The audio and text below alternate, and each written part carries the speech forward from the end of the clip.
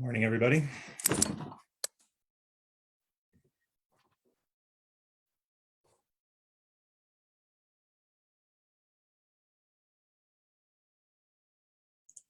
Morning.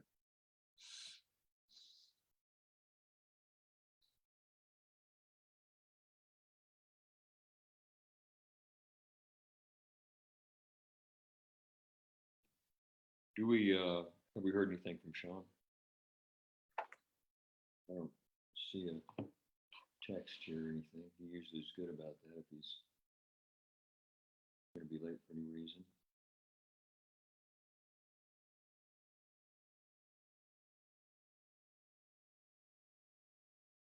Not heard from Sean, but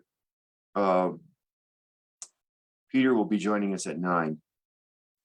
He had a personal appointment this morning. Let me try calling Sean real quick. Okay.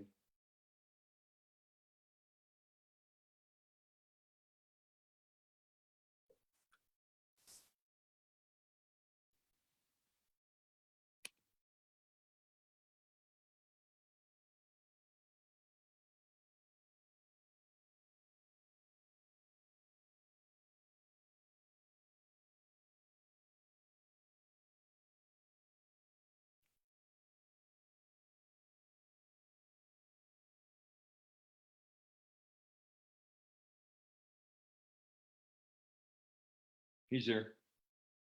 He just showed up.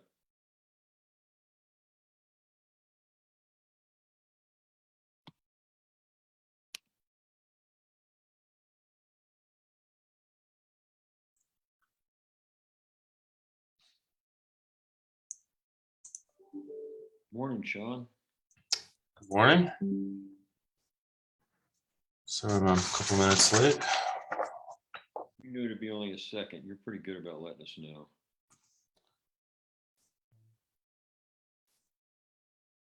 All right, we're all here. So today's the May 3rd meeting of the Clear County Board of County Commissioners. We will start at 8:30 with public comment.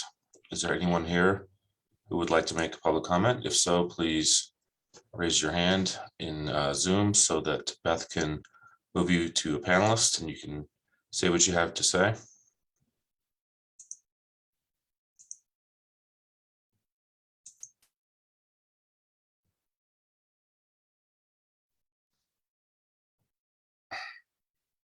All right. Looks like no one has any comments, so we'll close public comment. Move on to County Commissioner updates. Randy, we'll start with you. Okay, well, the last week or so with the legislature jumping down, we needn't go into the details, but it's been a lot of meetings with CCAT and sub meetings with CCI and stuff like that. I know I didn't make the CCI meeting Friday, but I've been in a bunch of conversations regarding some of their issues, and George was too. We've got a NOCO grant to CPW on our consent agenda today. Happy to describe any of that if anybody wants to when we do consent, but it's basically an opportunity to really kind of modernize where we're looking at all of our recreational resources in a way that can benefit both locally and regionally. And we also have popping up, it's not on the agenda yet, but there's a scenic byway grant that I'm working on for a pretty large grant, actually, if it's successful. That's a federal fund for scenic byways, and it would be used for collaboration of state, federal, and local agencies to handle the costs of and expand the idea of our, assuming Mount Evans is renamed within the next year, it would take a few years to spend to kind of do some historical representation along with help the U.S. Forest Service with that to do a bang up job. It'd be a collaboration of the tribes and the Forest Service and numerous other entities in Clear Creek County, of course, with our signage for changing the names on road signs and at the top of the mountain and throughout. So working on that one, and I'll probably be, in order to not burden staff with that, since it goes a little larger than just our local signs, I'll kind of be helping writing the grant along with collaboration with Lisa. So not, again, to burden them too much. And I think, and prepping for the CE I-70 coalition meetings that are coming up in the next month, and some subcommittee meetings. And also, I just want to say, to share with everybody that I got to go on a vacation. I hadn't been one in a long time. And I think I mentioned it before in a previous public meeting to Hawaii, and we kidded around about it a little bit. Two things really stuck out to me that I mentioned to Sean and George, I think, at a point in one of our other meetings, was that the funny thing was that I talked to several people there who were upset because some roads hadn't been plowed. And I just wanted the public to hear this: since the volcano blew, it hadn't been restored yet. There were 2 roads that hadn't been restored since the last time they had big lava flows over the southeast end of the island. And everybody was mad at the county commissioners about that. And I thought it's pretty funny that even when the volcano blows, you're going to catch a lot of flack no matter what you get done. And the other one was that, and my wife felt the same way when we got back, was that Hawaii is a beautiful place. I'd never been there. But what struck me all along was, as beautiful as it was, I couldn't wait to get back home, and I realized what a beautiful place we live in here too. So I just wanted to share that even after going to Hawaii, I came to the conclusion that this place ain't all bad. So I felt pretty good about it coming home. I think the other shocking thing is when you come back, it's like astounding to realize the county runs when you're not here too. Like, That it was obvious I could have stayed as long as I wanted, and no one would have even noticed. So. George? Yeah, well, I noticed, and I'm glad you're back. So I have just a couple things for you this morning. I was up pretty late last night. There was a Senate committee. Was it Senate Finance? Maybe I don't recall the committee, but there's a House bill that is addressing abuses to mobile home residents. And we've got about 12% of our housing stock on this side of the county as mobile homes. So I stayed up late and testified in support of that one. And so I might be a little tired this morning. Well, I am. Then the other thing is that I had a meeting last week with Kelly Baby and the fire chief. Pretty good meeting to talk about, sort of revenues with the fire authority. And I know we had said to the fire authority that we wanted a better understanding of how those revenues were going to be used, what the long-term vision was, how we were going to make a hybrid system, including volunteers work, that kind of thing. And so Kelly and I had a good conversation about that, and he would like to come and address the board. I guess that would be the Emergency Services District Board. I'm hoping we can find time on the May 17th agenda for us to have a work session with Kelly related to fire authority revenues and ballot measures and long-term vision.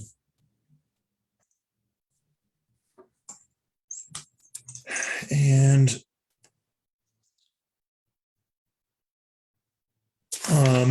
I did note that the application for gaming impact, local gaming impact funds is now open. So that's, I don't know that, I guess that's for the benefit of sheriff's office, anybody else who's listening here. And I think that's about all I've got for you this morning. Oh, did I I'm sorry. No, I did. I mentioned this one last week. Yeah. Opioid funding, our local share, and whether we want to put that into the regional bucket or keep it here. That's something we have until end of June. So we've got some time to think about that. We don't have all the information we need, but. What is Gilpin and Jefferson County doing with respect to that decision? Do we know?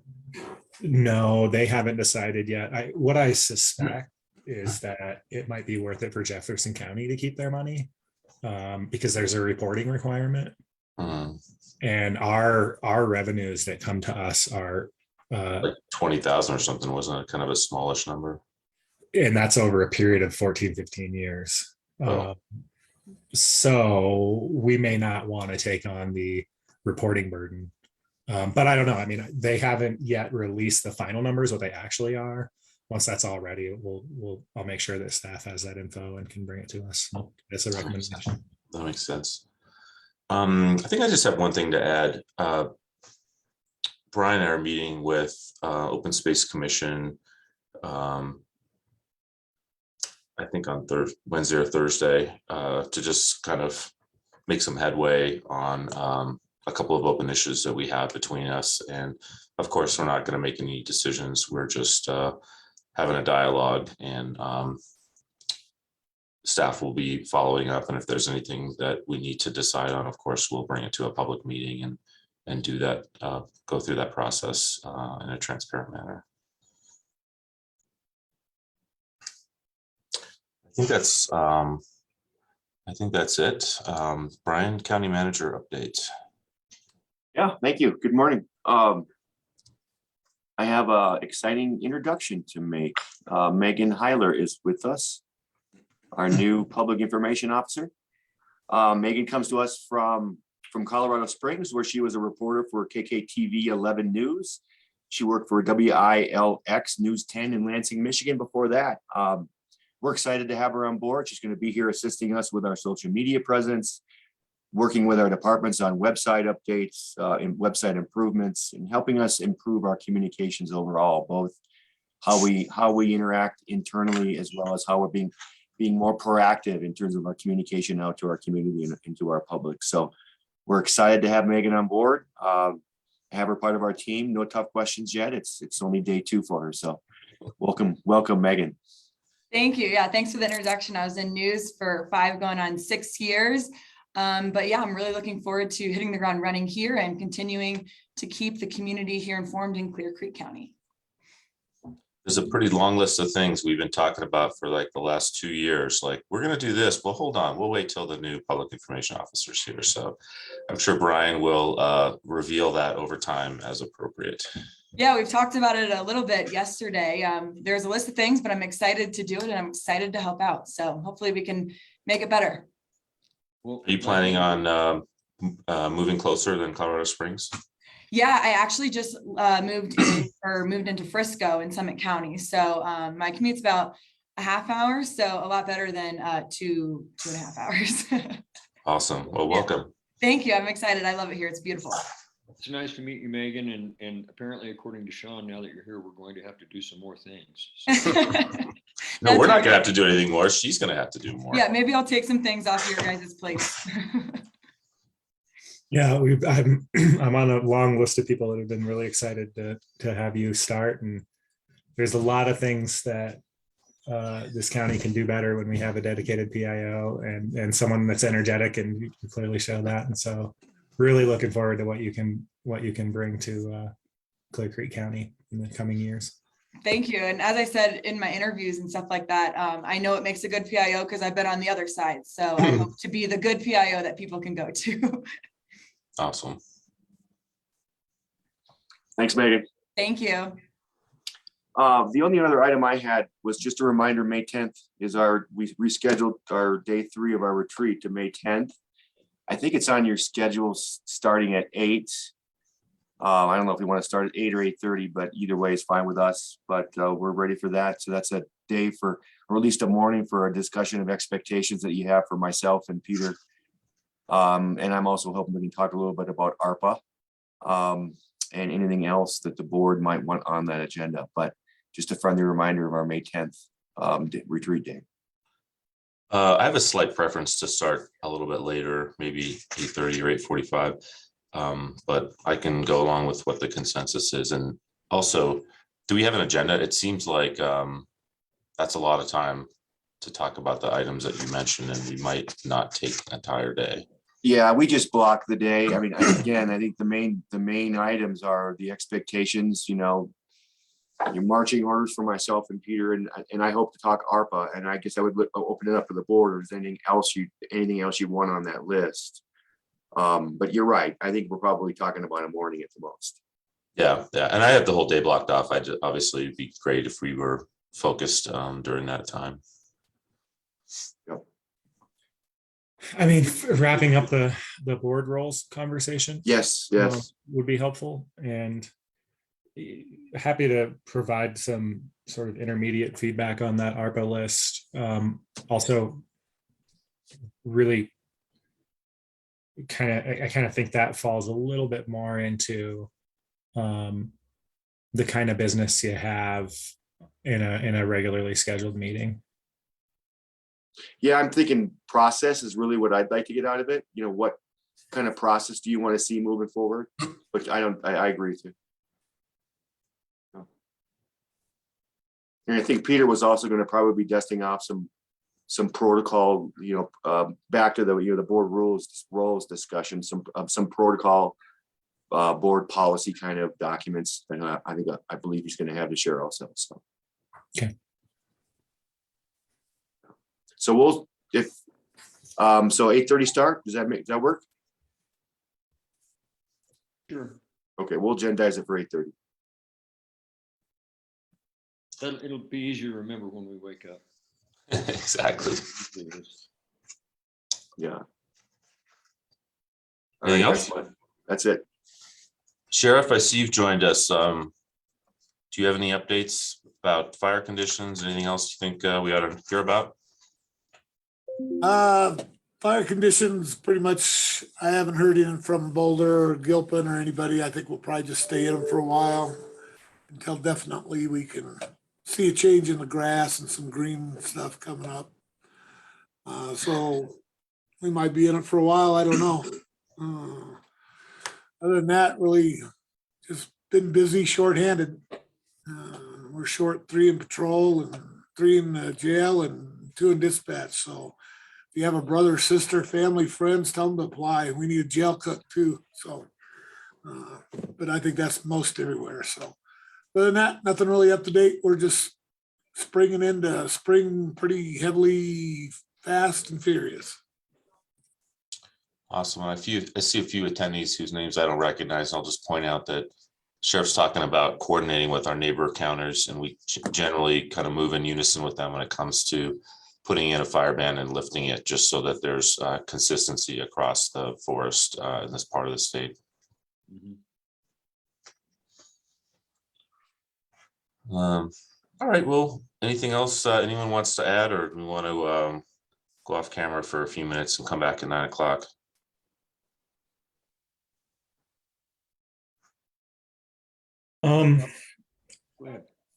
Just something that I think I mentioned this to Brian. Maybe I didn't mention this to Brian yet, but I think I mentioned it to Peter. The fire authority is getting ready to adopt 2018 fire code. And they're actually asking us to vote on it last month. I asked them to give me a month to think about what the penalties should be in that. I don't know how this didn't make my list earlier. But I'm just, my intention is to look through what the municipalities do and be somewhere in the range with what the municipalities do with their codes. And then the other thing related to that is that we might want to adopt 2018 as well here. And one of the things on both of those boards that I'd be interested in is fire code. Standard fire code defines recreational fires as less than 3 feet in diameter and does not authorize the fire chief or the fire marshal to regulate those fires. That's something that we might want to have our eyes on as we go through these related to short-term rentals and everything else. Our fire authority for a long time has had a stated policy where you have to have your fire pit kind of be inspected to be able to burn in it. And I think that's a good policy. I'm not sure they currently actually have the authority to enforce it. So that's just, since we had a couple minutes, I thought I'd bring that up. So you're thinking that you think that it's not enforceable for fires that are less than 3 feet in diameter? Is that the main crux of the thing? Not unless we make a specific amendment to the fire code because we have the authority to do it. We just have to make a specific amendment to the fire code to do that. So that's a little heads up for you. That's worth a conversation for sure. Do you know what the prevalence, that seems kind of smallish. I'm thinking about all the fire pits of people who live in my neighborhood. I think most of them are larger than that, but I could be wrong. 3 feet in diameter. Yeah, I don't know. Small. My cousin's is bigger than that, but I mean, I understand both sides of it when it's that small and if it's in your yard, it's over, but I mean, the way the fire danger in the forest has gotten, just to have somebody look at defensible space, just so that we're consistent with the way we approach everybody. But anyway, it's worth having the discussion for sure if we bring it to like an agenda item or something, so. Yeah. So anyway, yeah, that's all. I'm happy to give the rest of the time to you all. Okay, let's come back at 9 and we'll start off with the resolution 22-27. We'll see you then.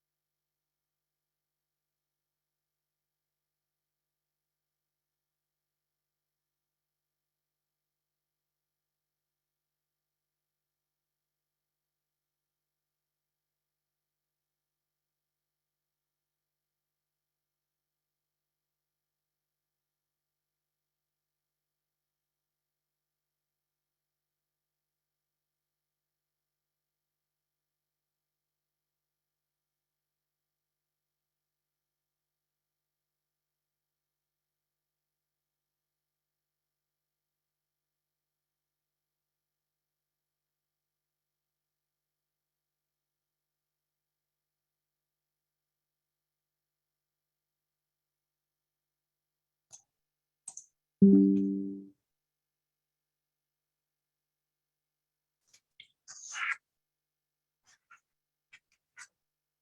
right, it's 9 o'clock.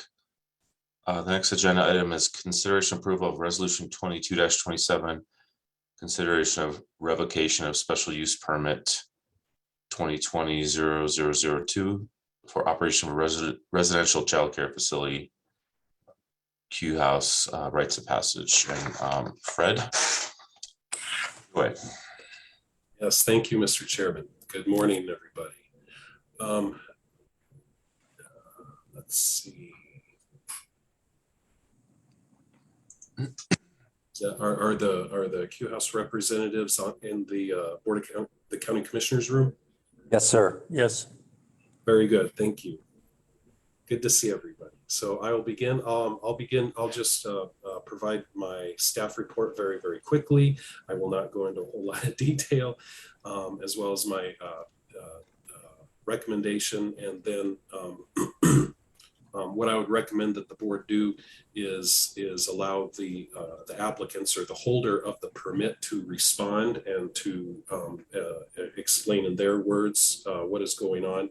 And then I'd recommend that the board at that time open the hearing up to public comment and take any public comment that is that might be here, or any public comment that might exist. So this is a review of special use permit case number SUP 2020-0002, Mount Evans Qualifying House. This is a review. This is a review of the special use permit. A little bit of background, as we all probably know, the Mount Evans Q House is a residential child care facility. It was approved by the county commissioners through the approval of a special use permit on December 8th of 2020. It was originally approved back, I believe, in 2006, then subsequently approved, and then subsequently the permit was renewed in 2010 and then in 2020 for a period of 10 years. So the next time, the current permit will expire in 2030 and need to be renewed at that time. However, we do periodic reviews that are triggered by actions that may occur that are explained in the conditions. We are also able to do an annual review if staff feels that it is appropriate, but the annual review is not required. So in the special use permit, there contains 22 conditions. A lot of them require some submittal of various documents and things, but condition number 4 of the permit indicates that if youth residents of the child care facility are convicted of crimes against any persons or property, a hearing shall be held before the county commissioners with at least 10 days written notice of the hearing to the holder of the permit to determine if the permit should be revoked due to any substantial violation of the stipulations and conditions. So written notice of any such hearing shall be provided to adjacent property owners within 1 mile of the facility, which was accomplished. Additionally, we posted a public notice in the Clear Creek Current, a minimum of 14 days prior to this hearing today. So what led to this? There is an incident that occurred on September 13th of last year of 2021 with one of the youth residents. The resident was charged with second-degree assault on a police officer and violation of a protection order. The resident pled guilty on October 2nd to the violation of the protection order. The first count of second-degree assault was dismissed. So this is the incident that triggers the current review. So we go through the conditions. We're not so staff is looking at whether the stipulations and conditions of this permit are being complied with. And I go through my analysis in my staff report. I will not go through all 22 conditions. Most of them are fine. There are a few things in staff's recommendation. The staff is not recommending that the permit be revoked, but there were a number of items that needed to be provided that were not provided. So, for example, a copy of the current residential child care facility license as per condition number 1. A crime report needs to be submitted on an annual basis. That's under condition number 4. That's the one thing that has not occurred recently in recent years. They must provide an emergency call down list. They need to give us some information on the alarm system evaluation, and give us a copy of the certificate of liability insurance. All of the Q House representatives have provided all of these documents. They're either in your staff report or they have recently provided those documents, and I have put them in the file. And so they're so those are they're in compliance. The Q House is required to hold an annual open house. They must do this on an annual basis. And in their response, they indicated that they had stopped holding open houses due to COVID, which makes sense. But they said they intend to begin holding those open houses again, beginning this summer. Let's see. So a couple things, just a couple recent things that I wanted to talk about. Let's see, number 11, condition number 11 indicates that the permit holder shall allow youth residents to be permitted off of this facility premises for the purpose of employment, education, and community service events, and that the permit holder will coordinate with employers, educational staff, and responsible parties for community service for appropriate levels of supervision. Previously, the Q House facility received a waiver to a particular rule of DYS, or from the Division of Youth Services, in order to allow student opportunities to work or attend college classes outside of the community. Recently, I was notified by the Q House representatives that a waiver is no longer necessary. The rules have changed, and so the waiver isn't necessary. They gave me a copy of the new DYS policy, C 9.3, which allows which allows this to happen currently. I'm not an expert in DYS protocol or anything, so if you have any questions, I'll probably defer to the holders of the permit. But this satisfies condition number 11. And then the only other thing, or the other item that I want to point out is referrals. We did not get very many referral responses when we sent them out. Just a couple responses back from CDOT and the Fire Authority. Essentially no comments or concerns. I have not received any formal comments from any adjacent property owners. As I said, adjacent property owners within 1 mile of the property were notified. I did get a response from an individual, Gwen McFarland Stevenson, who indicated she was a former probation officer and on-call counselor for the Q House, urging the county not to renew the special use permit due to ongoing violations and problems. Her letter is in your packet. And most recently, I received a response from the Q House representatives that I submitted to the commissioners last night. And I would like to formally enter that into the record along with next to my staff report today.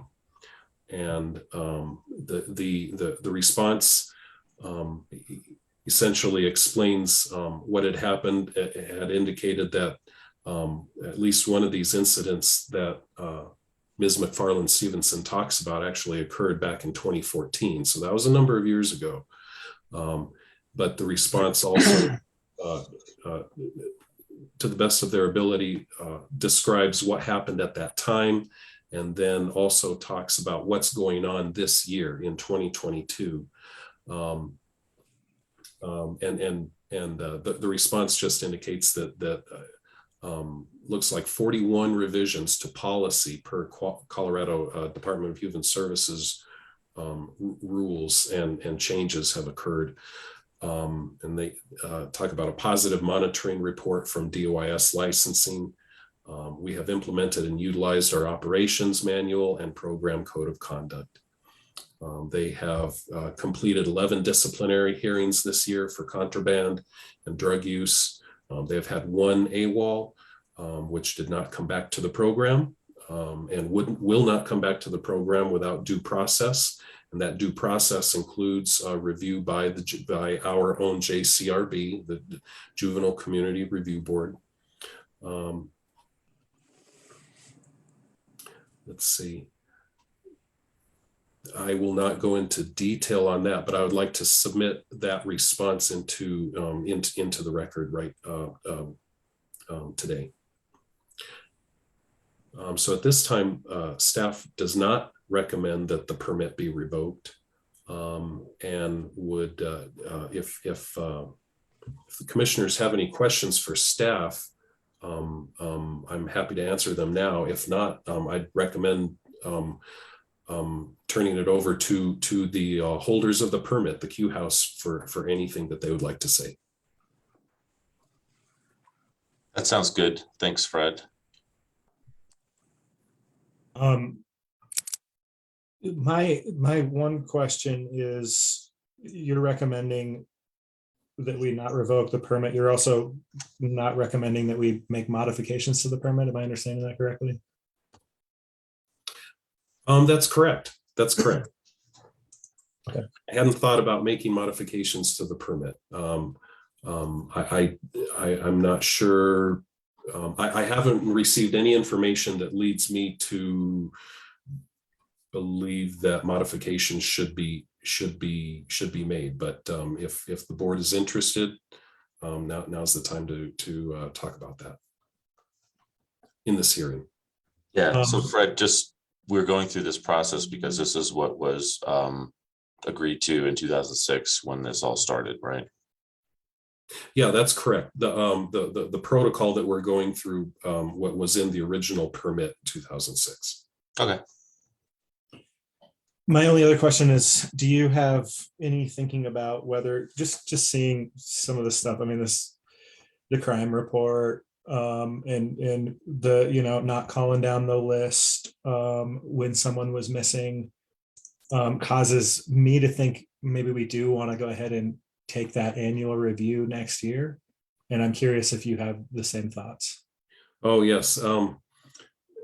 Good point. Thank you, Commissioner. Yes, my plan as staff is to conduct an annual review this summer in June of 22, and go through this again and to assure that these conditions are being met at a minimum. If not, and we'll probably do the review again next year in 23. Okay, thank you. And that's, of course, not trying to make any presumptions about the outcome of this, but just curious to hear your thoughts about that annual review. I noticed I don't think we had done it since 2006. Those are all the questions from me. Do you have anything, Randy, before I turn it over to the Q House? You're muted.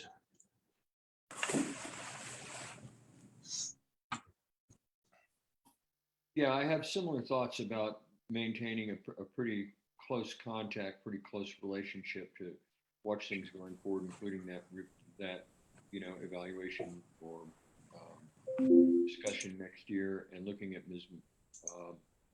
McFarland Stevenson's letter. I mean, I understand that doesn't represent due process or anything like that, but it's important that we look at it and make sure that both the spirit and the letter of the agreement are being taken care of going forward. But that said, I think I would prefer to just wait and hear what others have to say for a while.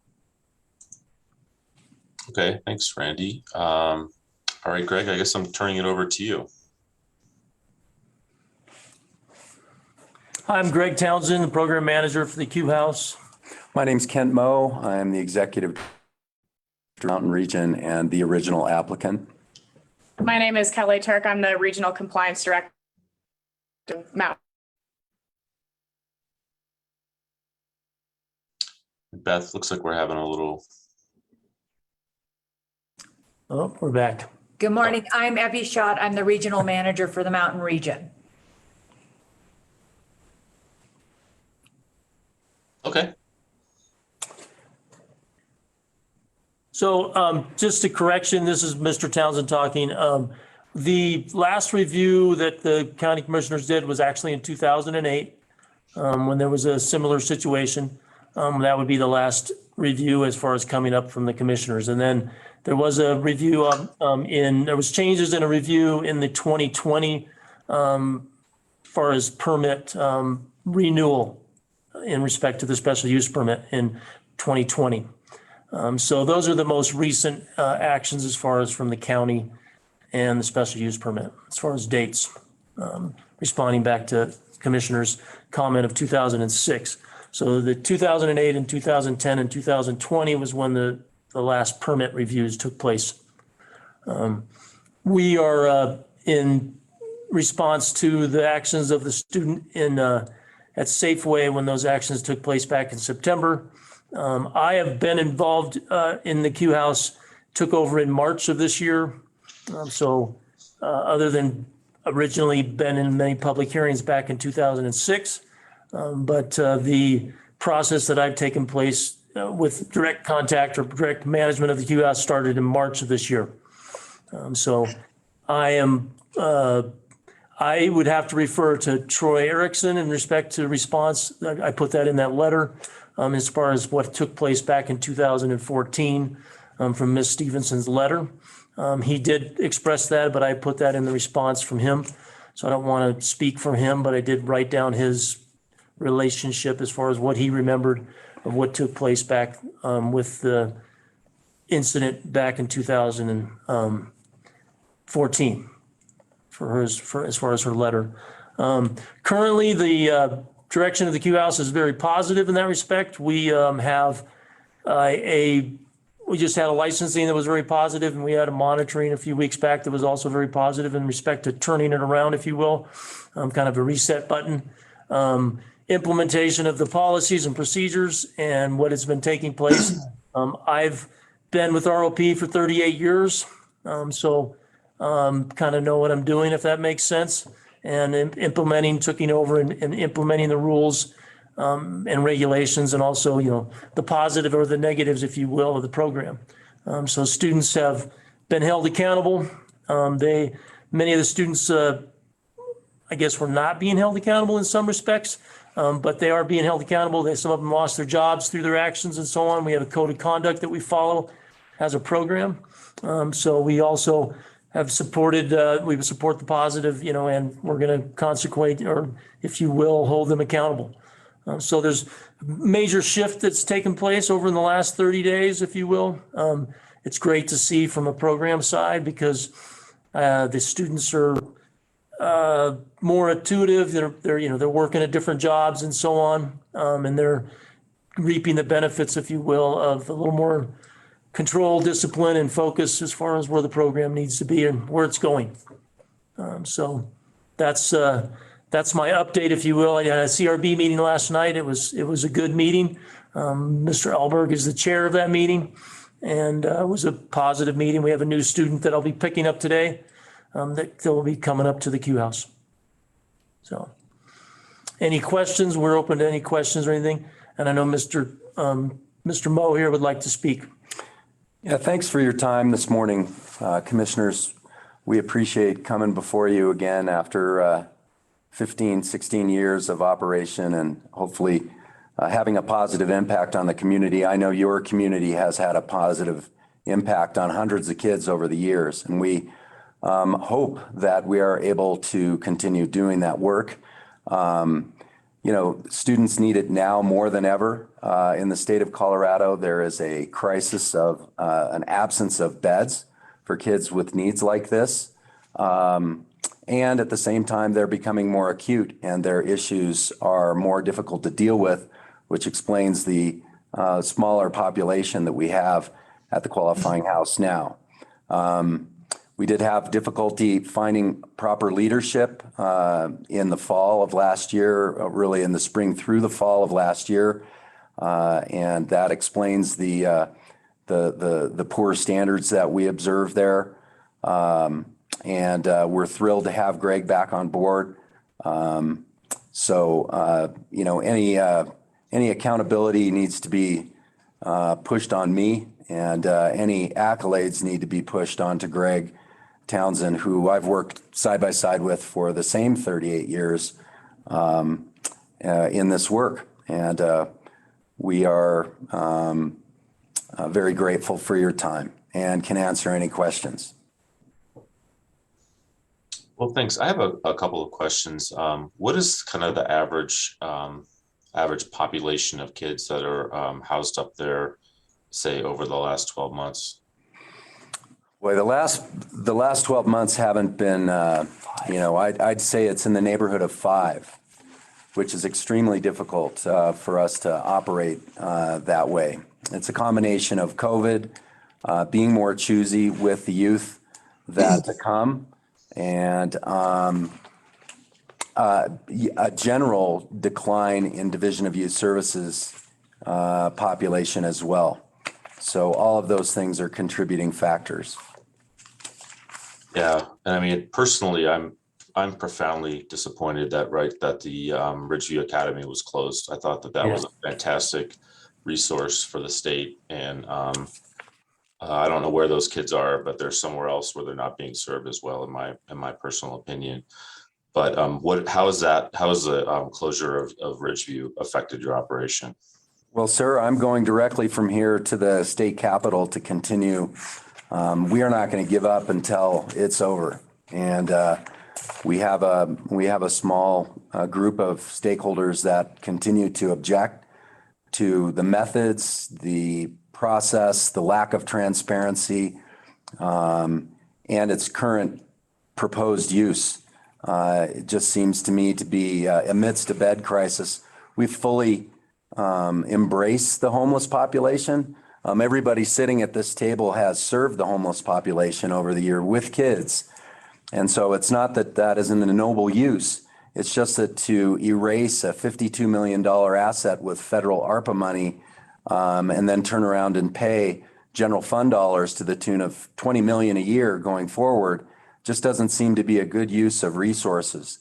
So if I can put a plug in for us, we'll be testifying sometime after 1:30 at the House Health and Human Services Committee, and that might be our last stand. Call your representative. Yeah. So To speak to that, to speak to the question also is we were more of a step down program from Ridgeview at the Q House, and that definitely fed some of the population. So currently, I mean, a lot of the program change and some of the rules and policy changes are based around the fact that we are a standalone program now. And we are going to serve the same population, but we're a standalone program. So we're not necessarily punting, if you will, or bumping them back to Ridgeview when they have a consequence. The consequence is being levied in-house. So some of our students didn't work for a month, if you will, as far as real life consequences for having some contraband or drug use. And so we are more of a standalone versus consequences are, dealt with as, if you will. You're not going to, you're not going to kick your kid out of your house if they smoked marijuana. And same thing here. We're not going to send them back to Ridgeview because Ridgeview doesn't exist. So we're more of a standalone. The programs have changed, and so is mentality of the staff and program. That we're not going to give up on the kids, but we're also going to have accountability and responsibility within the house itself. How are you able to evaluate the kids in a way that's similar to how you, in the past, as I understand it, Ridgeview had a lot more liberty for the kids and a lot more controls and different levels of autonomy the kids could earn based on good conduct, I suppose. And now they're staying at places that have a lot less Liberty and are more like adult Yeah. jail, is my understanding. Yes. How are you able to evaluate them in a way that's adequate? Well, our programming is very similar. I mean, rite of passage as far as status levels, as far as progression and learning status and privileges, is very similar to what it was at Ridgeview Academy. So it's a very microcosm, if you will, of the Ridgeview Academy now, which is at the Q House. And so they earn status. They come in as an intern, move to a RAM, move to a Block R. Each level then gives them some different autonomy or privileges as far as more freedoms. They can earn a pass once they have the RAM, and so on and so forth. So many of the students in the past would come in as a RAM, or they would be granted a RAM, if you will. That is not the case now. They come in as an intern, and they earn their community, if you will, passes and so on. So some of the privileges or some of the rules that we started and kind of basic is if they don't get up on time and don't do their chore, we're not driving them to work. So they don't, they get to stay home that day and miss a day of work and pay and because they wanted to sleep in or not doing what they need to do. So we're not going to babysit them. We're trying to teach individual life skills. So many of the facets that you would have known if you were ever visited or understood Ridgeview Academy, if you will, is kind of a microcosm, if you will, going on at the Q House now. We have activities, they're doing different sports and activities, weightlifting and riding bikes and fishing and so on the days off. And then same time their days on, they need to get up, do their things. I mean, I was up this morning with kids at 5:30 and the kids were up doing chores and took them to work, drove them to work and then drove here.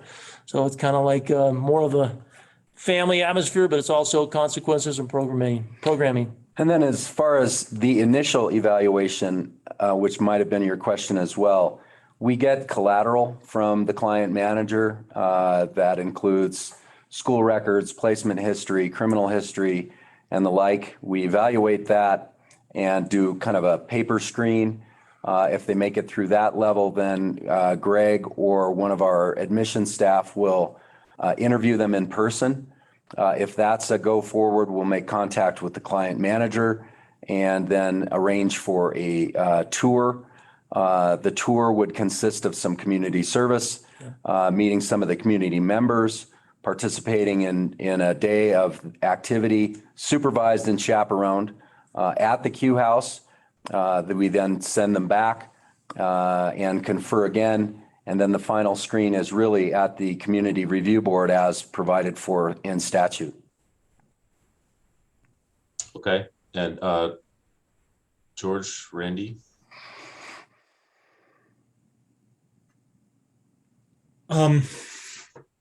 Sean, you covered most of it.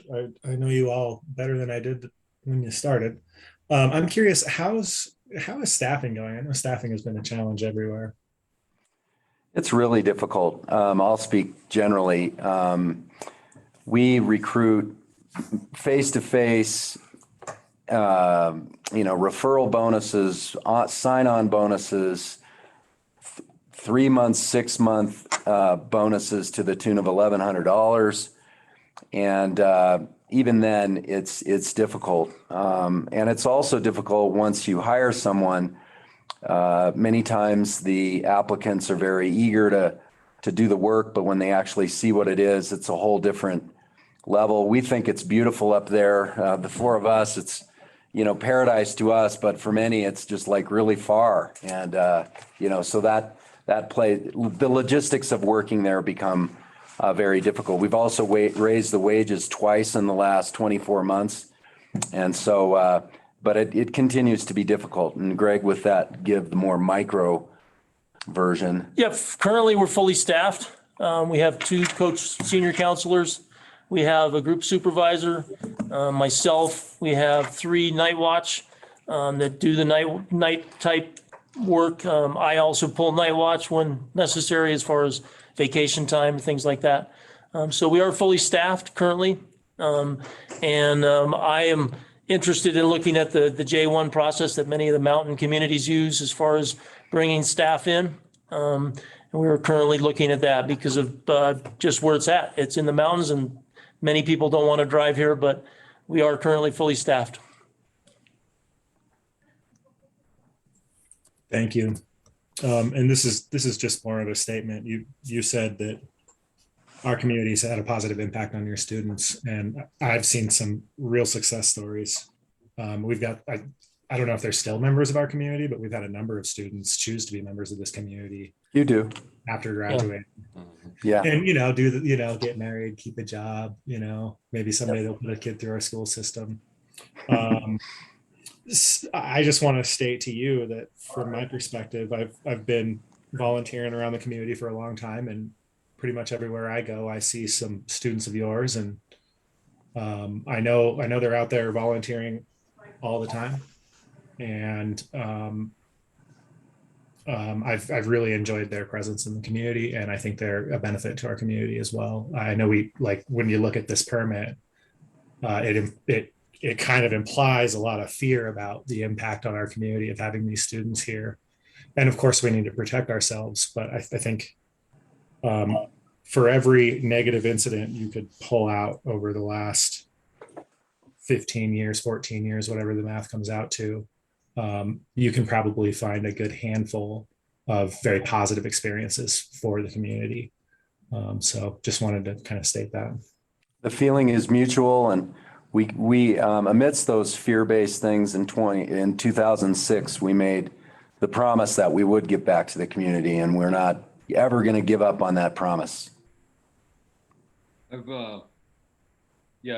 George said almost virtually everything I had in my mind, other than, of course, the need to be careful and watch some incidents, and you can always make and you say that you are working on solving and improving in some of your own performance areas at the management level to make sure you're in compliance. Beyond that, I've had the opportunity many times to work with the kids from the Q House on different projects around the county, and had that very conversation with some of them about it's good to see them taking an interest in working so hard and helping out, and had them for the most part been very enjoyable to work with, so I think it's a good program, and it looks like it hit a bump in the road. So. Yes, sir. Anything else, Q House team? Now be the time to talk about DHS. Well, since you brought up the population, I would, when you go into executive session, discussion about DHS youth, the permit now provides for 2 counties to access through the Department of Human Services, the qualifying house. And we do get many referrals, which we just flatly reject at this time. But it would be helpful to the census if we were able to take county youth. I will say that the downside of that is they would not be reviewed by the Community Review Board, so it would be incumbent upon us to do a more thorough review with those youth. And with that said, they are also youth that are not as far into the juvenile justice system as their DYC companions. So, and that's all I have. And thank you for potentially taking a chance on us. I have a follow-up question on that. Yes, sir. Reading through the permit and hearing your comments, and then just doing some background research, it looks like Ridgeview used to have DYC students and child welfare students. And so it seems like maybe you have some experience with a mixed population like that. And have we ever had non-DYC students? Yes and yes. Yeah. So in 2012, some of our current stakeholders and crusaders helped us pass Senate Bill 99, which allowed for adjudicated delinquents through the Department of Human Services to access Ridgeview. And yes, they did matriculate on occasion to the qualifying house. Overall, it was a successful venture during that period of time. And but DYS was the primary user, and eventually the counties discontinued the use. But I believe recently Greg has gotten a number, amidst this bed crisis, Greg has received a number of referrals who would be highly appropriate in comparison to their DYS counterparts. And according to what Fred had told me was that in 2020, the permit verbiage had changed. Previous to that, and Troy can speak to that, we did have DHS students that were placed at the Q house. And in the 2020 revision or renewal process, the verbiage was taken out or changed in that process of the special use permit, so that we are not able to take those students now. But I have had in the last few weeks, or actually about 4 weeks, I've had 7 referrals from different counties, but we cannot take those students because they are not from this county. So it is a I don't know. It's a struggle for me because some of those students are definitely more I say more appropriate, but specific and perfect rite of passage students, if you will, that don't have a place to go or different things like that. But because they're from Mesa or different types of counties, Weld, et cetera, they're not able to. We're not able to bring them into the process. So that was something that changed.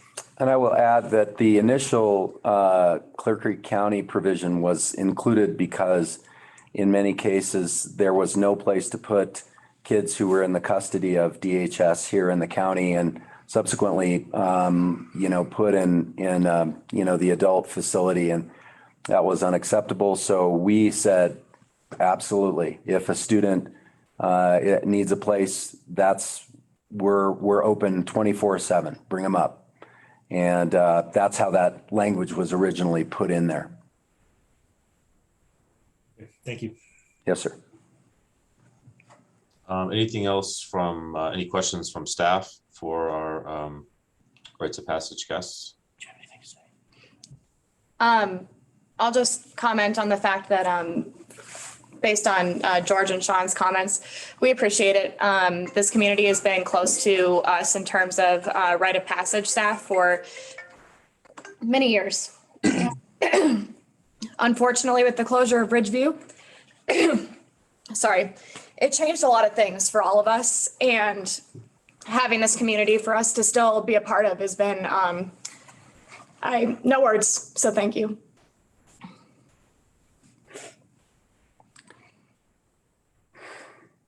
Any questions from Clear Creek staff?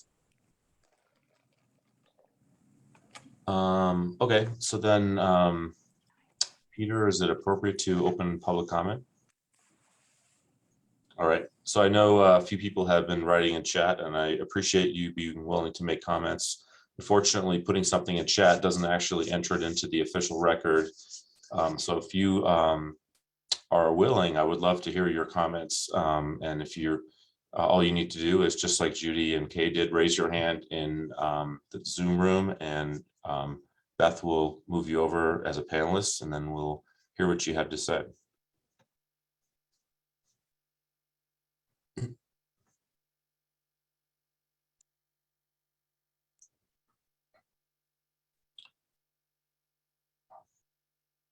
Okay, Judy, I think you raised your hand first. See that you're muted now and we can't see you.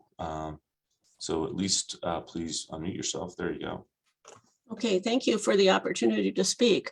As a longtime cabin owner up the road from the Q house, I found them always to be very good neighbors.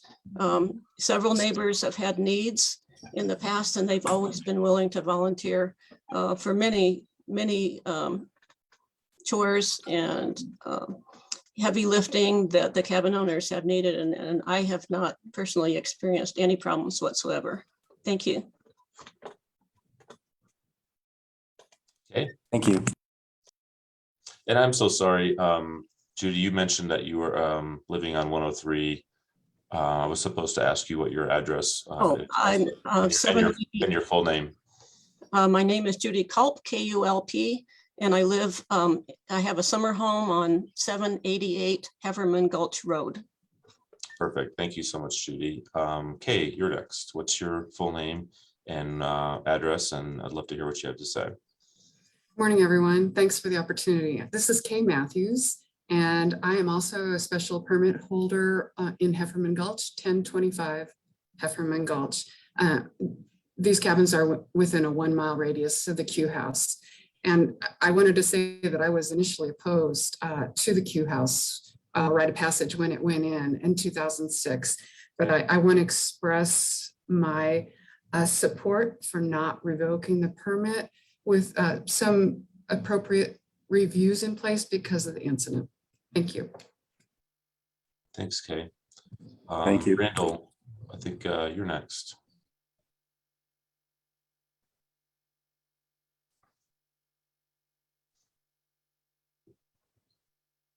Randall, I think you just need to unmute yourself so we can hear you.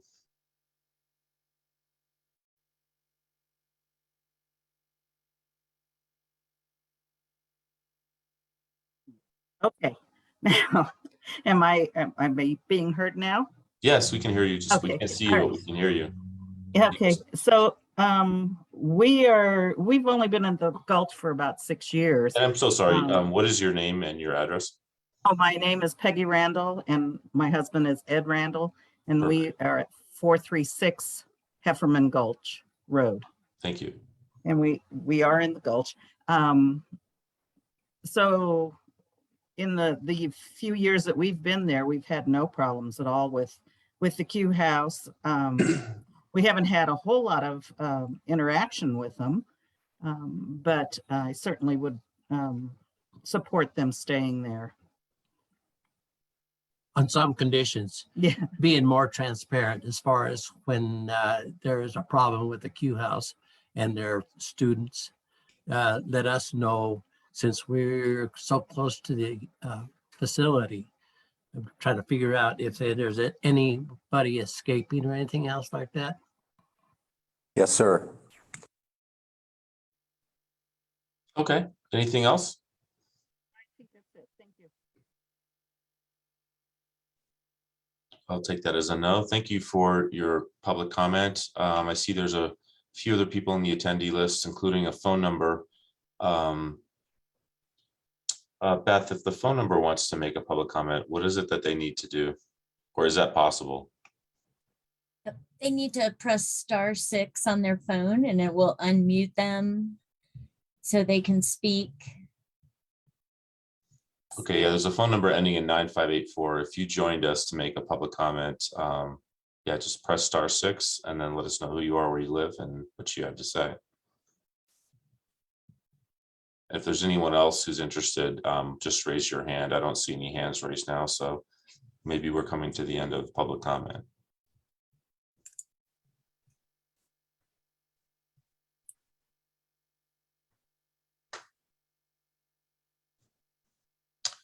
Okay. So we'll close public comment. Any other input from commissioner or staff? I guess it's time for George, you and Randy and I to deliberate.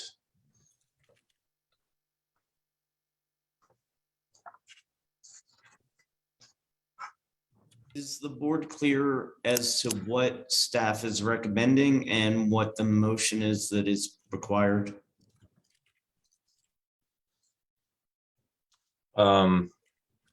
I run into a little bit of a technical issue. When I went online to look at the agenda center, the actual text of the resolution is not there. And I don't know if George and Randy are having the same challenge. No, I actually see the text, resolution 22-27, consideration to revoke. And I'll just cut to the now therefore be it resolved. And it has the whereas above, of course. Now therefore be it resolved that the Clear Creek County Board of County Commissioners hereby determines that there is not a substantial violation of the stipulations and conditions of the special use permit, and that the permit should not be revoked. So if we don't want to revoke the permit, then it's a yes vote on this resolution. Is that correct, Peter? In that case, yeah, so that's the resolution. I think it's up to us to deliberate before a motion if we have any more to say. And Fred, could you restate your staff recommendation, please? Oh, certainly. Staff rec, due to the information that was provided and the comments or lack of comments from referral agencies that were provided as well, staff recommends that the special use permit not be revoked. For what it's worth, with that, staff intends to do an administrative review of this permit this summer to assure that all stipulations and conditions are being followed.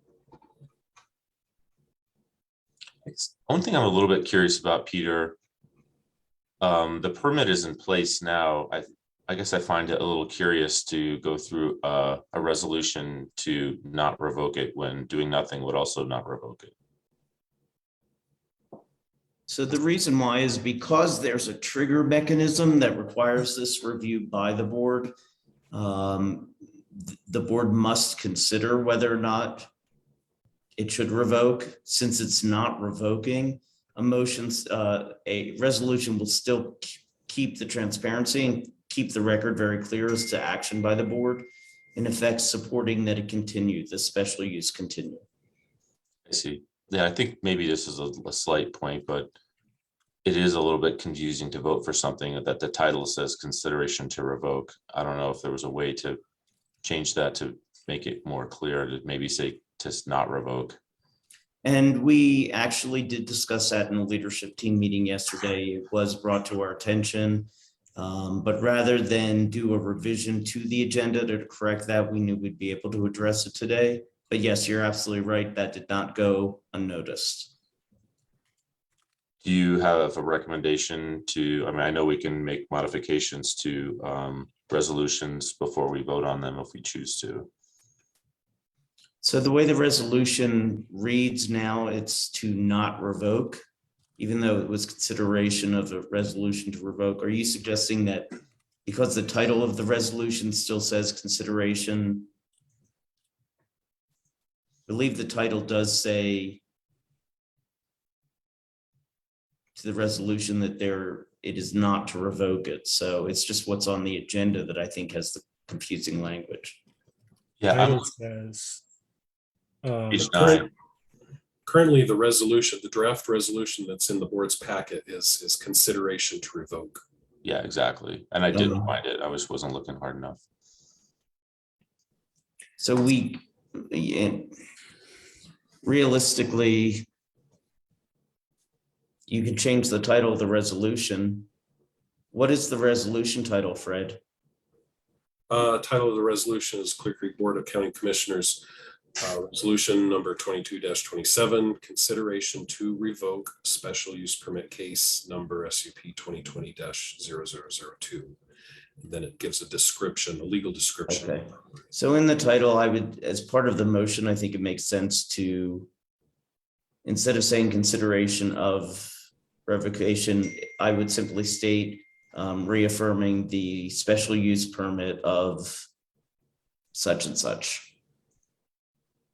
Okay, thank you. That makes a little bit more sense to me, at least. And I support not revoking the permit. I echo George and Randy's comments. I had some personal involvement with the Q House over a period of years, and I do appreciate the role that they have in our community, and including some of the volunteer things that I was aware of that they worked on were things like clearing out a hoarder's home and things that none of us would certainly ever want to do. So along with recycling and supporting our events such as the Slacker, I think that they've really distinguished themselves over the years as key partners here in the community. So I appreciate all those contributions, and I support not revoking the permit.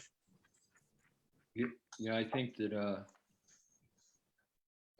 I've had that conversation, that the part that George brought up earlier, which I was going to say, had in my head as he was talking, and then he checked the box for me about them staying in and becoming part of our community is, in some cases, has been an important thing. And I've tried to reinforce when I've worked with them that it's great to have them there helping us out in a small community, and they really bring value to us through those actions. And that, we'd hope they'd consider sticking around and continuing to be part of and contribute to the community. And I always liked the idea of having had that dialogue with them, because I felt like, a lot of time people end up in places where they are because of the lack of value that they've had expressed to them about their own lives. It's been their experience. And so to flip that table and turn it the other way when they do something positive and reinforce how great it is to have that, how much you wish they stick around, hopefully is a positive way to help somebody find themselves. Yeah, and I agree with you, Sean and Randy. And a lot of us make mistakes in our youth. A lot of us make mistakes as adults. We all deserve at least one chance to have some redemption and try to find a better life. I know I was grateful this community gave me that chance after some mistakes in my youth. And I'm just proud that this community can continue to provide a little bit of space for people to overcome their mistakes and find a path that can work for them. And so I'm in support of continuing this, and look forward to these review in the summer. And I'm confident that this little wake up call will result in improvement, as it usually does. If I could just add one more thing before the next comment, Beth, are you able to clarify why the agenda packet is not accessible on the webpage today? It is actually, it was human error on my part. Well, I just can't accessed find it myself. Are you able to get it? How can you do it? Because maybe I'm the only one that's. There's a category below that's the packets. I was just looking at the agenda, which is kind of a new thing, or at least new to me.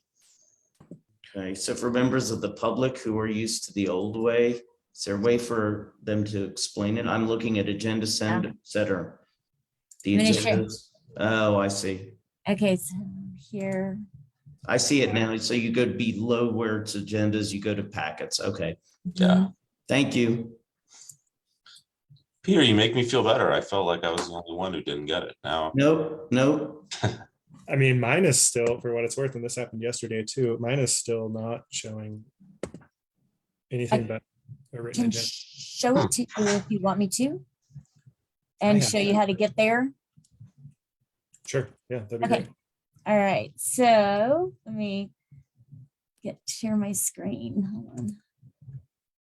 So I'm going to share screen, and so here's our home page right here. So I'm going to go up to, hold on, government, commissioners, packets, agendas, minutes. I'm going to click here, and maybe. Then we're going to come down, and you have Board of Adjustment. I'm not sure how that got on there, but anyway, BOCC meeting agendas, and then BOCC packets. And then you click on the link under the May 3rd packet. And here's your packet with all your links and everything on it. I think the tricky part is when it rendered on my screen, you have to scroll down to see that there's a whole nother section. Yes, that's right. So this was a new change that some of the staff asked me to do to also put our agendas out here. So this May 3rd would just be your meeting agenda. And then down here, this May 3rd would be your meeting agenda and packet. I don't know if that helps. Beth, will you do me a favor, since you got this? Will you scroll back up just briefly? Just want to point something out. Do you see that little notify me button with the envelope next to it? Just for anybody listening, I show this to people who want to pay closer attention to what we're doing. That's a great way to just get an automatic email whenever an agenda is populated. Yeah. Okay. Thanks, Beth. Okay. Stop sharing. And then just so we're clear on the motion itself, I think any motion that will be made should be subject to the amendment that would state for the resolution itself. that, sorry, hold on, I'm bringing back the resolution up. In the title of the resolution, instead of consideration of revocation, it should state consideration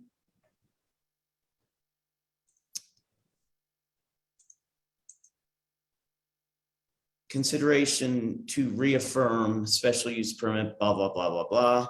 And then in the now therefore will have to be amended to state in the last portion, and that the permit should not be revoked and it will be reaffirmed.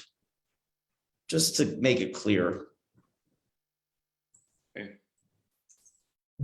In that case, I move we approve resolution 22-27 amended as described by Peter Lickman. Second.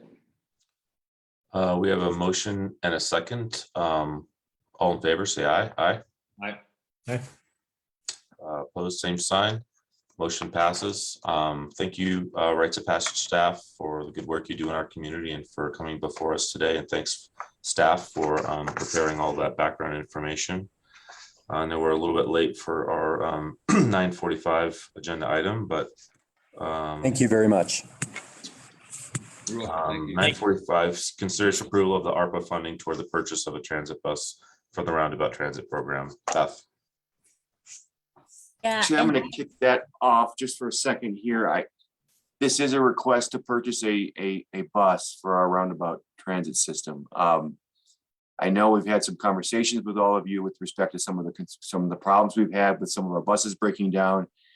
Beth will also explain again with respect to how long it's taking, and we've received a grant but can't get the bus, etc. We have identified one bus that's in the state that can suit our needs. And I know that there's been some comments about not wanting to kind of piecemeal our use of ARPA, and I completely understand that. But given the short notice, given the fact this bus will be gone, we felt it prudent to bring this item to you. So I'll turn the rest of it over to Beth. But I did want to share why specifically we're asking for use of some of the ARPA dollars. Beth? Okay. Yes, I've talked to you guys about this before. We do not ever let a grant cycle go by the transit department without making application. Given the time it takes to get a bus in the federal process, you don't ever want to miss a grant cycle. We applied in October of 2020, and we got approval in December of 2020, January 21. We didn't get a contract until January of this year. And now the bus is in fabrication, which takes 8 to 9 months. So we've been waiting over a year and a half just to try and get a bus replacement. So 2 of our buses are beyond the 150,000 mile standard, according to the FTA, who gives us our funding. So we had the opportunity to get this bus. It's one of the last ones on the lot in Colorado, if not the last one on the lot in Colorado. That is the same size that we use. You guys know we do not have buses of more than 15 people. Our drivers do not, well, some of them have CDLs, but they are not required to have a CDL to drive the bus. So in order to keep us going and remain sustainable and remain reliable to our 1,100 people per month ridership, we thought it would be prudent to grab this bus while we have the opportunity. The bus was around $110,000. We took one of the features off the bus. Actually, it wasn't even available. It was a special brake bar. It's not available on this bus. So without that, it was $100,000. And then Maria, yay, helped us find $50,000 in our own budget. And so we would be asking for $50,000 from ARPA if you would agree. So Beth, one of my understandings is that this is one of the Ford Eco Transit vans. Is that correct? As opposed to the style of bus we've had in the past, it's a different style. Is that correct? it is a different style. It's not a hybrid or anything, but it is a smaller, more efficient bus. Absolutely. Well, the first comment that I have right off the bat is I think it's actually a really good place for us to work with and kind of have a pilot with a different type of a bus. One of the I think one of the, and I think I asked you the question when we talked the other day about the cost relative of this one relative to the ones we usually get. This Mhm. one's 110. What do we usually pay for the others? Between 150 and 165. And that's for the regular cutaway, like the, bigger half-size bus. So, and we also feel like this smaller version will be faster to transition to electric. Like the Ford Transit vans. We do want to transition based on y'all's comments and our own test drives. We do want to transition to that smaller slimlined van for climbing grades and just maneuvering around our terrain. Well, that's what I wanted to bring up is this is the same concept as the Pegasus that CDOT's unveiling, and their purposes are threefold there. Getting more smaller, it's an addition to Mustang, and they like the fact that they perform better on the road, and so they don't contribute to congestion as much. In our case, that better performance could lead to them being used on our workforce mobility uses in those routes. I think they'd be very good. They perform a lot better on the highway. They get better fuel economy. They don't require a CDL to drive, which helps with the staffing. And those are all the reasons that that CDOT's is actually looking at another 24 million to rapidly expand their fleet, which they're just getting onto the highway in the next little while. So for us to put one in place and see how well it serves our needs is, I think, a great step, a great pilot. Yeah. I have a couple of questions. What is our average ridership across the different routes that we do in terms of how many passengers on average are we taking? And then, yeah, that's my first question. Okay, hold on. I got to pull it up. I know it's 1,100 riders a month. I just got to look at the breakdown between the two routes because I don't have it at the top of my head.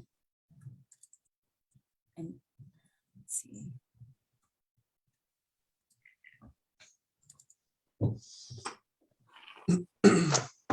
And if you have a second question, go for it. And while I'm digging, I will. My second question is similar, which is what is typically the maximum number of passengers that ride at any given one time? Where I'm going with this is I'm wondering if we even need a bus this big.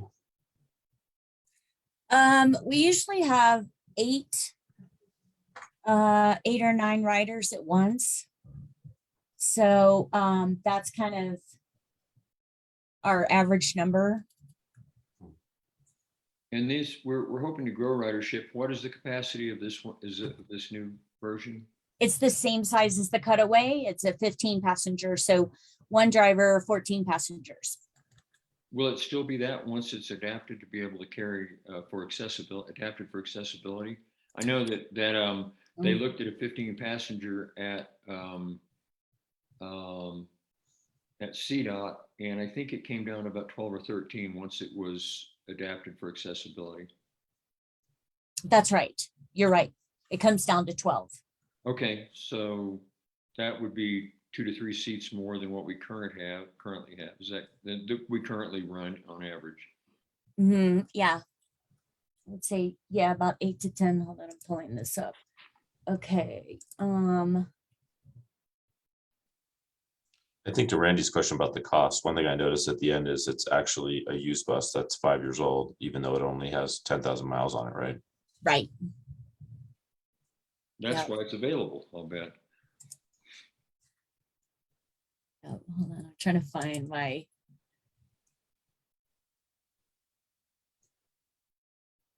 I have a perfect line graph to share with you on local ridership. So local ridership is obviously the higher ridership. It is, it started out around 600 in 2020, and now it is up to about 800 per month. And then with the Walmart ridership is at about 225 to 250 per month. It seems like this would be the excellent bus to use for those longer range because it travels faster and more efficiently and maybe has a little smaller payloads and stuff. Right. So whether or not this is approved today, it sounds like what's going to happen is the wheels of the federal government grinds slowly, as we all know, but eventually that's process that started 2 years ago is going to complete, and we'll have another bus paid for by federal grant dollars to add to replace one of the other three. Right. What happens to the bus that gets, that if, should we approve this today, the bus that we will be replacing won't be worthless. It'll probably have some value, correct? Right. We would like to use it as our spare. We right now don't really have a spare. So we've had at least one bus in the shop every couple of weeks. Just, you know, we do, what is it, 2 oil changes per month on the buses. They're really good on their preventative maintenance and getting them to the shop and getting them serviced and everything. But, you know, they're getting to that age where some of the bigger, more expensive items happen. And that's, you know, why we'd like to hurry up and replace them before it gets too expensive. But we would like to keep the one bus as our backup for sure. That's probably, I think I remember from previous presentations that the maintenance costs get out of control when you have an urgent need and you've got to, you know, get into a shop really fast. So hopefully having that bus as a spare can kind of stretch out those maintenance costs and help us save some money there. Well, Yeah. generally I'm in favor and am prepared to make a motion if anyone, unless anyone else has another comment. I have one more question. I mean, our dollars are all fungible. So what was the thought process between, well, actually, my first question is, where did the 50 grand come from that Maria found under a rock or something?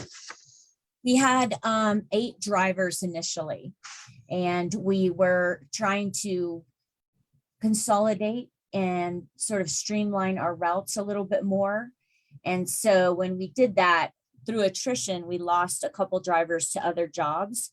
And so by reducing our drivers and streamlining our routes, then we ended up saving money in wages and benefits. And so that's where she found it. So it was budgeted for transit, but it's just another general fund dollar, it sounds like. Right. Okay. Yeah, I mean, I kind of don't like the precedence of doing this because we did agree that we were going to go through a thoughtful process with our ARPA dollars. And essentially what we're doing here is allowing someone to shove their way to the front of the line. And I shared that with our leadership team. Yeah. Yeah, I think sometimes we do planning and that's important. But when we have needs and opportunities, we then don't hamstring ourselves from continuing to move forward and fill gaps, not on just this type of subject, but on plenty of subjects. It's like if there were an opportunity for a recreational development, we wouldn't hold it up based on waiting on a recreation plan if it's an obvious need and an obvious opportunity.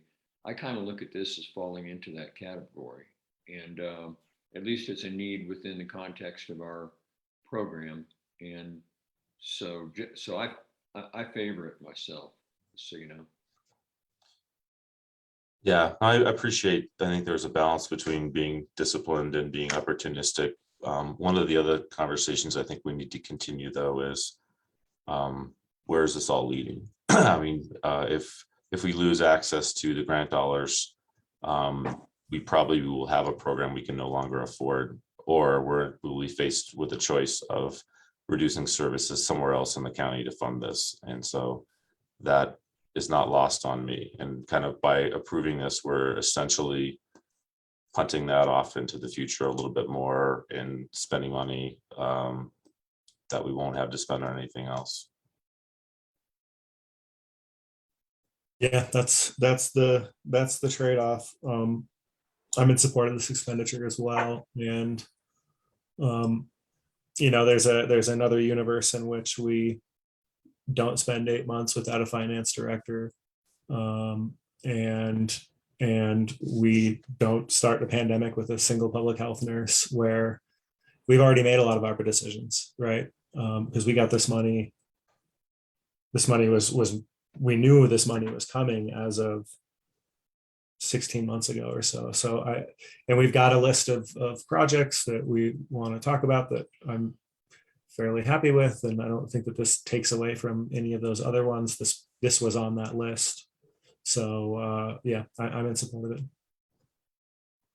Yeah, I think I think the three of us have done a pretty crummy job in building any urgency to figure out what we're going to do strategically. So I think we need to own that, because we've been talking about this for months, and I know we have it on the calendar to spend a full day, and that'll be part of the conversation. But I guess I'm just acknowledging that I feel like the three of us created this dynamic where we're having this awkward conversation today.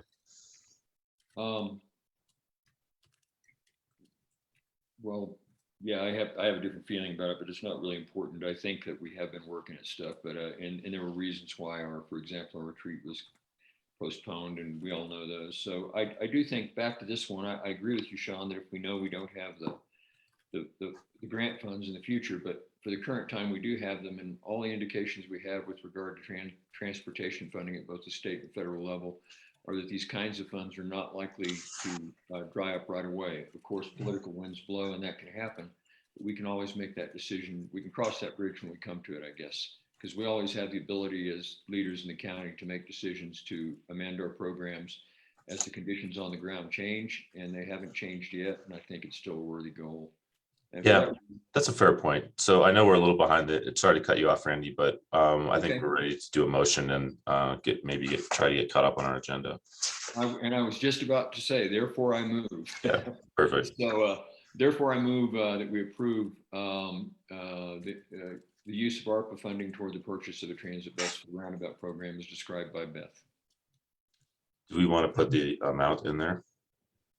110,000, correct? $50,000. I'm sorry, $50,000 worth of ARPA funding. Right. George? Second. All right. We have a motion and a second. All in favor, say aye. Aye. Aye. Aye. Motion passes. Thanks, Beth. Thanks, Brian. Thank you. Consent agenda. Is there any items on the consent agenda that anyone wishes to have pulled, or any things that are on there that are not ready to be considered?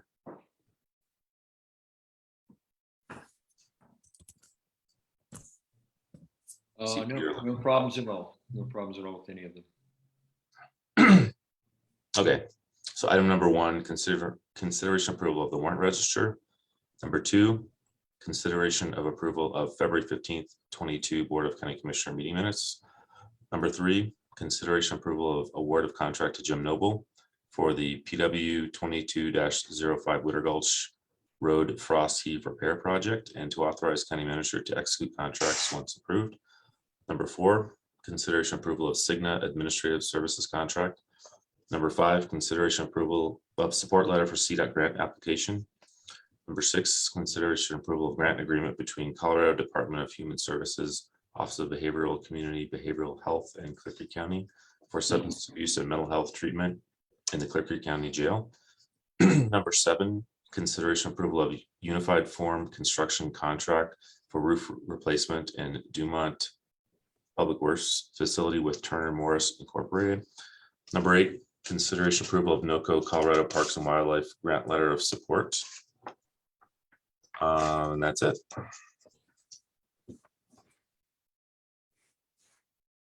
I move we approve the consent agenda. Second.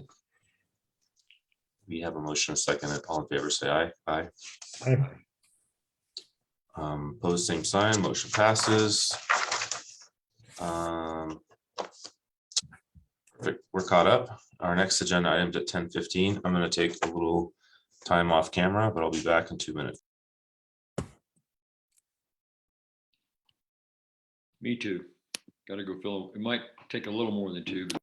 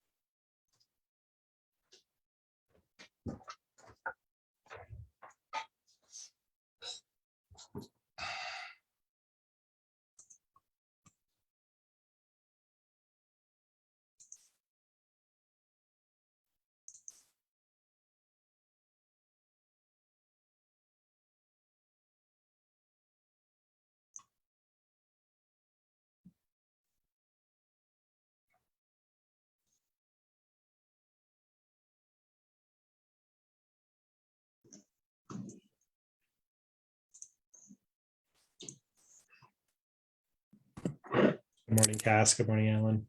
Good morning. Good morning. Cass, if you see somebody I'm not crossing over, let me know. I am trying to remember everybody. You have them all. Thank you. All right. Oh, give Randy another minute to come back. All I had to do is say it, and there he is. Yeah, I Okay, just perfect. forgot to turn my video on. It's 11:18 and time for the semi-annual Clear Creek County Tourism Bureau update. So Cass, turn it over to you. Thanks for joining us and you and your team. Thank you for having us. Let me share my screen. Am I able to do that, Beth? Okay, just a second.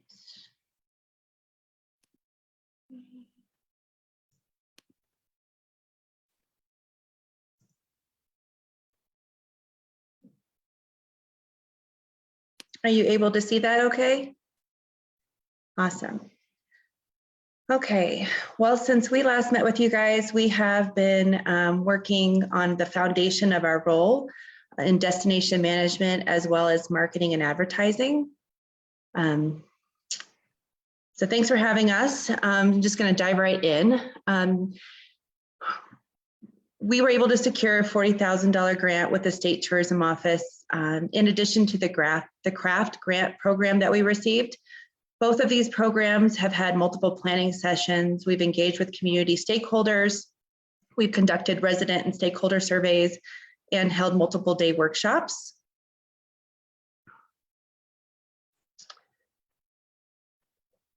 And these two programs are still underway. For CRAFT, we're reviewing the recovery assessment data that we've collected.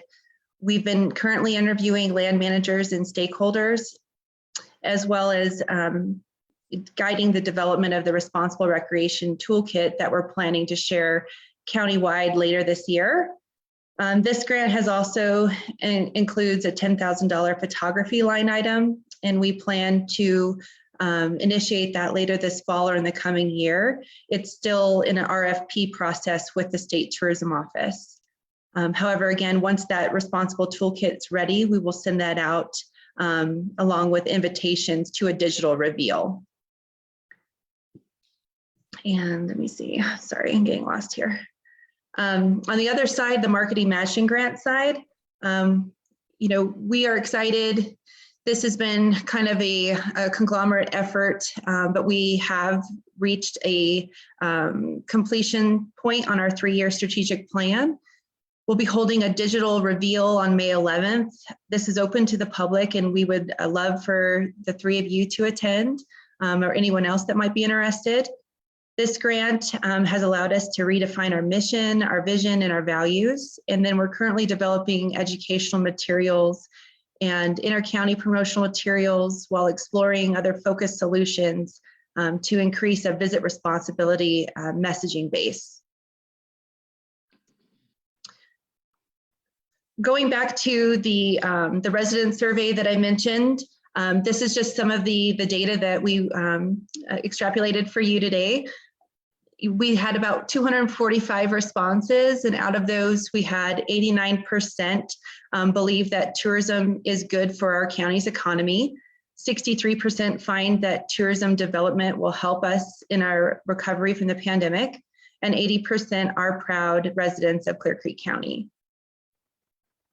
I also have a link at the bottom, and I can send this to you later for the full summary result from that resident survey. And then in addition to the resident, we did the tourism industry survey. We received 85 responses. Out of those 85, 79% feel that both in-state and out-of-state patrons are critical to their business success. And 63% find that tourism development, again, will aid in the recovery from the pandemic. And 40% have seen an increased revenue streams since the pandemic. And, the consensus that we've heard is that more year-round visitation, but again, an emphasis on those shoulder seasons and even in the winter. I thought that those numbers were pretty good to see. And again, the full summary report is linked here below if you're interested in seeing all the questions that we were asked. Part of the craft grant program included a workshop that we held in December. This was well attended by stakeholders, elected officials, residents, and county staff, and was facilitated by the State Tourism Office. This workshop, we focused on our evolving role in destination marketing and management, what that looks like. We also reviewed the State Tourism Office's regional map, visitation statistics, the pandemic and its economic impacts, visitor behaviors. We also did a discussion around the roadmap to recovery. We brought up many great ideas and we looked at short-term solutions as well as long-term resilience, discussed tactics, priorities, and assigned idealistic roles. And we had a little bit of fun. One of the highlights was imagining the county in 14 years from now. And then we had to pretend that we were news anchors and give, make-believe broadcasts to the audience. And so that it was really informative and interesting to see, what the room's takeaway was on that. Oops, sorry, I got ahead. So through this process, through this workshop, we rounded out some recommended priorities, mostly focused on communication, collaboration, again, that responsible recreation and product development. So we're going to take these takeaways and implement them into our marketing goals, and really try to, encompass what we brought out of that workshop. So the next step from that workshop is really, we were awarded the 22 state marketing matching grant. And this allows us to take this knowledge that we've been building through craft and begin to put it into a larger plan. When we set out to get this grant, craft was already underway. And so we titled this grant Operation Overloved. And this funding has allowed us to hire MMGY Next Factor, who's a consulting company that specializes in the travel and tourism industry. They also have given us the ability to partner with former State Tourism Office Director and now founder founder and CEO of Better Destinations. That's Kathy Ritter. If some of you are familiar with her, it's an honor to work with her on this and to have her expertise. As part of this is she's really focused on sustainability and sustainable tourism. So the first part of this new initiative with creating a strategic plan was to hold a multi-day workshop. It was facilitated by MMGY Next Factor, and it helped us to gain additional understanding and decipher priorities, tasks, and realign our vision, mission, and values. And again, all of this is just to help us build a new strategic plan, help us create that framework. And in addition to that, we've had consultations, meetings, interviews, and we've ensured that we have all of the craft findings implemented into this new plan.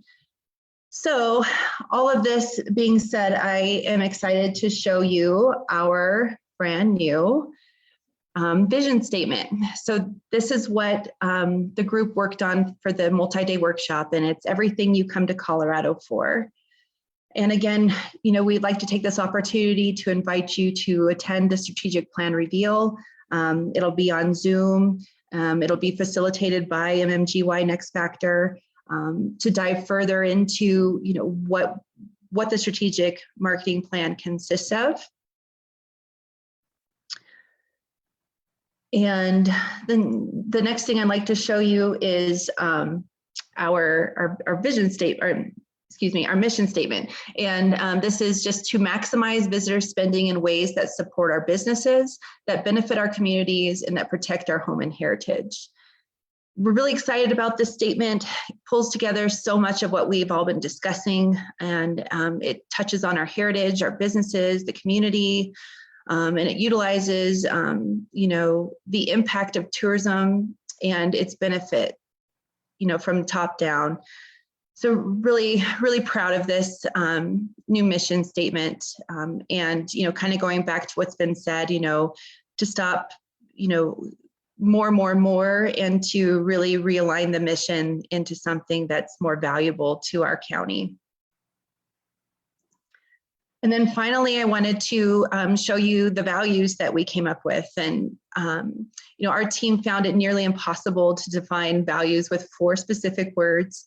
We got a little bit closer, by defining attributes and then categories, but we wanted to keep them all. We thought they were all important. And then one next step we did was take it and turn it into something fun. So for the first one of sustainability, we took those keywords and we turned it into this statement, which is we conquer rapids and summit mountains to help our businesses and communities thrive.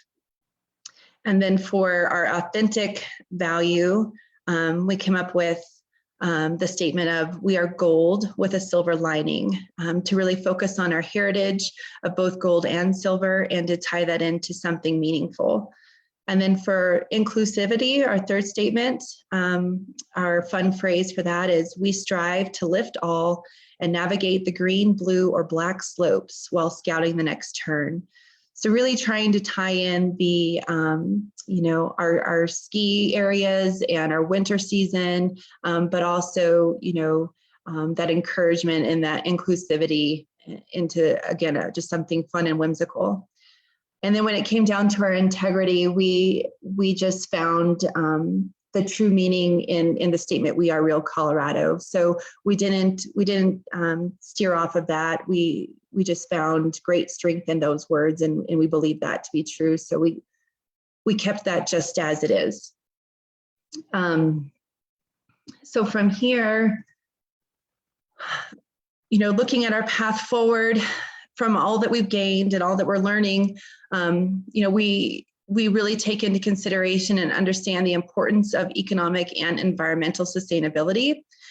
We're working really hard to consider both in our planning and aligning those messages and working with partners such as Georgetown Promotions, Idaho Springs Chamber, the New Marketing Alliance, kind of going back to where we were pre-pandemic and attending more of those meetings, working to ensure, a lack of duplication of efforts, that we stay connected, just how things were prior to the pandemic and really kind of getting back to where we were there.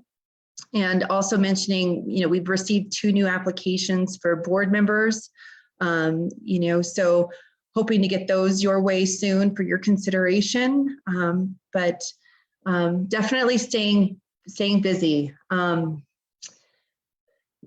So for messaging this spring and summer, we wanted to really highlight responsible recreation and remind visitors that when they support our local businesses, that they support the lands they love, and play on the words of live wild, using wild as an acronym, really, trying to stir their imagination, but lead a responsible tourism message and tie it together. So some of these items will be featured in the county at our restaurants on tabletops or posters, or hopefully trailheads, or on messaging, new maps, and really trying to encourage responsible visitation.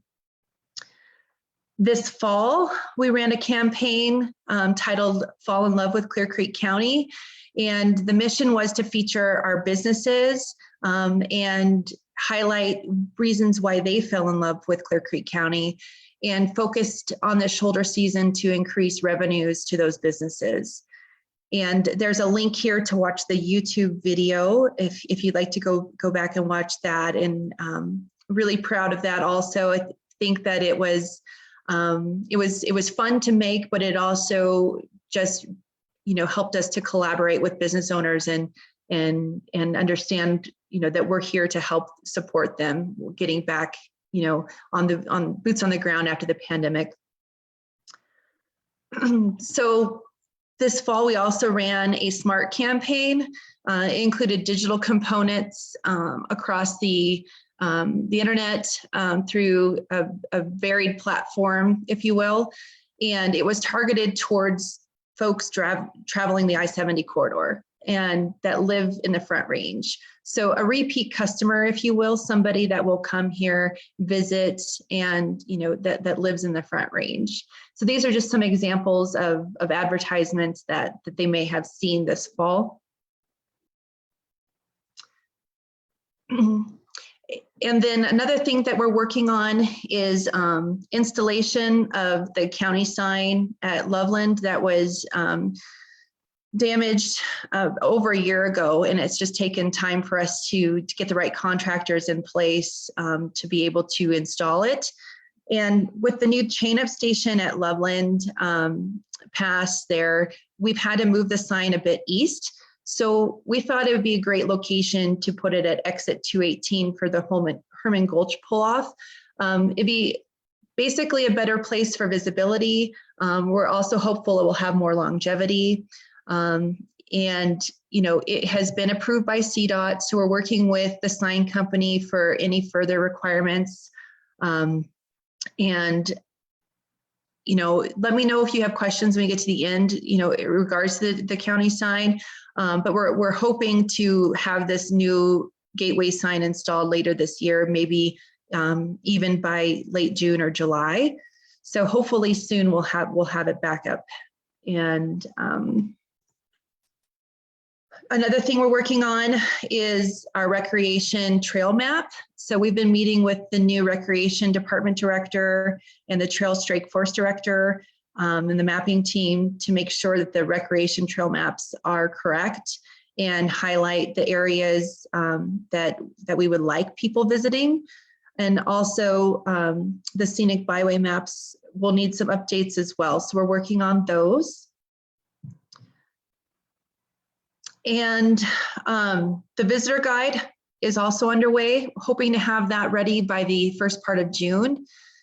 And it will support our new messaging. It will encourage responsible recreation and an industry directory for residents and visitors. We're proud to say these are very inexpensive for us to produce. Every copy is about 48 cents per piece for the 44-page magazine. They're mailed strategically within the Front Range to specific zip codes, specific incomes, and things that are researched. And those only cost us about 25 cents to get them to the mailboxes. So you're talking less than $1 to get these visitor guides to qualified visitors. And we have an additional 11,000 requested from visitor centers and partners from around the state. And already more than 700 have been requested through our online portal.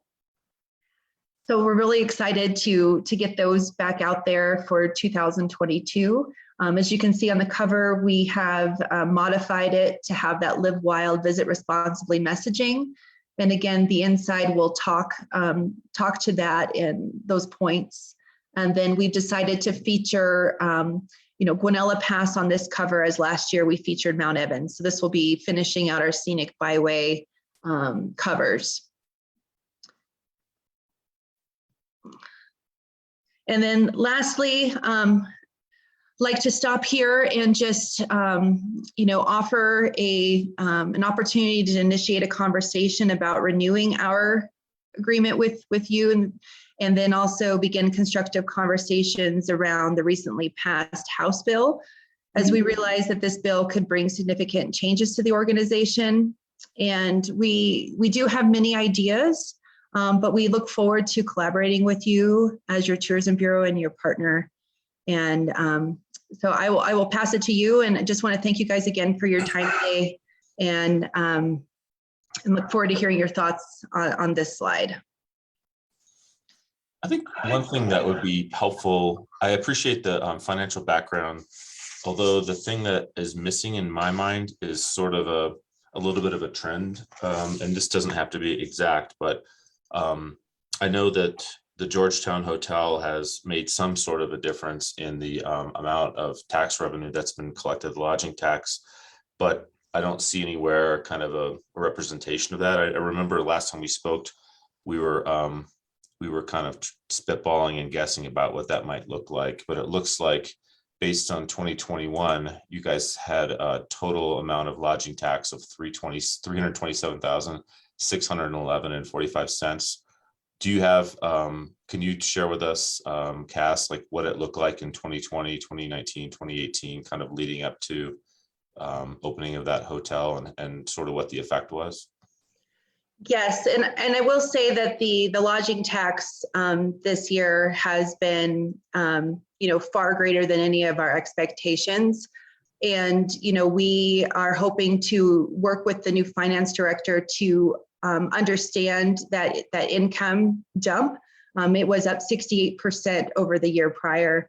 And so we'd like to know for sure if that is from, late payments perhaps, or if that is, in fact, due to just the demand, the pent up demand from our lodging industry and what they actually accrued, or if it's an increase in prices. I think that there's multiple reasons for that major increase, but yes, I mean, it is absolutely an incredible change. The year prior, 2020, we had $230,560, and the year prior was $205,000. And then 2018 was only $158,000. So we've been growing year over year. And, with the impact of COVID and not being able to market as we normally would have, it has created, a small nest egg for us to where, we aren't running out the door to, just spend all of the money at once. But I think the new strategic plan will help us better allocate those funds and figure out the best use of them and create, kind of like a synchronized plan, to make sure that it's used correctly, because it is an amazing change for our county. And based on what you've seen so far this year, what do you expect the 2022 lodging tax revenues to come in at? What kind of a range do you think? Well, we did receive Q1 and it was $98,000. And so, we've had years in the past where we may have a really good, good check, and then the next will only be like a $15,000 check. It depends on from the state of the reporting levels and what they collect and distribute. So I believe we have 300,000 on our, I believe 320,000 is what we budgeted for, if I'm not mistaken. And so we're hoping to come in, fairly close to that. Looking at last year, it could be more, but again, without having that finance director in place last year to be able to know where those finances came from, it's hard to know if that was a mirage or if that's a fact, right? To see if that is the new figure, or if that was just something in there creating that increase in revenue. What are your fund balances right now? You made reference to a nest egg. What are your fund balances right now?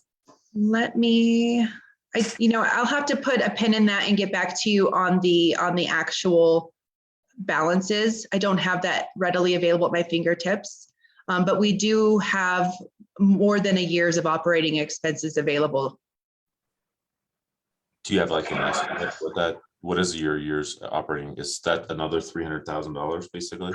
Correct. Okay. Correct. Got it. Or it looks more like you all spent. Oh, that's revenue. Right. And You like all I spent say, 120,000. and there is additional funds in our savings because of, the 2 years that we did not, market the county because of COVID. So we have additional revenues in there. My apologies. Now that I've put it together, was around 210,000 you spent last year. Okay, so before we jump into these two items here, I have one comment on the strategic plan, and I think the strategic plan looks excellent. I think this transition is much needed and well thought out. And I want to ask you to clarify. I have a little bit of concern around just one of the things, which is the strategy to disperse visitors around the county. And I'm curious if you're saying that with reference to our commercial areas or with reference to our natural areas. I believe it's more towards commercial areas. And I believe that part of the plan is to look at the heavily trafficked trails and to figure out, some solutions and work with the land managers on ways we can help alleviate those areas, right? So, for instance, if trash cans are identified as a need, we may be able to partner with the land managers to purchase the trash cans and to wrap them in decals, to talk about sustainability practices and ways to live wild and to be responsible when visiting our land. But I think it's more of dispersion towards, areas in the county that are beneficial and constructive, and taking into consideration all the things we've talked about. Yeah, okay, that makes sense. Just to provide a little more context behind my thinking is we definitely have commercial areas that are overflowing and we have commercial areas that are not, and getting that dispersion is good. As it relates to trails, I think there's been, it's a complicated subject as it relates to the strategy to market the 13ers, for example, to get people off of the 14ers. And I don't have a strong opinion on that one way or another. I just know that there's kind of a lot of nuance there. So that's why I asked the question. And that's my only comment on the other piece of the presentation. I have a quick question for Brian. Brian has his hand up. Yeah, I'm actually getting an answer, at least a partial answer to some of the budget questions that were being asked about revenues that have come in. So let me share my screen here real quick.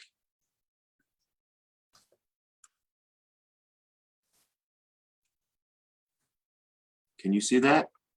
Yeah. Are you seeing a spreadsheet? Bar graph. Okay. All right. So this is year end 12/31/21. This again credited to having a finance director in place. But this is lodging tax collections by quarter over the last 3 years. And was the amount that Cass mentioned, the 98,000, is that considered the Q1 or the Q2 payment? Or is that it's probably Q1 that she was referencing, I would assume, Cass, is that correct? Yes, that's what's on the note is Q1. Q1, so Q1 22. Right. Yeah. So you're set to double your revenues if that trend continues. But here's some analysis of what's going on. How do the vaccines play into it? I don't know what Or like staff people are traveling again, maybe is what that really means. I was Yeah. thinking like us. I think getting that's vaccines in travel and county, the pent up like, demand. Yeah. Yeah. I see that 4 of those appear to be short-term rental. Yeah. If you look at the second paragraph, they're more than 50% are remote sellers. So it just goes to show you the contribution of short-term rentals to our lodgers tax in this county. Airbnb. Airbnb, Evolve, HomeAway. I'm kind of curious. It would have been nicer to put those in revenue order instead of alphabetical order. That wouldn't be legal. Oh, really? Okay, Yeah, we that can't. makes sense. Yeah, we can't share that with you. That's just alphabetical order of the top 10.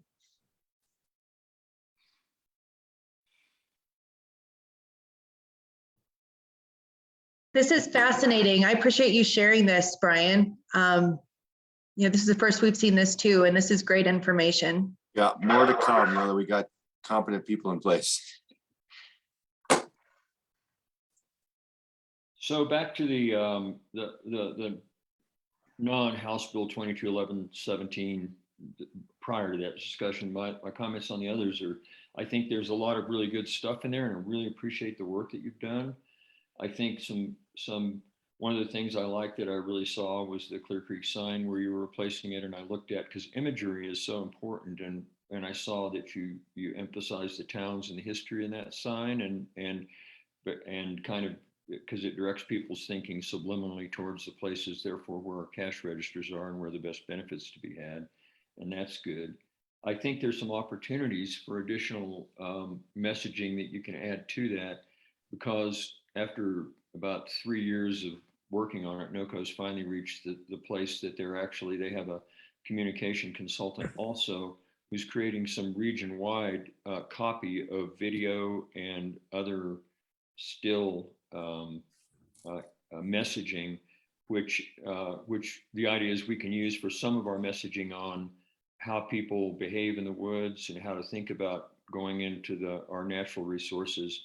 That's meant to be picked up and have the logos of our counties and can be adjusted. And so it's something we should all share with our local recreation department to be able to use it as a resource of additional copy, which can also be integrated into our tourism where it's effective, where you can see it.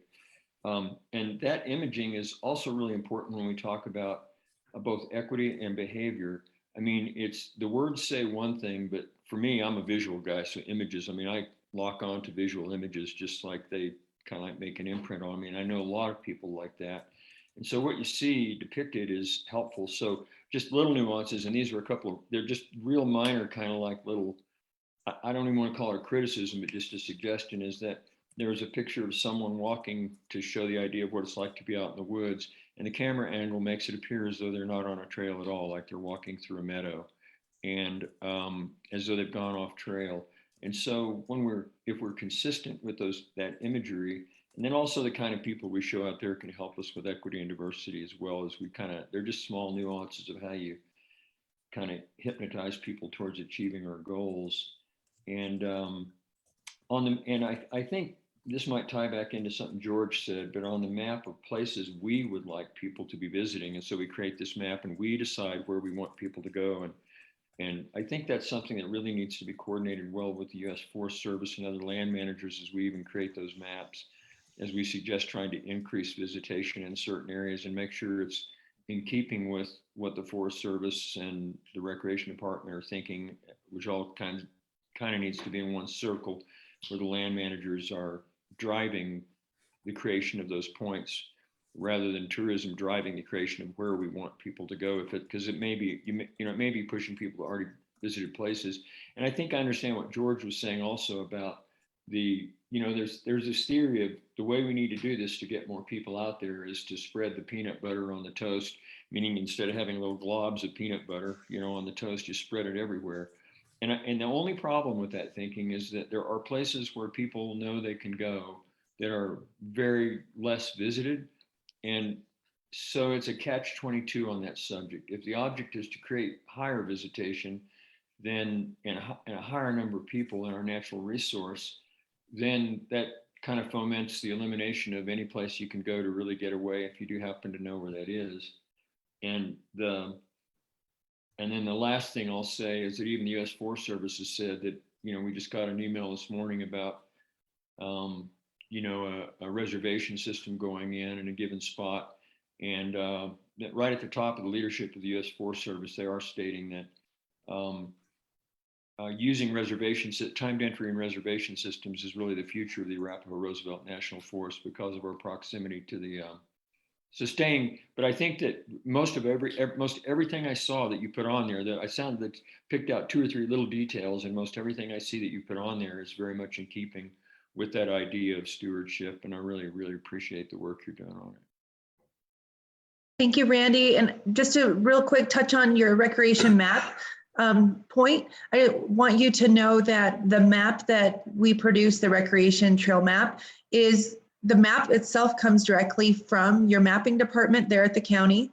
And we're working with the recreation department to make sure that the descriptions read properly, and that we look to them to help advise us on, levels of difficulty, lengths of trails, whether it's refined road or, paved trail, unpaved trail. So we do work with them on those maps. And I want you to know that. And we appreciate those partnerships because we would never be able to do that without their help. Yeah, and I'm sure, and I was aware of that too. And we run into that thing before where we're always updating our stuff, but it's a big circle that encompasses, it's drawn around multiple agencies in order to achieve those goals in the end. But yes, thanks. Thank you for.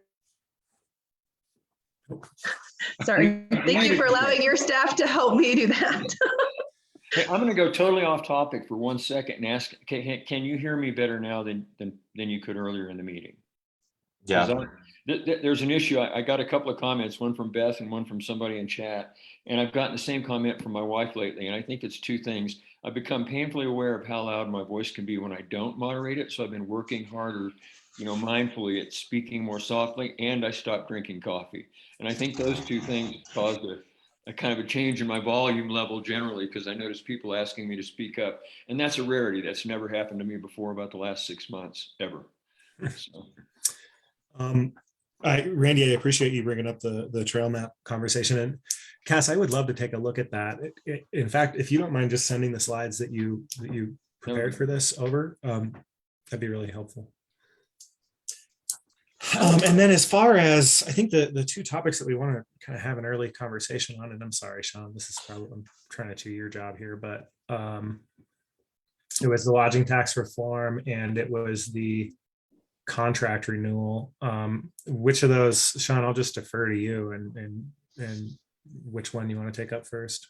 It doesn't matter to me. I was just going to ask Brian if the county had an estimate for the 2022 revenues for the lodging tax. Because I mean, we have the first quarter in, we were looking at the trends, and the answer is probably no, but I thought it would be worth asking because I think kind of the way the direction that this conversation is headed in is what is the right amount to spend on our tourism bureau, and the amount in the past has been more than the tax because we didn't have that much of a tax and the county had to subsidize the budget, and now we're entering into a different environment where due to new lodging, Airbnb, who knows what else, we'll have to kind of do a little bit more digging to figure out what's happening. But the amount of revenue has possibly gotten to be more than would be an appropriate budget. And then now we have this new opportunity. And I guess I have a question for you, George. I have not dug into the new legislation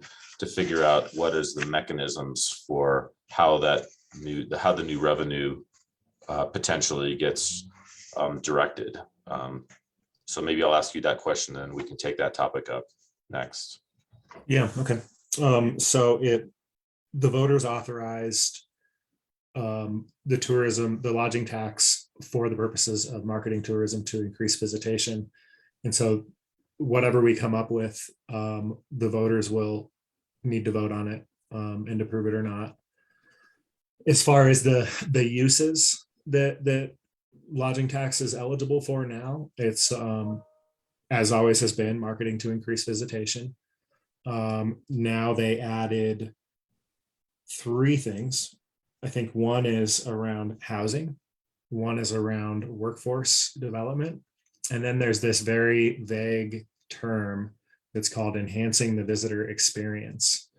And I've heard some county attorneys, not our county attorney, but I've heard some confidence that that can be interpreted as broadly as making sure there's a paramedic for somebody, or making sure that there's, So that, does that answer your question, or were you asking a different one? Oh, and it looks like, I'm just seeing a text here. It looks like the power went down in Georgetown. So Yeah, that's no, my, I saw that too. I guess when you talk about the voters, there has to be, so literally we would have to go put something on the ballot to spend the money on something different than the tourism Right. board. Okay, that makes sense. It's a permissive bill. yep. And then I don't know, I guess, I know that in Cass, we had a conversation on the phone about this. The bill says that allows counties to use up to 90% of those revenues on other stuff. I think a good place to start the conversation is to say that I think the Tourism Bureau needs more than 10% of the lodging tax, right? Cass, you know, because you had to kind of rebuild the Bureau. You don't just turn a competent organization on like a light switch. And I think it would be a mistake for us to turn the organization off or limit it from doing what it's been able to do to date. I know that I think I know, and Cass, maybe you can correct me. At some point when we were losing revenues, there was an agreement that sales tax would guarantee $200,000 in revenues to the Tourism Bureau. And that was kind of viewed as a minimum viable amount of revenue. Of course, that was a few years ago. Am I correct on that, or can you fill in some of the blanks? Well, some of it was a result of the new hotel coming and then the increase in vacation rentals. And so there was a discussion with the former county manager and county attorney that those funds were growing rapidly. And so with the increase coming for lodging tax, that they could offset that with the sales tax reduction. So then we agreed to reduce the sales tax as long as there was an excess of revenue of $210,000 or more in lodging tax, to give our community, or give our organization room to grow with the community. And so then we did reach the 210,000 point. And the first year we received an additional $5,000 from sales tax to make sure we met that $210,000. And then the following year, there was no additional sales tax allocated to us. And then we did create an amendment to our contract to reflect that change. And now we're looking at, a different set of circumstances with this House bill on the table. And, there are a lot of variances with it. The municipalities are not required to remain part of the county lodging tax base. So Georgetown, for instance, could decide to put their own lodging tax into place. And if by doing so, it would remove those funds from the county. So then the new hotel would mean nothing because those funds would be going directly to Georgetown and would not be going through the county any longer. That's the same for Idaho Springs or Empire or Silver Plume. And so, we would like to try to stay, kind of, when I'm trying to say united and, making sure that we're representing the county in its entirety and, working with you and the county attorney and county manager to figure out what that road looks like forward. Because yes, George, we would not be able to operate on 10% of our income. And, with the inflation rates happening across the state, across the country, I would hope that, if we came to a new agreement that we could, possibly include some kind of, fluctuating rate.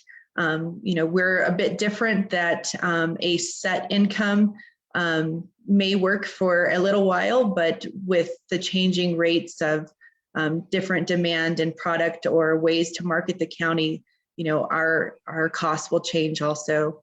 And, as far as other ideas, we hope to expand our organization past, one employee.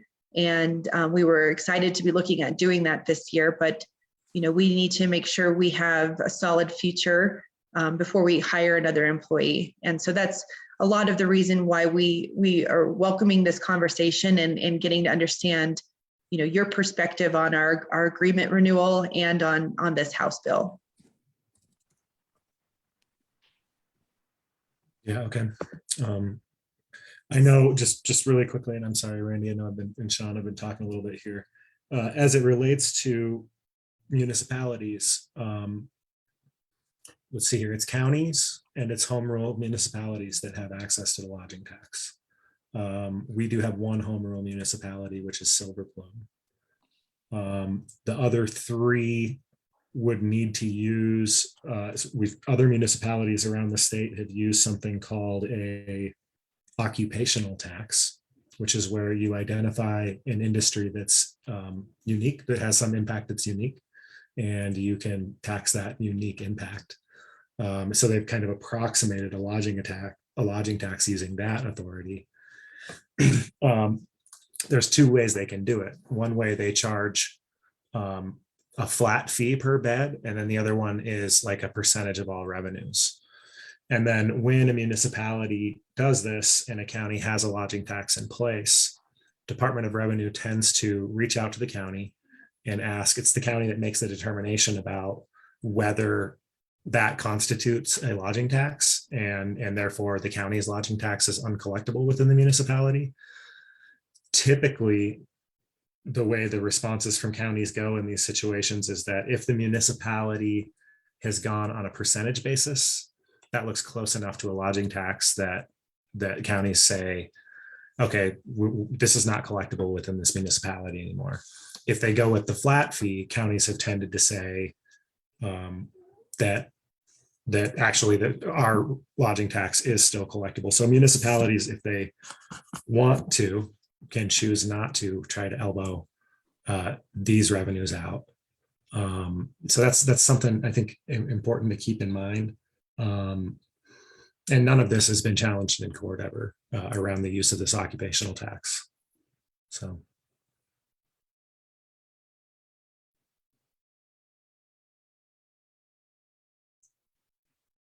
Yeah, I think that regarding impact funding coming from lodging fees, I think it's something that has been really a subject of discussion, I know, within the county for at least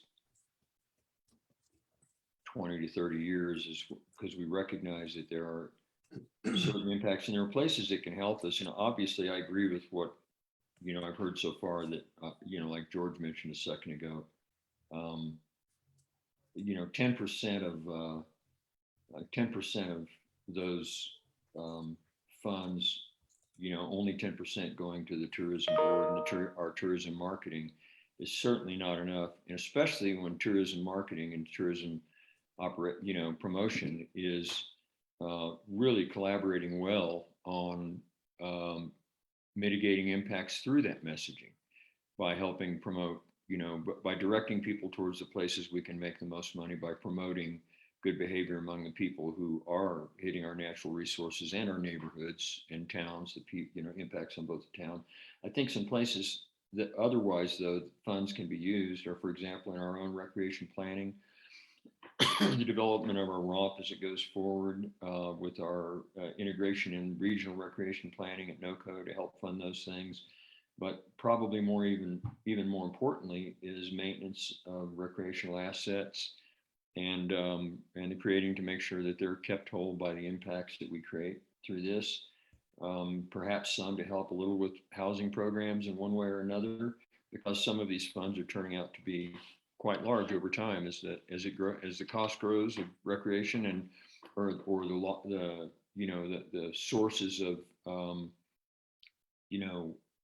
lodging tax and stuff like that. And that's because the nature of recreation and tourism in general is being generally lower wages and generally taking place taking place where there is a higher cost of living as a result of the attractiveness of the area. And so I'm just throwing out examples of places where that funding can help us in other ways besides what's traditionally the role of tourism. And tourism marketing and management even. So I think there's value to it. There's one technical, I know in that bill at one point, and I'm not sure how it's evolved in either George or Cass, you might be able to inform me better on it. I know this bill was being written as a starting point to deal with future lodging taxes or additional lodging taxes that we write, as opposed to those that are already in place. And then I know there was talk about finding a way to amend it to be able to have an effect on those taxes that we're already collecting with our existing lodging taxes. Can one of you fill me in on where that thing landed? Yeah, it basically just, the bill states, I don't know if the bill actually states this or if this is just a matter of law, but this is the piece about us having to go back to the voters. We're not having to. Having to go back to the voters for any of them, past or future, existing or future taxes. As far as the lodging tax, go ahead, Peter.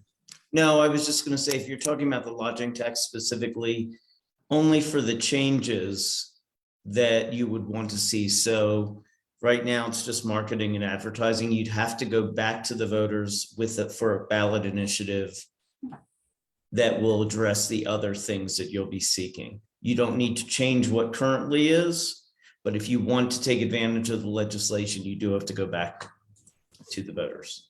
I think more specifically, maybe I'll try to state it better to my point.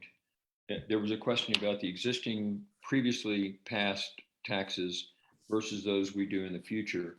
And by going to the voters, you can change the use of either one of those sources of funding, additional lodging taxes or tourism taxes, or previous and currently still existing taxes.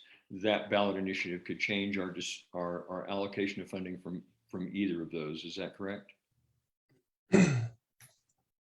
Okay. Yes, that is correct, because we can craft the ballot language however you'd like to see that. Okay. One thing I'd like to point out, it's 11:09. We have 6 more minutes. I think maybe it's time to start talking about next steps. And in some ways, this whole conversation reminds me a little bit of the dialogue that the county's having with the Open Space Commission. We're having a conversation about kind of rationalizing the bylaws to be more aligned with every single other commission that we have. And I think that the bylaws for the Tourism Bureau are a little bit different than most of the or all of the other boards. And I wonder if it might make sense for us to kind of follow in the path that we created for the open space, to maybe create a little bit of a team with a little bit of representation from the county, and Cass, you and maybe one of your board members to have some conversations about these topics and see if we can identify, reach consensus between the county and the Open Space Commission. I mean, the way that we're doing it with open space is obviously we're not making any decisions. It's not a public meeting, but it's an opportunity to explore different options and find some common ground, and then bring it back to a work session or maybe an action session here in a public meeting to figure out what we're going to do, because it sounds like there's a lot of opportunity. There's a lot of open questions. I mean, in my own mind, one question is, what's the right size budget for the Tourism Bureau, right? It's less than we're collecting now, is kind of my own personal view. It's more than 10%, but how do we kind of figure out where that lands, that we're best serving the community and our visitors and our residents and the Bureau. So anyway, those are sort of my initial thoughts about maybe what our next steps are. I'm curious to hear what other ideas may be out there, or shoot my preliminary thoughts down if you wish. No, I think you're on the right track, Sean. And I think in addition to that, just asking our finance staff to, give us some projections for what this year might look like would be helpful. And I would love to volunteer to maybe we give ourselves a month to have a meeting or two, and that will cover the piece of kind of what does the Tourism Bureau think it needs, and all of that. And then the other piece of the conversation is, what's the best use of the excess revenue? And I think that's more a conversation between the Board of County Commissioners and our stakeholders in the community. So I don't know. Do you have thoughts about what next steps look like on that? I agree. I think that one is probably beyond the Tourism Bureau. I think the conversation, once we figure out collectively what the right budget is, then whatever is left. I mean, the Tourism Bureau, I think, is a stakeholder just like everyone else in that conversation. Oh, definitely. Yeah. So, okay, well, we can sort of maybe just leave that as an open question. Are you guys okay with me volunteering to do, a couple of meetings over the next month with the Tourism Bureau to? Yeah, and maybe, bring Brian or somebody from staff that you think is appropriate. Yeah, I was thinking maybe Brian and Maria. Does that sound okay with you guys, Tourism Bureau Board? Yes. And I mean, as far as just a initial number, like initial starting point, our board has, discussed it a little bit here and there just to try to figure out what a sustainable level of income could be initially. And, I think that there's two things to think about. The first thing is, we want to make sure we have concise records and to track the growth of tourism dollars for as far as lodging goes. So we'd always want to be informed as far as what the amounts are coming in per quarter, so that we can keep our spreadsheets up to date and know kind of what's happening within the industry itself for grants and other initiatives that we're working on. And then as far as like an actual starting number for discussion, we kind of came up with, so somewhere, where we are close to where we are right now so that we can bring on more staff. So I would hope that when you start having these conversations that you can look at like the future of our organization and not just look at where we are today. We're hoping to grow, leaps and bounds. I know some of you may be aware, but we are planning to move into the former county resource building and have a conference room space there as well as our office space, and then turn the lobby area, the airlock area, into like a mini information area.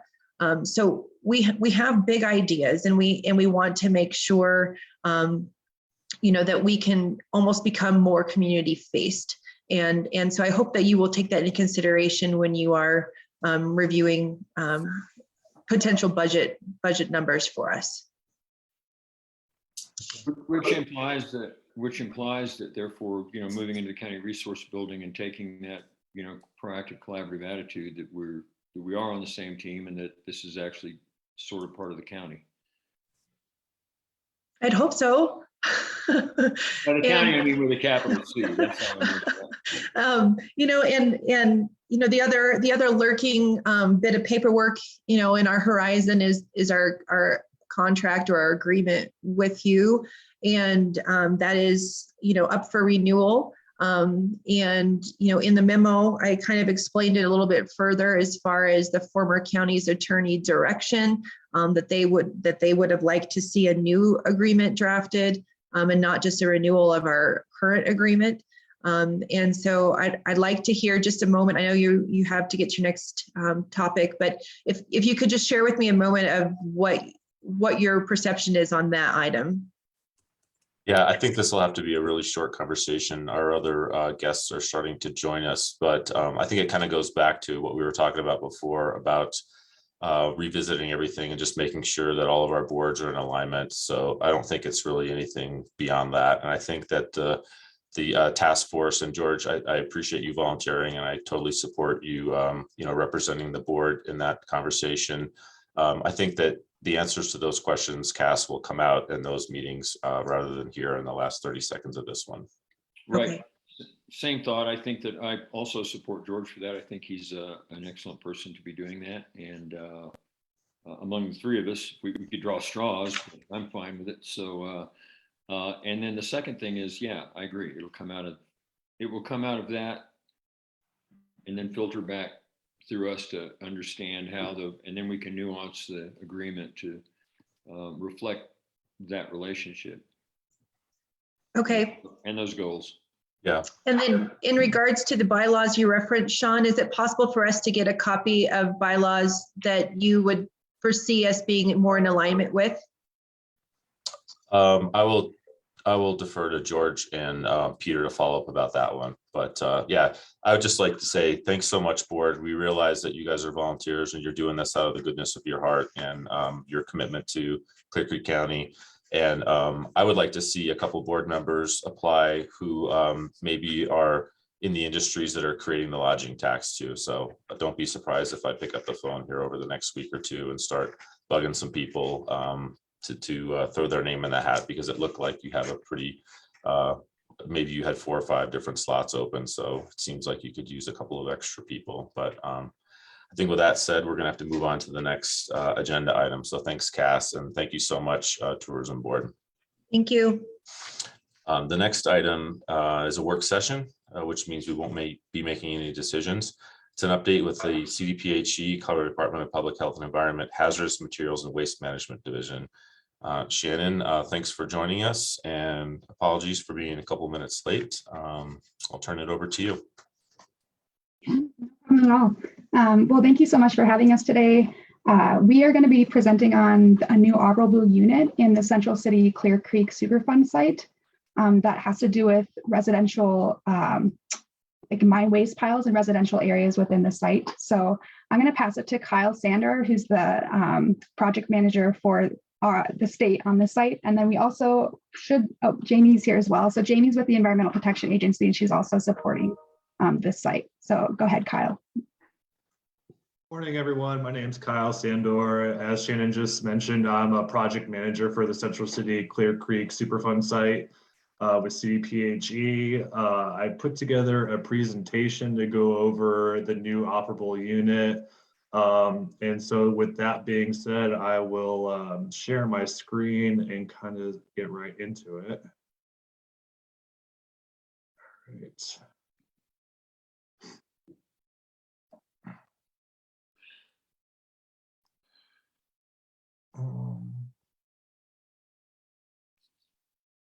All right, are you guys seeing the presentation? Yep. Okay. All right, so this is a presentation for the new operable unit 5. As Shannon mentioned, our new operable unit is targeting the residential mine waste piles within the site study area. And with that being said, I'm going to kind of just jump right into it. So to start with a brief overview, we're just going to take a look at the study area map, go over some of the cleanup decisions and cleanup activities that have taken place within the site over the last 40 or so years, then kind of get into what the new operable unit is going to include, which is it's a remedial investigation and feasibility study, and I'll kind of touch a little bit more on that as we go through the presentation. And then I'll kind of do a question and answer session where essentially I just pose some questions and then answer them. And then we'll also discuss liability and the potential risks associated with these piles. And then lastly, touch on some community involvement. So what you're looking at right now is an overview of the site study area. As you can see, it's a pretty large site. It's about 400 square miles. The site has been on the national priorities list since 1983. And largely the work that has been done has been to address water quality impacts associated with historic mining. This next slide just shows the study area in a little bit more detail, highlighting some of the local towns and cities within the study area, and then just some of the mining features as well. You can see here Quartz Hill Tunnel, National Tunnel, and a few of the other mining features. So as I said, the site was listed to the MPL in 1983. In 1987, the first record of decision was formalized, and that was the initial intent of OU1 was to address the discharge from the 5 original tunnels, those being the Gregory Incline, the National Tunnel, the Argo, the Big 5, and the Quartz Hill tunnels. In 1988, a second ROD was implemented to address the tailings and waste rock from those 5 original tunnels that I just mentioned. And in 1991, the OU3 ROD was implemented, and that superseded the original OU1 record of decision and expanded the areas that would be addressed. It included additional mine discharges and mine waste piles that were identified after the OU1 ROD was implemented. And then more recently, in 2004, we had a record of decision that was implemented to address mine discharges and wastes to improve water quality in North Clear Creek. Kyle, can I ask you a question on that slide? Sure, let me try to go back here. Okay, so I see the reference to a record of decision. I think that means that these are NEPA processes, is that correct? No, so the record of decision is a CERCLA process. And so that's what they're in reference to. Okay, and what's the history of Clear Creek County's involvement in these record of decisions? I imagine it's a public process, so you get to comment on it, that kind of thing. Yeah, so throughout the kind of CERCLA process, there are certain times where we are required to solicit public input and public comment. Prior to implementing a ROD is one of those opportunities for public comment. And there's several of them throughout the process. And I don't know each one of them off the top of my head. Yeah, thank you. I appreciate that. And so therefore, can we expect that we will receive someone will reach out to us and say, do you have any comment, or is this the kind of thing that we need to track? No, this would be the type of thing where we would be making the local governments aware. And I also believe that we're required to publicly notice these comment periods in local papers and various ways of noticing these public comment periods. Yeah. Okay. Thank you. Yeah, and one thing I'll just ask moving forward, if we could just hold the questions to the end. We did leave some time at the end of the presentation for questions. So yeah, with that being said, I'll just kind of go through the rest of these slides. And so this is just a brief overview of the cleanup activities. We've constructed water treatment plants at both the Argo Tunnel and the North Clear Creek Water Treatment Plant, the North Clear Creek Water Treatment Plant being the most recent.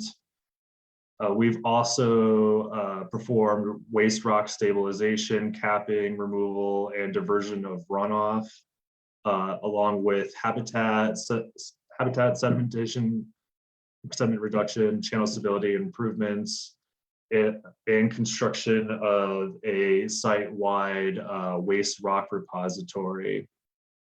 And we've also constructed a flow-through control bulkhead within the Argo Tunnel. And this next slide here is just a kind of snapshot of some of those remedies that we've implemented. So starting in the top left, we have the Quartz Hill waste rock pile that's been capped. This top right here to the right of that picture is our church plaster waste rock repository. Bottom left is the North Clear Creek Water Treatment Plant, and bottom right is the Argo Tunnel flow through bulkhead. So now kind of getting into the new operable unit that we are in the process of starting. The purpose is to investigate mine waste piles in the current residential areas of the study area for unacceptable risk to human health, and also to develop a risk-based cleanup approach that incorporates both on-the-ground cleanup and implementation of institutional controls. And this is based on recent assessments of some of these residential mine waste piles in 2015 and 2018 that indicated that there's potential concern associated with heavy metals and these waste piles. Right now, the agencies are in the process of prioritizing the evaluation of these piles that pose the greatest risk to human health. We're focusing on criteria like proximity of residences to waste piles, along with a number of other factors.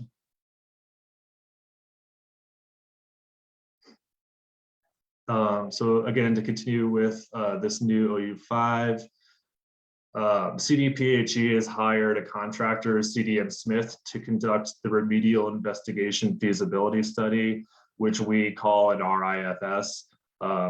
If you're familiar at all with government and specifically CERCLA, there's a lot of acronyms, so this is just one of them. The RI is what we consider the data collection and characterization phase of the project.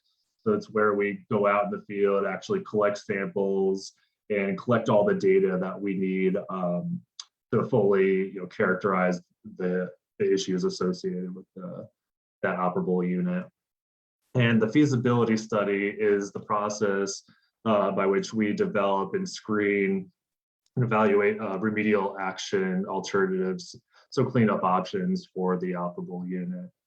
And in this case, we are also performing a human health risk assessment as part of our feasibility study, which would allow us to come up with risk-based cleanup goals and approaches.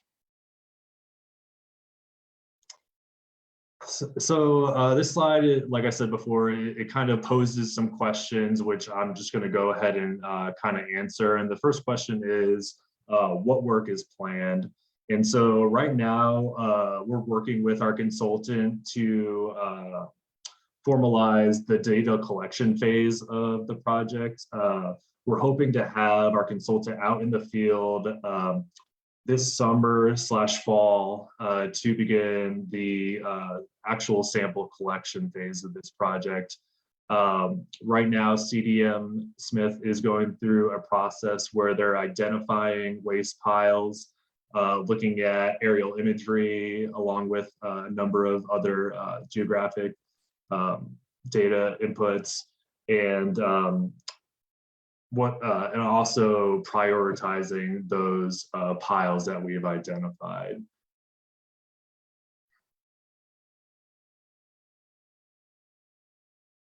So how long will this take? And the short answer is multiple years, from where we're at right now to finalizing the feasibility study. We're targeting wrapping that all up by the end of 2024. And then following this RIFS process, we would move into a phase that's called remedial design and remedial action, which is the actual getting out in the field and cleaning up part of this whole process.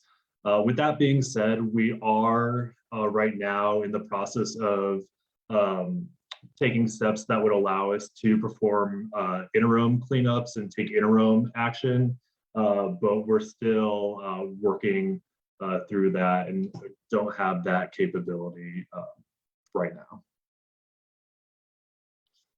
And so what properties / waste piles will be sampled? And as I was mentioning before, we're going through a process to identify the universe of piles within this 400 square mile watershed. And then once we've identified as many as we can, we're taking this tiering approach, which will help us identify what we think are the top 100 piles or groups of piles to sample initially as part of this whole effort. We do anticipate that we may need to do some additional sampling after we've sampled the 100 initial piles. But part of the data that we're going to be collecting through this effort is data that will allow us to hopefully make inferences and assumptions on waste piles that we haven't sampled, but are similar to piles that we have sampled. So we could make decisions on those piles, based on some of the previous data that we've collected. And also, kind of going along with what properties and waste piles will be sampled, we are asking the local governments, municipalities, and stakeholders to identify any piles of concern to the community and bring those to our attention. And those will be looked at as part of the tiering. And it's not a guarantee that they will be part of our initial 100 piles sampled, but we're just asking folks to let us know if there are those piles of community concern, so we can look at them a little closer as we kind of go through this process. And then this is something that we've kind of touched on already, but will the community have opportunity to provide input? And the answer is yes. As I mentioned before, CERCLA has built into the process a number of points where public comment is actually required. And so we'll be working on making sure that's properly noticed and the appropriate stakeholders are notified of that opportunity to provide. One of the things that we did want to touch upon is liability. And so for those that aren't familiar with CERCLA or Superfund, its liability is retroactive, joint and several, and strict. And so what that means, so retroactive means parties may be held liable for acts that happened before the Superfund Act was made official in 1980. So essentially, it could, the liability pertains to these waste piles that existed prior to 1980. Joint and several, meaning that any one potentially responsible party may be held liable for the entire cleanup of the site when harm is caused by multiple parties and cannot be separated. And strict, meaning that a potentially responsible party cannot simply say that it was not negligent or it was operating according to industry standards at the time that the contamination was caused. So all that being said, one of the things that we want to kind of make clear off the bat is EPA does have a policy regarding enforcement discretion on residential property owners. And without reading kind of this verbatim, it essentially means that as long as a property owner isn't doing anything to make the issues associated with their property worse, so they're not digging into a waste pile or exacerbating known environmental conditions, EPA's policy is not to enforce on those property owners that are just living next to a pile and not doing anything to cause any harms by building on it or digging into it or anything like that. Additionally, non-residential property owners may pursue liability protections if they meet specific pre and post purchase requirements. And that's something that the agencies can work through and talk through with potential developers on a project to see what those specific requirements would be. And CDPHE are encouraging developers of both residential and non-residential developments that would impact mine waste within the study area, to reach out to either myself or my counterpart, Jamie Miller, for guidance on how to pursue those developments moving forward. One of the things that I do want to mention is that historically, these waste piles have not been considered part of the site. But because we are expanding the site and to include these waste piles as part of this investigation, we are now considering them part of the site. And so we're just encouraging developers to reach out to us to make sure that their developments, A, happen in a way that it's protective of human health and the environment, and B, helps them avoid some of the liability associated with CERCLA. And lastly, we are in the process of establishing a streamlined process to help developers conduct that work safely, and as I mentioned, avoid potential liability concerns.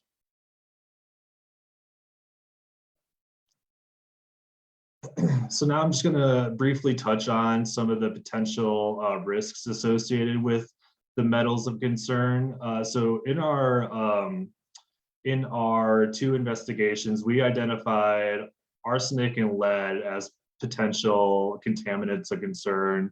Lead can cause high blood pressure in adults, kidney problems, and delays in children's physical and mental development, as well as lower birth rates. Lead poisoning can happen slowly or quickly in children, and the impacts can be long lasting and initially difficult to see.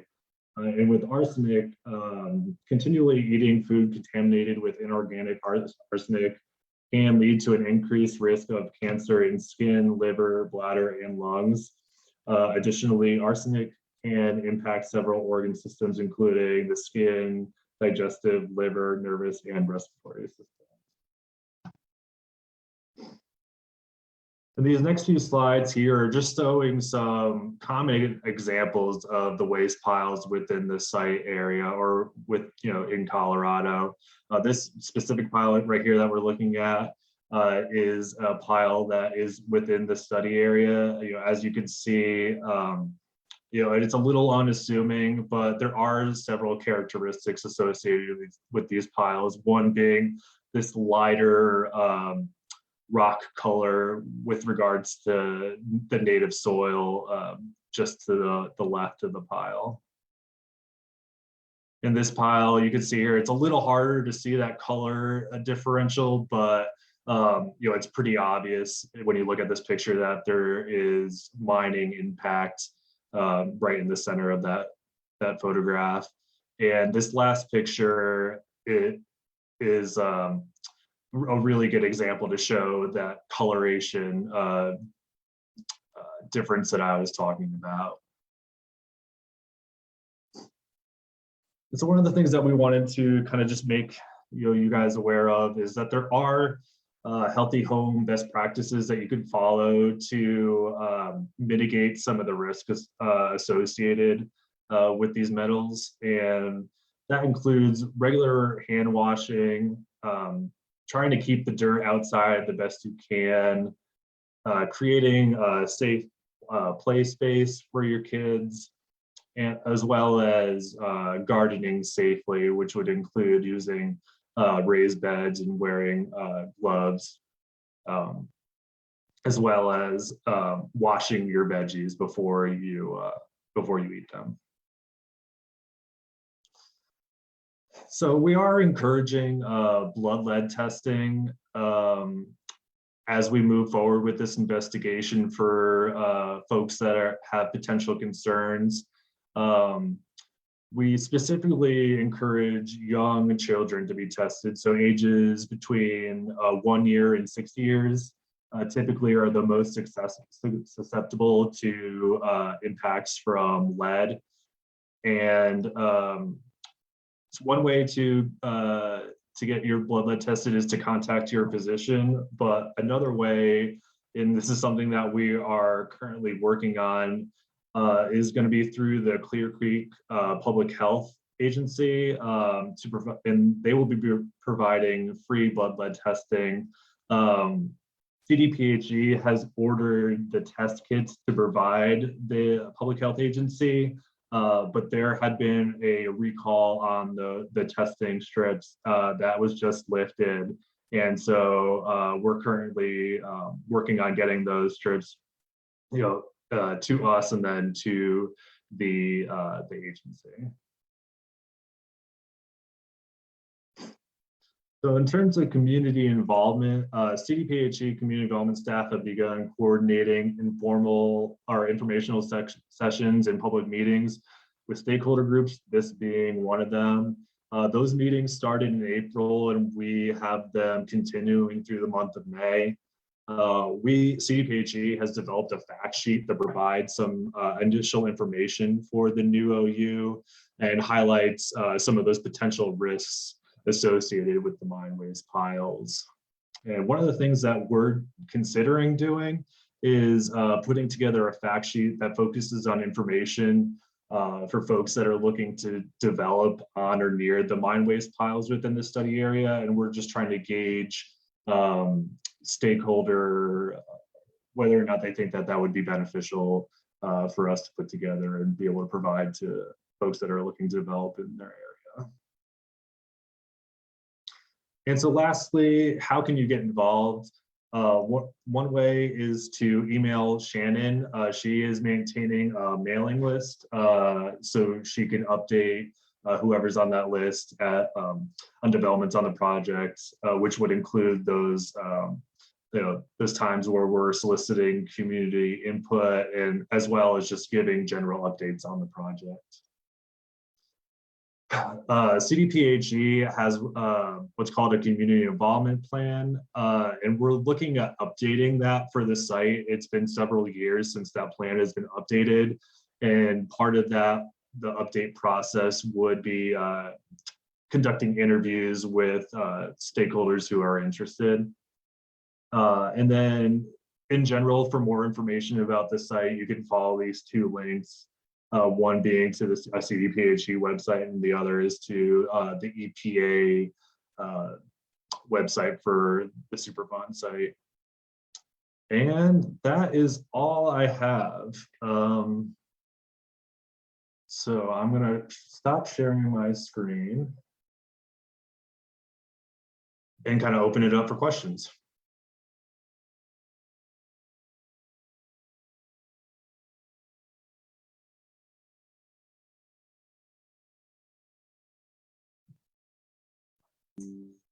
Yeah, thanks for the presentation. The question I always like to ask in these situations is, what is it, if anything, that you need from this board? I know this was informative and that was good. I learned a lot listening to the presentation. Is there anything that we can do to support your efforts?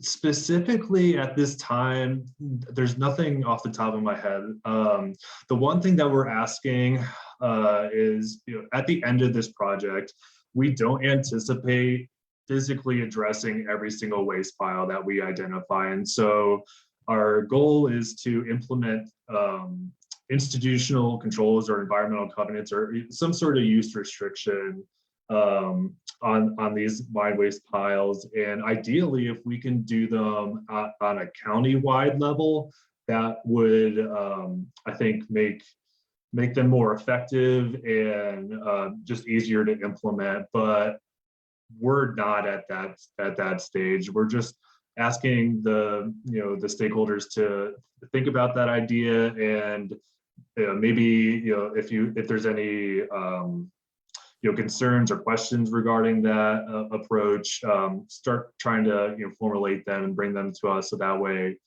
we can take that into consideration as we get closer to that part of the project.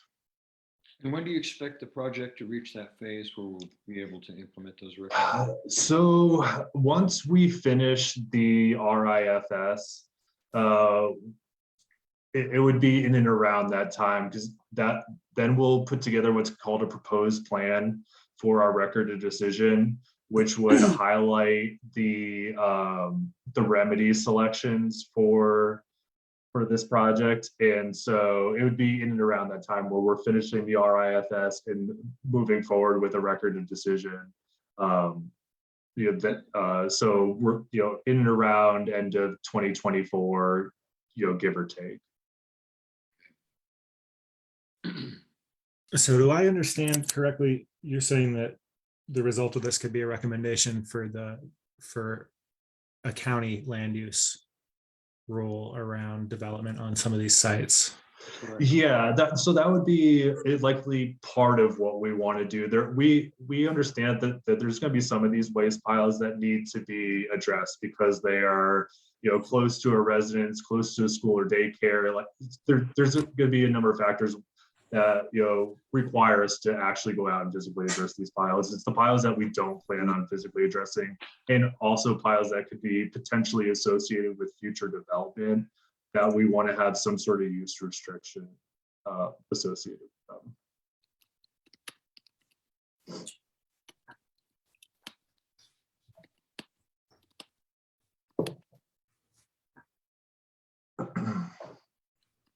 The remediation, I know we've had some presentations from Trout Unlimited about what they do. Does that typically alter the way that these piles look? They can, yeah. So the options that we have to physically deal with these piles are kind of limited. There's a handful of options. You could cap it, which includes putting some sort of physical barrier over the pile to prevent disturbance of that pile. You could try to consolidate it with another pile and then cap, or a haul and remove of the pile. But that's kind of more or less some of the options that you're dealing with. All of those would they would impact the mine waste piles. And one of the things that we also are aware of is the historical significance of potentially of some of these piles. And there again, that's one of the reasons why have a use restriction type of remedy would be useful in the cases where a pile has historical significance and the community doesn't want to see that pile change. Yeah, that's a tension to navigate. I don't think that anybody would say that we should be subjecting our children to lead poisoning to look at something, but nonetheless, it's something that you'd be surprised. You would be really surprised. So I'm also the project manager for the Cal Gulch site up in Leadville, and historically there was strong community pushback to physically addressing some of the mine waste piles up there due to their historical significance. So, I think it does, it does vary from community to community, and honestly, people's understanding of these issues has changed a lot, since some of these sites started back in the 80s. So, that plays a factor as well. But yeah, there, as I was saying before, there is a community, comment and input that's taken into account with these circle projects. And so we can't not take that into consideration. I thought I heard you say that there were 5 specific sites that you had targeted. Is that correct? So historically, the initial site addressed 5 tunnels. And so that was that's where the site started, essentially, is addressing those 5 mine tunnels and the mine waste piles associated. Okay, so this is going to be a more broad-ranging study that looks more broad-ranging, yeah. So back when the site was initially started, they did look at these residential mine waste piles, and for a number of factors, including the science that was used to evaluate the risks associated with lead. The decision was made back then that these didn't pose a risk to human health and environment. There's been a lot of the number of factors that are making us look at these piles. Part of the circle process is every 5 years we do a review of the remedies that we've implemented to determine if they're protective of human health and environment. And during our last 5-year review, the determination was made that these, we don't have a remedy that's protective of human health for these mine piles. And so that's how we've started the investigation, but looking at these piles, yeah, it's been specifically driven by the understanding of the impacts to lead and human health. As the science has evolved, it's become clear to us that a lower blood lead is what is considered safe than what was originally determined to be safe back in the 80s. Right, and I guess to finish the sentence I was starting to say a little bit ago, and so the locations which you will study is the determination of the locations which you will study will be part of the study itself. You're going to go out and identify those. Yeah, so we're actually doing that right now. So our consultant is essentially looking at aerial photography of the whole 400 square mile site area and trying their best to identify the mine waste piles that way. And then we're doing a tiering approach to identify the top 100 piles or groups of piles if they're small piles next to each other. That'll be a part of our initial sampling investigation. Okay. And that tiering has a number of factors, but the primary one is proximity to piles. So, the closer that our residents to a pile is, the higher priority it's going to be. I'm curious about the actual contents of the different piles. Is there a fairly wide dispersion of concentration of arsenic and lead and other metals? Yeah, yes. So we have kind of a limited data set right now, which we're hoping to expand by this investigation. But yeah, we've seen a wide range in concentrations from concentrations that we don't consider to pose a risk to human health to concentrations that are way, way above what we consider to be safe. And so part of the investigation that we're doing is to hopefully kind of correlate some of the data that we collect to the geologic source of that mine waste. So, through those correlations, we can make assumptions about piles that we don't have sample data for. But that being said, we won't know if we're able to make those correlations until we collect the data and start looking at some of the results. I'm assuming that I know that at the EPA, there are a number of substances which are considered to be non-enforceable, contaminants, and I assume that in many cases, or in some cases, that's because they're not expected to be encountered at the concentrations that you sometimes find them when you've been around a place like this, where a certain type of rock or mineral has been extracted and processed, and so you end up with it in a higher concentration, either on the surface or therefore back down into the drinking water, the subsurface drinking water. I presume that you'll be, as you go through this, reevaluating and rethinking all of those. And I give just as an example of a metal or a mineral, manganese was seen as a non-enforceable contaminant at any level. Well, that presumes that you're never going to see it at a level above X, whatever that is. And then they'll offer, EPA offers guidance on how to, advice on how to handle things, even though it's not enforceable once you get up to a certain level. And then if we find sometimes we find we have it at 5 or 6 times that level where advice is given to protect people who are, maybe at risk because of a certain condition.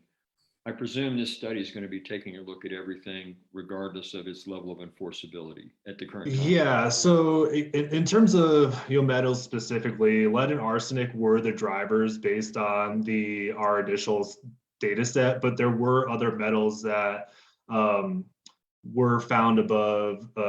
We look at EPA's regional screening levels for evaluating these contaminants, and so they were in a smaller subset of piles. We did have some of those metals that were above those RSLs, but they weren't the main drivers for moving forward. That being said, all those will be looked at as part of this process. We are looking specifically at metals for this investigation, but we're not limiting it to just lead and arsenic.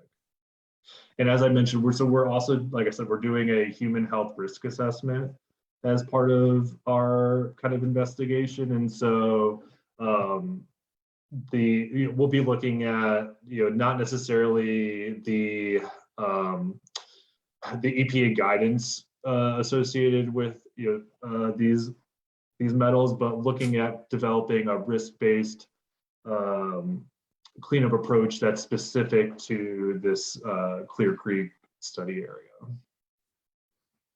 Will that include the kind of lead and arsenic poisoning surveillance that we're familiar with from COVID? Like, are you going to be trying to quantify? I know you talked about lead poisoning or blood lead tests. Will you be trying to use that data to get a feel for sort of the impact that's been on our population to date, or is that outside the scope? So it's not a part of the scope of our RIFS, but we've been in talks with the state risk assessor to potentially bring in another agency.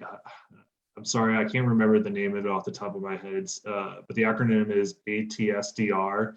And they perform that type of kind of evaluation, looking at like blood lead statistics of a community. But we haven't finalized and formalized their involvement in this investigation. Jamie just provided the name of that agency in the comments. Okay. I guess, I mean, the question behind the question is, what's the benefit associated with us? Obvious answers aside, does getting a lot of blood lead tests to you from our community help your process? Is that a role for us? So I'm not familiar enough with this process to know if we could use like a data set associated with the blood lead testing that we're hoping to have the local agency provide up there. But that being said, I think Jamie might have some input here. Jamie, do you have some input that you could provide? Yes. Hey, this is Jamie Miller with EPA. I'm a project manager on the Colorado Smelter Superfund site, which is a residential lead removal site down in Pueblo. And we do, the Pueblo Department of Public Health and Environment does blood lead surveillance for us down there. And, I think the kind of key thing that we do with that data set is once you kind of start going through cleanup activities, and then you can kind of assess the blood lead, kind of do that correlation of like, okay, here's the blood lead data set we've done these cleanups, and then PDPHE follows on with continued screening of that same population. So you can kind of do that assessment. So that's kind of a long-term, really good use of that data set. And then ATSDR can also do the exposure evaluation, where they kind of look at the data set through a different lens of their own process, that then they can come out with a report that kind of lays out using the data that we collect, just kind of in a different way, which is very helpful as well for more of that kind of health-based evaluation.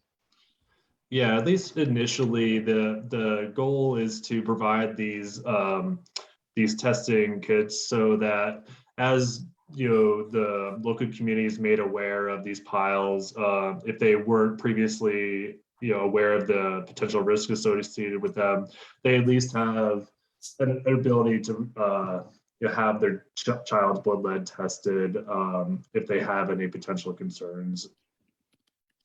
The only question that kind of begs for me is, I wouldn't be surprised if there are other sources of lead in our community that may be more of a problem even. Yeah, and so we are aware of some of those other sources. We do have the fact sheet that we put together, and I believe it has some educational tidbits in there on some of those other sources. But yeah, it's something that we are aware of. There's Mexican candy is a big source of potential lead, as well as a number of others. So yeah, we are aware that there's other sources out there. Yeah, I misunderstood you at first, Sean. I thought you were meaning within the environment, within this particular, but you're right. You mean within testing, if we detect lead and Pipes, paint. blood levels, right? Yeah, food. Right now, we're not looking at targeting like in-home testing, like paint testing or that being said, the investigation may expand in the future to potentially include yard sampling, but we're just not there at this point. Okay. Now, this has been very informative, and we're at the end of our time, but I want to offer up the opportunity for any final comments. Kyle, anybody from your team? I saw Amy Miller, you just crossed over from the attendee list, and I was curious if you had something that you wanted to add to our conversation before we move on. Amy is our 12 o'clock. Oh, there you have it. Okay, well, I'll just wrap up real quick. I appreciate your time, and Shannon is kind of our point of contact. So if you have any questions or you want to get on our mailing contact list or anything like that, reach out to her, and she can either put you in contact with me or just get you on that mailing list to provide you information on the site as we move forward. Awesome. Yeah, well, thanks for joining us and filling us in on what you've been doing. Thank you very much. Okay. The 12 o'clock action session. Consideration approval of resolution 22-30, resolution declaring May as Mental Health Month in Clear Creek County.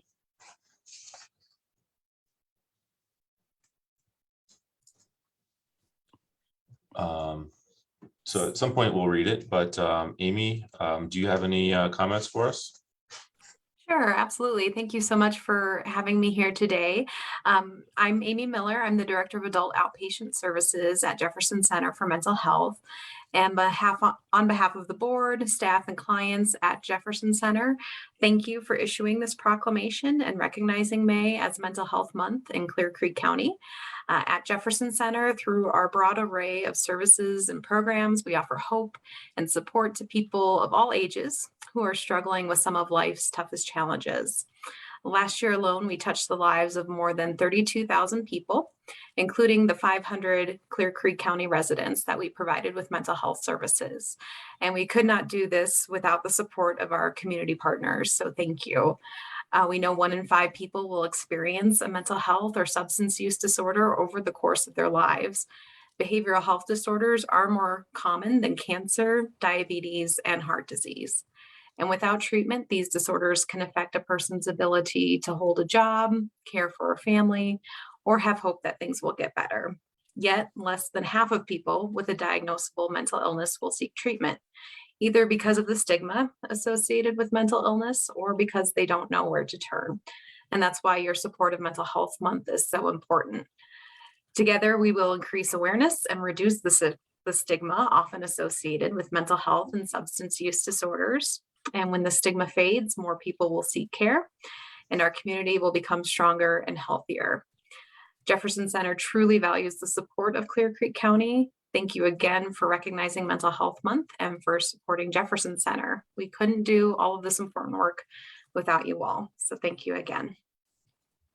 Thanks, Amy. And I'll just mention also JCMH did their annual fundraiser on Thursday night, and Sharon and I had the pleasure of attending. It was a wonderful event, and we really do appreciate the partnership that JCMH has with Clear Creek and Jefferson County and Gilpin County as well. And with that, I'll open it up to you, George and Randy, for any questions or comments.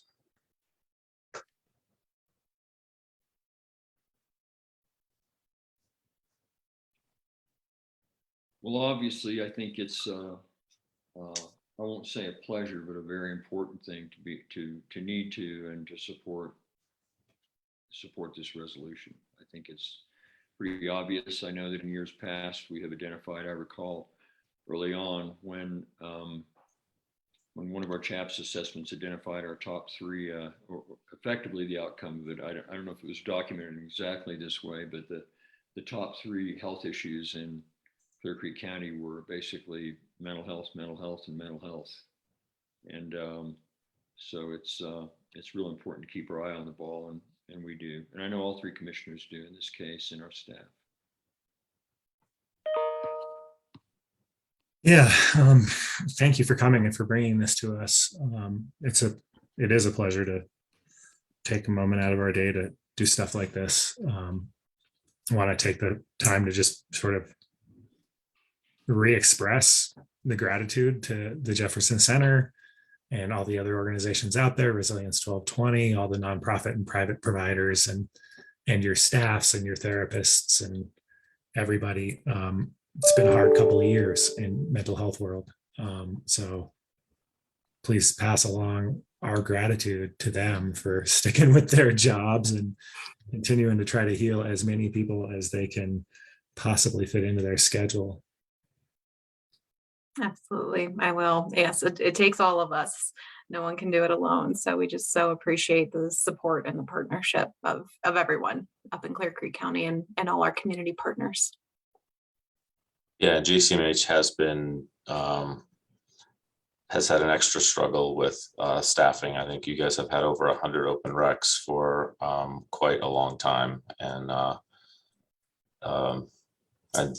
that's just a really difficult environment to operate in, alongside of a lot of other distractions that are happening. But again, we appreciate your partnerships. Anybody have any final comments before I can maybe recruit you, George or Randy, to read the resolution?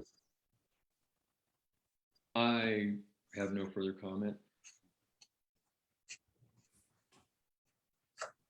Randy, I heard you have a voice for radio. Why don't you read it? I mean, I'm happy to. And I happen to already have it in front of me, and it's down on page 385 out of 392 in our packet today. So we run into that a lot of times where we're supposed to be prepared to read something and realize it's lost in hundreds of pages, and we've got to find it. But I happened to bring it up while we were talking. Resolution 22-30, proclamation of to declare May of 22 as Mental Health Month in Clear Creek County, Colorado. Whereas good mental health is essential to the overall health, one more time here.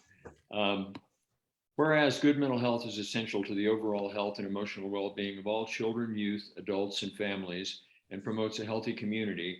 And whereas only 1 in 5 people in our community experience a mental health condition each year, or whereas not only, but that 1 in 5, 20%. Whereas 8.1% of individuals in our community experience substance abuse disorder each year.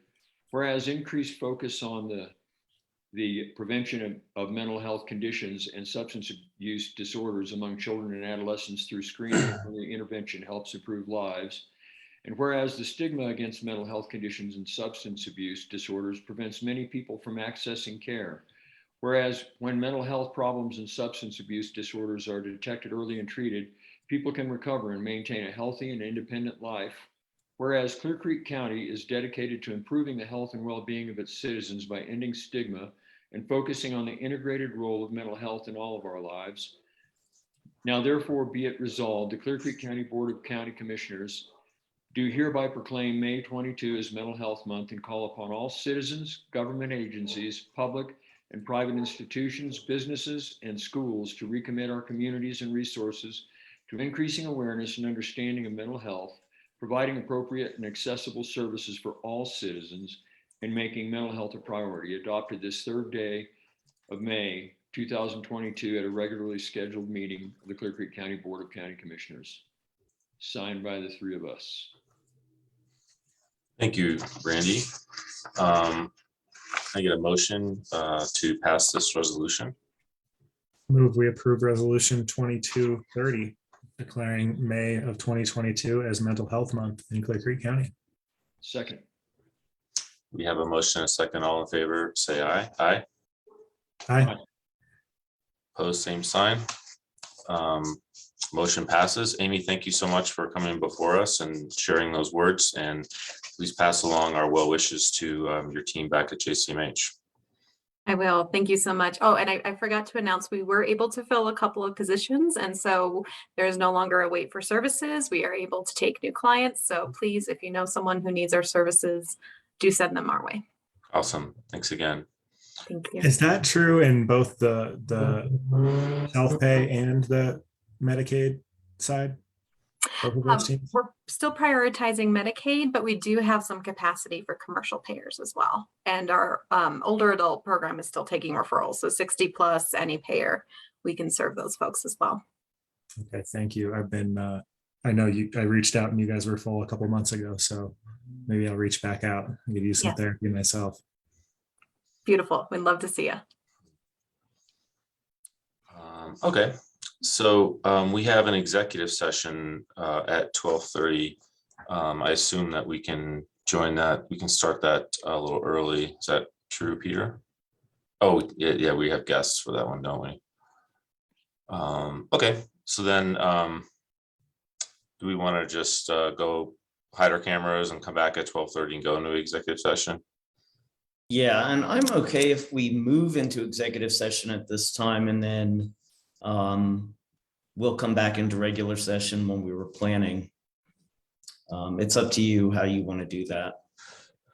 Coming back into regular session at 1:30 is what you're talking about, correct? Yes, yes. Okay, yeah, let's do that. So I move the board moves first. Thanks again. We're moving on to our next agenda item. I move the board moves into executive session to discuss the following matters. Pursuant to CRS 246402(4)B and E, for the county attorney to meet with the Board of County Commissioners for the purposes of receiving legal advice on specific legal questions pertaining to the operation and management of the Mount Evans Qualifying House, also known as Q House, and determining positions relative to matters that may be subject to negotiations, developing strategy for negotiations, and instructing negotiators with regard to operations and management of Q House. Second. Motion, a second, all in favor, say aye. Aye. Aye. And so the plan would be that we will exit regular session now. We'll resume at 1:30.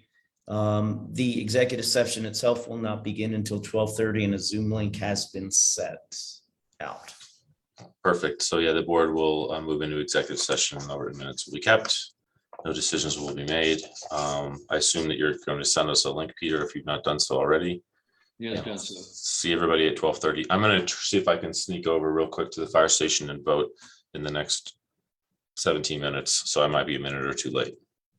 Okay. Okay, thanks. Vote wisely.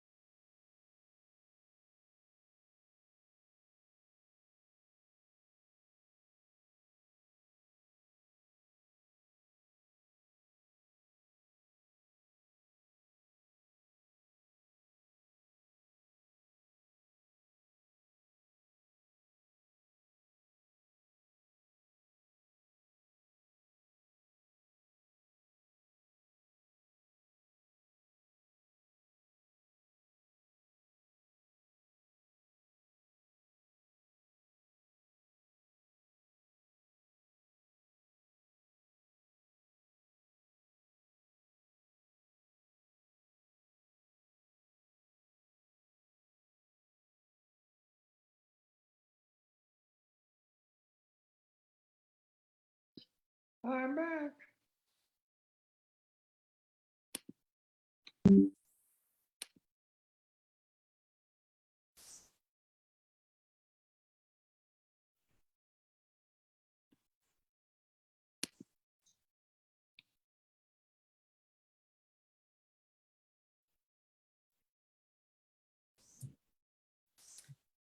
Randy, I just sent you that executed letter of support that you had on the agenda for NOCO. I sent it to you. I hope that was right. Yeah, sure, that's fine. Okay. I'll pass it on. Okay. Well, should I have sent it to Steve? I wasn't sure where to send it. You can, and I can too. I'll just forward it. That's fine. I Okay. let him know that, I let him know earlier that it was coming, that we. Okay. They're okay. All right. Thank you.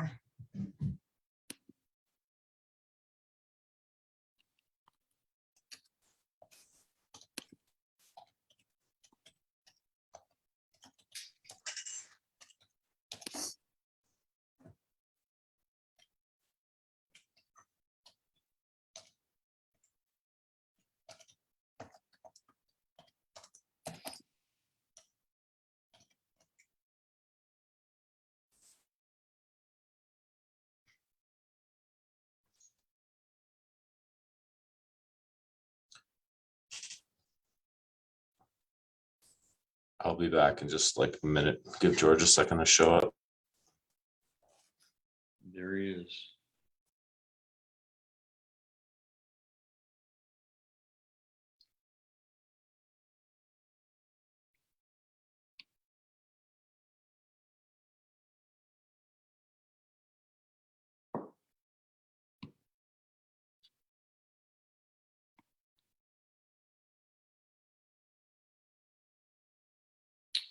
Sean said he'd be right back.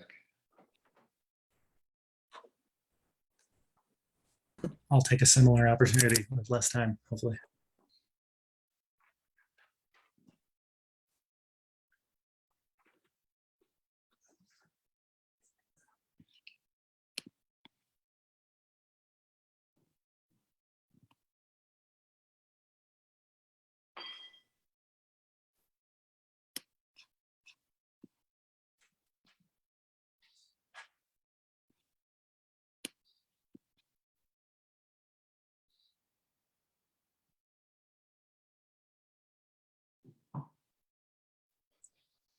As a public advisory, cranberry juice is a diuretic. All right, looks like we're all here. We're back from executive session. We did not keep any minutes in that session, nor did we make any decisions. Our 1:30 action session is consideration of a county wildfire mitigation direction. George, it has your name on it.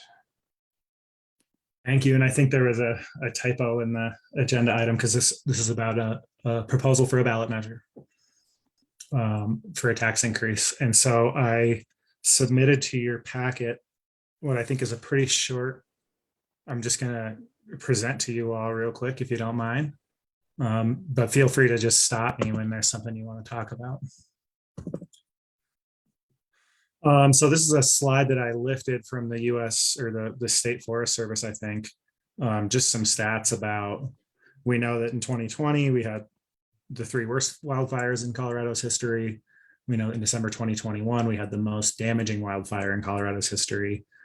This is a picture of what things could look like for us moving forward, where area burned is doubled.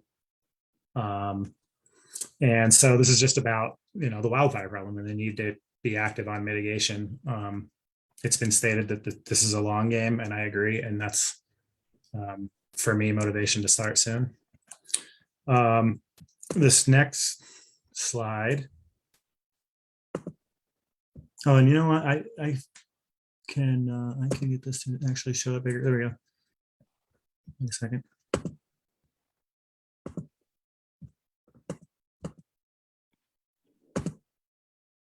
Here we go. This next slide, I lifted this from the US Forest Service and just put some editorial stuff on it.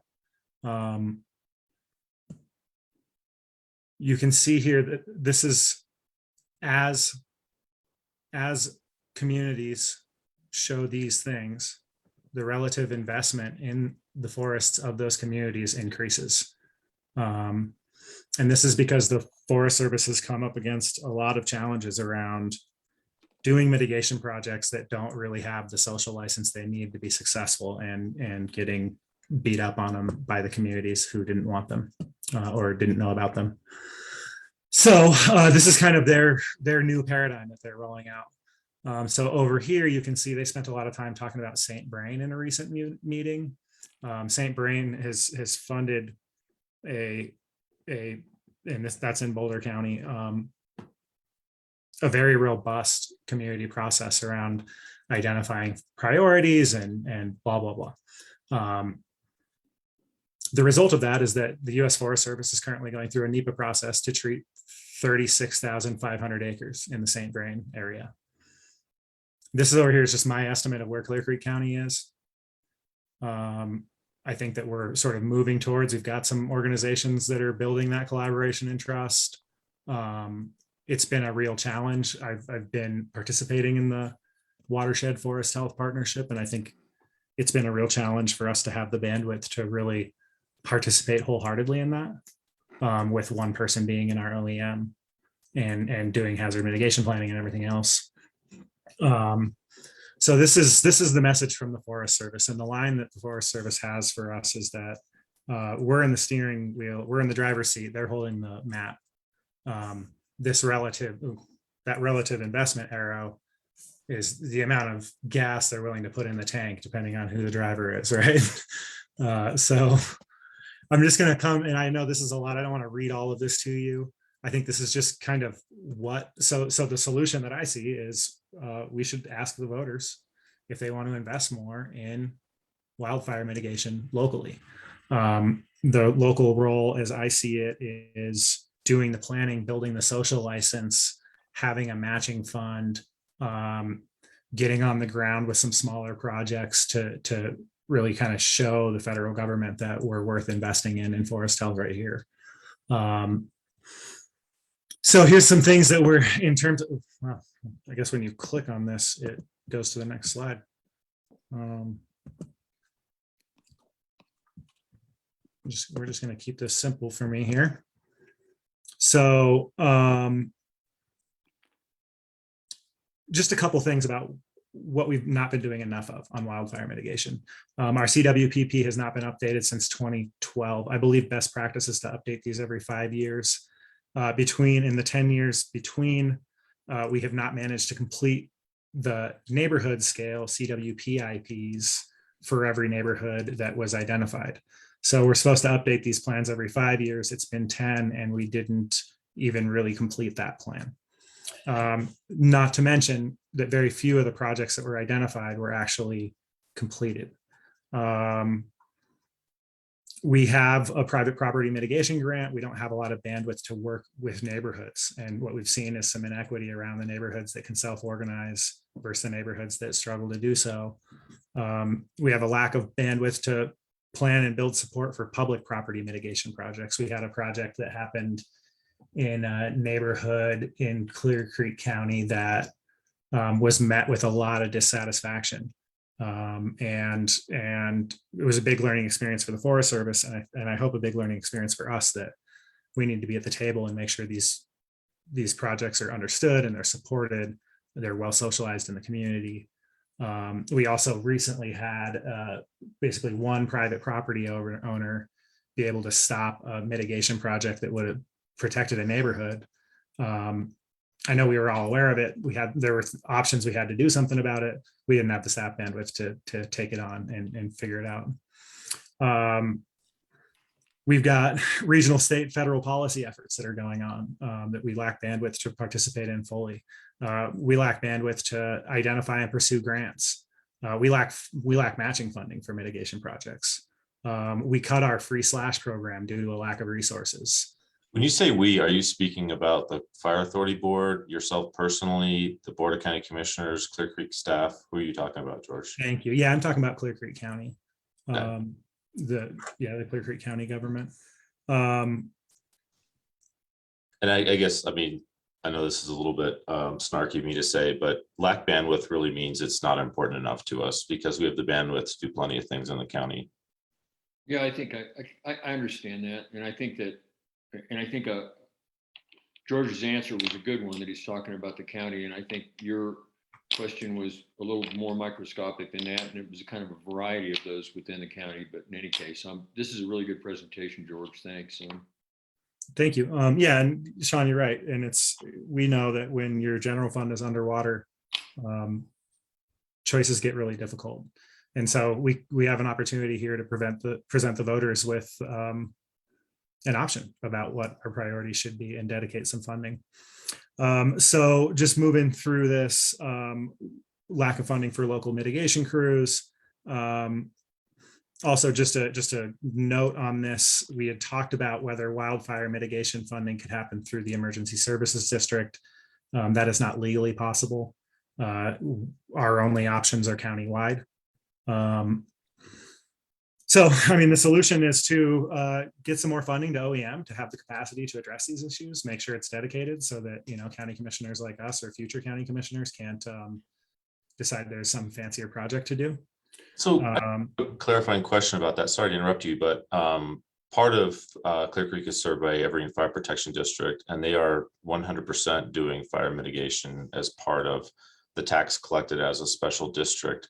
Are you saying that there's something fundamentally legally different about the fire authority, that they're not allowed to spend public dollars and a Title 32 district could or can?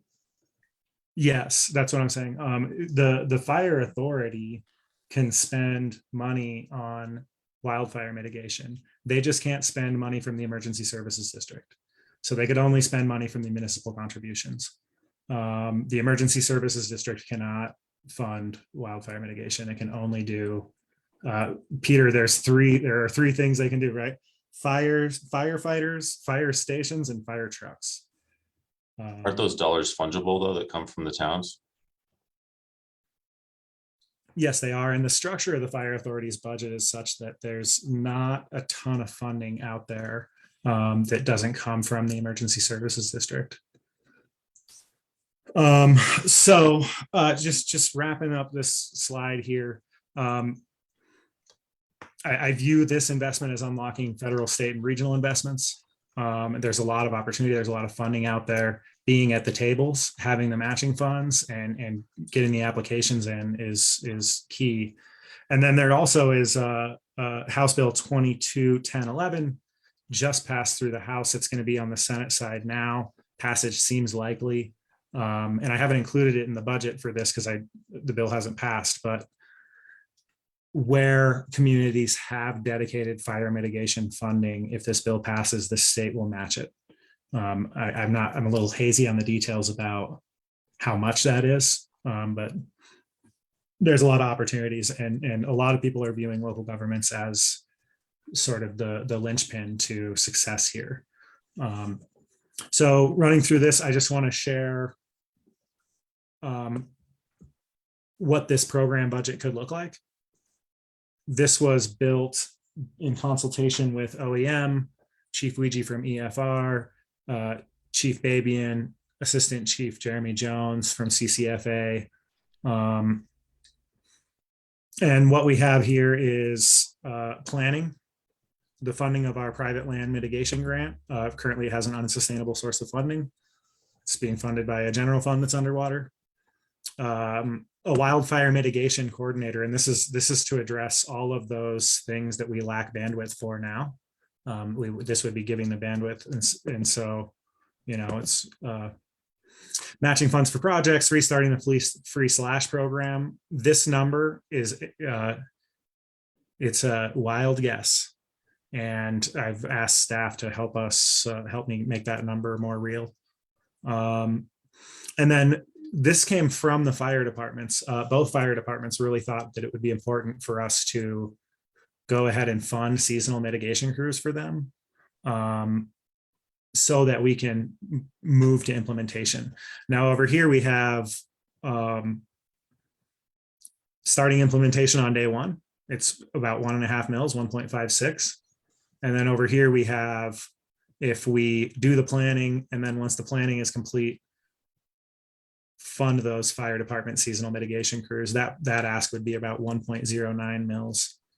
And so then I'm going to leave it on the budget slide here in a minute, but in terms of kind of the questions I have for you and the outcome I'm looking for today, is just to get some early thoughts, benefit from your intelligence, and then hopefully receive direction, have staff receive direction to develop polling and ballot language around this concept. I will tell you, we have a partner to help us with the polling and the campaign. That partner has committed funding that could go to the polling. We could pay for the polling ourselves, and that funding would be available for the campaign. So that's the overview. Let me actually, would you prefer that I unshare the screen or leave it on a specific slide? Could you go back one slide, George? Thanks. Are you ready for questions? Yeah, I'm done. So thoughts, questions? Yeah, go ahead, Randy. You were not on mute and now you are. My first reaction is very supportive. I just wrote down a couple of notes along the way, and then I'd really like to hear a lot about what Sean has to say because of his background as well. And we've got other people in the room. I'm assuming, because I did look at this pretty carefully before we got in here, I noticed during, let me go down to it, under each one of the right hand, and actually under all three of these scenarios, or all three of these breakdowns, I see a matching fund for projects. I'm presuming that a lot of those other funds are also able to be matching funds depending on how they're allocated and when they're done as well. When we look at seasonal mitigation in our, I know that the federal government certainly, and I've heard it from, I think, federal and state government and a number of other people who are working with them, that they're most interested in helping those who help themselves. And so that's one good reason to do this. The most important reason, of course, is that we're actually doing something about this risk. We also know that the size of the risk is so huge that our contribution to that mitigation is, it's really important to do it. Our contribution to it is pretty small in terms of the overall risk, but we have to do something to protect our communities. So I'm in support of the idea. As far as the size of the mill, depending on whether we took the larger or smaller approach to it, since these are, and I'm glad you pointed that out, they're kind of like a back of the envelope type of a thing in a sense. Not that they aren't worked out from an informed standpoint, but they're, a parameter estimate that's done with a, some really, everything's rounded to the nearest $5,000, $10,000. That rather than a 1.567164, et cetera, that we probably, we might adjust budget and go to a simple mill, 1.5 or 1 mil or something like that at the end of the day to keep it simpler to talk about. And be achieving, since it's an estimate to begin with, that's just from a management strategy and campaigning and managing the acquisition of funds. It seems like it's that's an approach that I would support, but and otherwise I have nothing else to say. Those are just a couple of detailed comments and a little support for the idea. I think it is important that we do something because this problem's not going to get any smaller. Yeah, thank you. And efforts do need to be made to continue to dial in these numbers. Right. On that matching fund, you're right. Effort can be a match. And so if we have seasonal mitigation crews on the ground, for example, that can be a match. Cash match is often also required. Mm-hmm. And Got it. Yeah. The biggest one that has potential to change in my mind is the planning, CWPP and CWPIP plans. That number that's in there is inflation adjusted for what we spent on the CWPP in 2013. It also matches really closely what Gilpin just spent to get a CWPP done. And so this is obviously, if you're looking at this as an annual budget, knowing you want to do the CWPIPs immediately after you do the CWPP, you're talking about a few years where you're spending money on planning, and then that money is freed up to do other stuff. Right. Evergreen Fire Rescue, and I haven't dug into this, but I want to assume, I suspect that it is because they had more staff dedicated to the construction of those plans, that they got some planning done for a lot less. So anyway, that's some response to some of the details you brought up. I For think the I- benefit of Yeah. folks listening on this call who aren't wildfire experts, could you explain what CWPP and CWPIP are? Yes, thank you. Colorado Community Wildfire Protection Plan is a countywide plan that you do. It identifies the neighborhoods where you do community wildfire protection implementation plans. That's the CWPIP. Those are the ones that really get into the nitty gritty of identifying projects and activating neighborhoods. Yeah, so I mean, why isn't it our core government responsibility already to be doing that and funding it alongside of things like the new bus that we just approved of earlier today?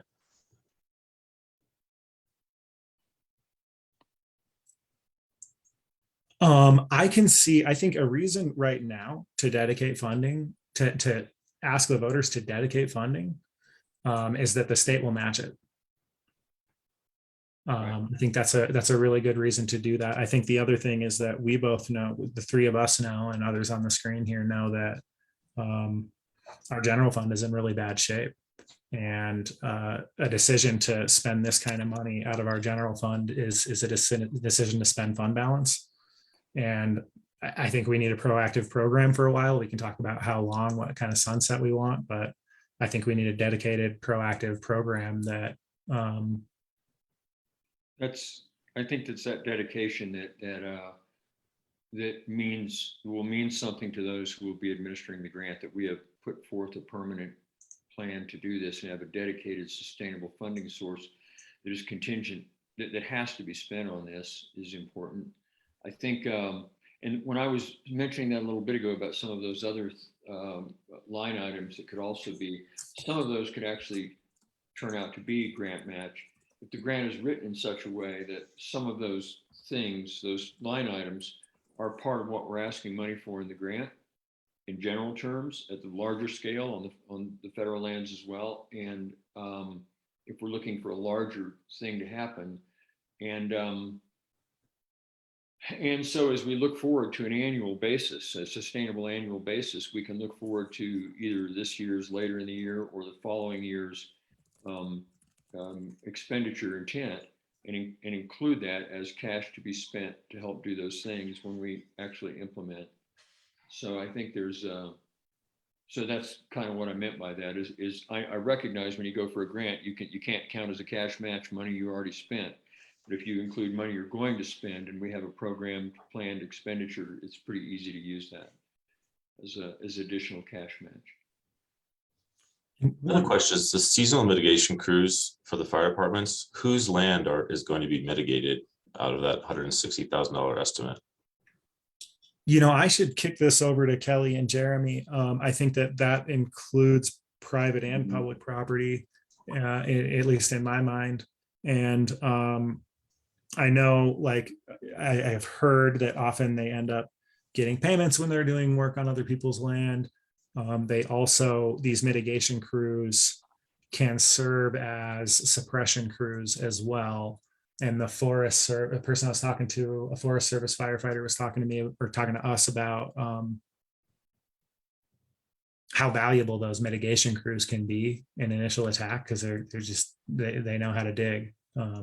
And so, yeah, I'll stop there. And I've noticed Kelly, Jeremy, and Suzanne are on here. I want to invite any or all three of you to add anything you want to this.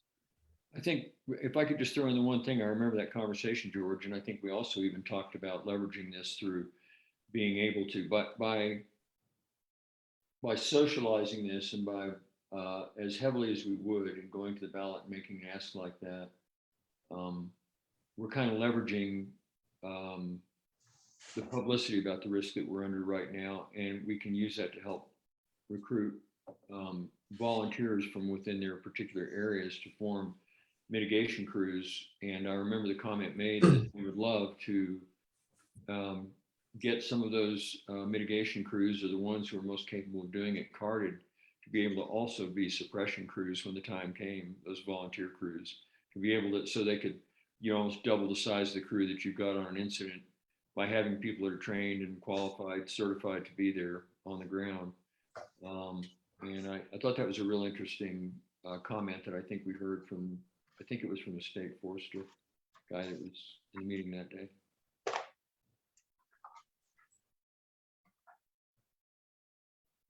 So do we know whose land it is that we're talking about? Because I mean, I don't think, other than the open space land and properties like the LDS church, I don't know that the county really has hardly any land in our 400 square miles, right? I think you're correct. Jeremy, I see you're on camera and not muted. Do you have thoughts on that? Yeah, I think what we left it with Chief Ouija and myself is the mitigation is mostly on either right-of-ways or public land. So, for example, if you look at anything over an evergreen section of Cliff Forest Estates, this funding would help them mitigate like the county right-of-ways to ensure those roads and intersections are passable in the case of emergencies to get people out. And that's what we're focusing on too, for like, say, St. Mary's, for example, which is a lot of working on the county, within the county right-of-ways. I don't think any of this would go towards, we want to mitigate Bill's property and then Tim's property after that. This money, I think, as we laid it out with George and then through these meetings, is to focus on critical infrastructure within the county, within both of our fire districts. So, for example, all of my projects are focused around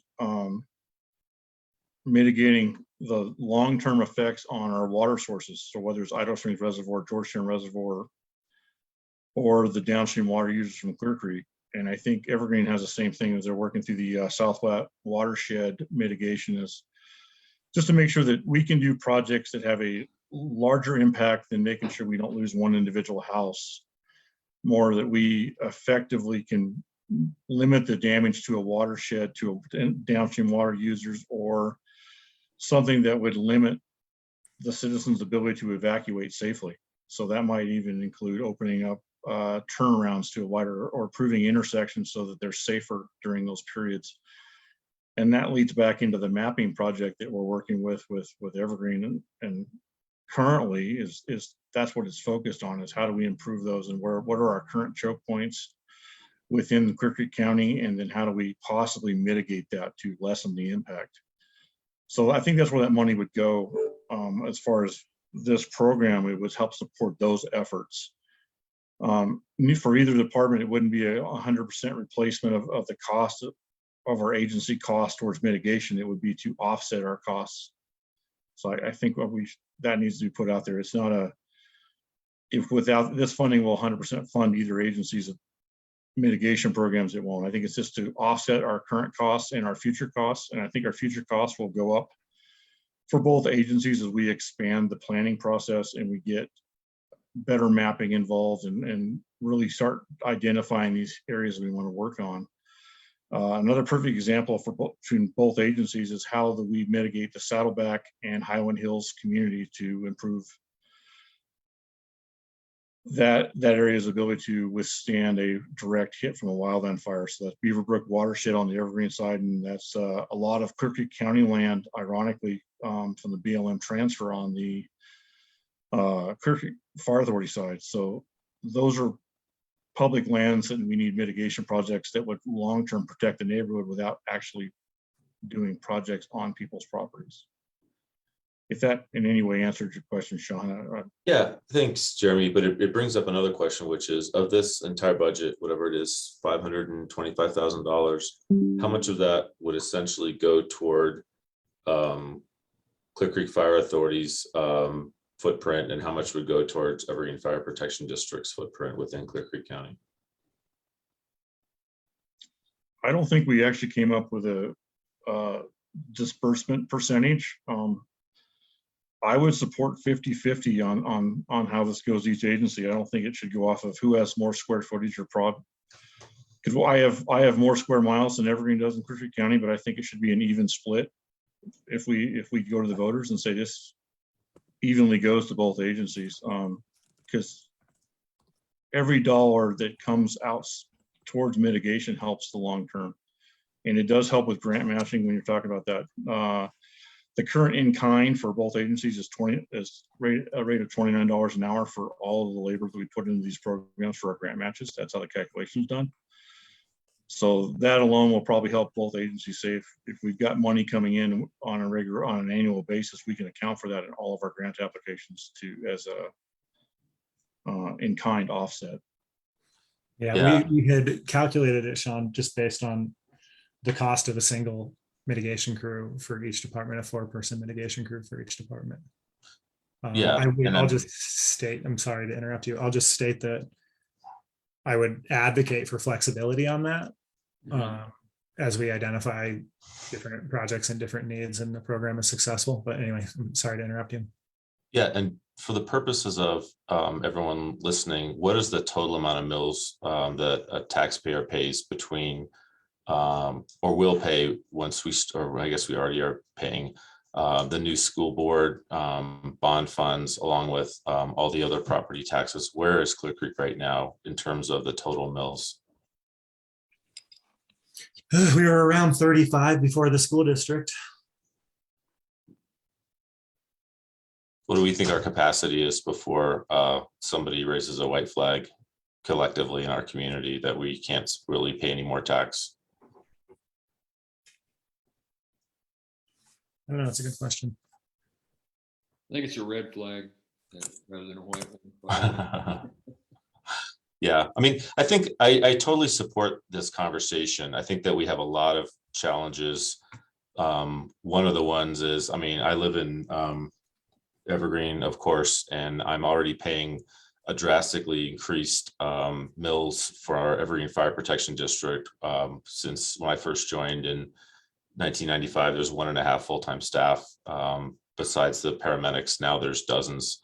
And so I don't necessarily think Evergreen, I'm sure they would welcome more money if we showered it on them, but if I compare the needs of fire authorities, citizens versus fire protection district citizens, I can't really make an honest argument that we should be taking money and giving it to Evergreen Fire Protection District. But on the other hand, that money is coming out of people like myself who live in the Evergreen Fire Protection District. So I think there's a lot of ethical questions and operational questions. And I think a big one is what is our capacity to tax our citizens? And we probably have a looming ask related to the fire protection in general, which, and I also don't want to take advantage of our citizens because we know that there's a lot of fear around this area now. So there's a good likelihood that the citizens will vote anything that we ask in related to fire protection, but that's not a good reason to make the ask, in my opinion. Yeah, I mean, I think, voters are smart and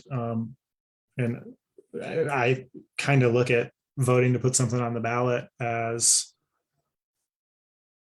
asking for a conversation, right? It doesn't mean that we would have to go out and campaign for it. I think I would. But, and obviously just like we do in our daily jobs, we would be honest and forthcoming and measured. Sean, you're probably laughing because I'm a climate activist too.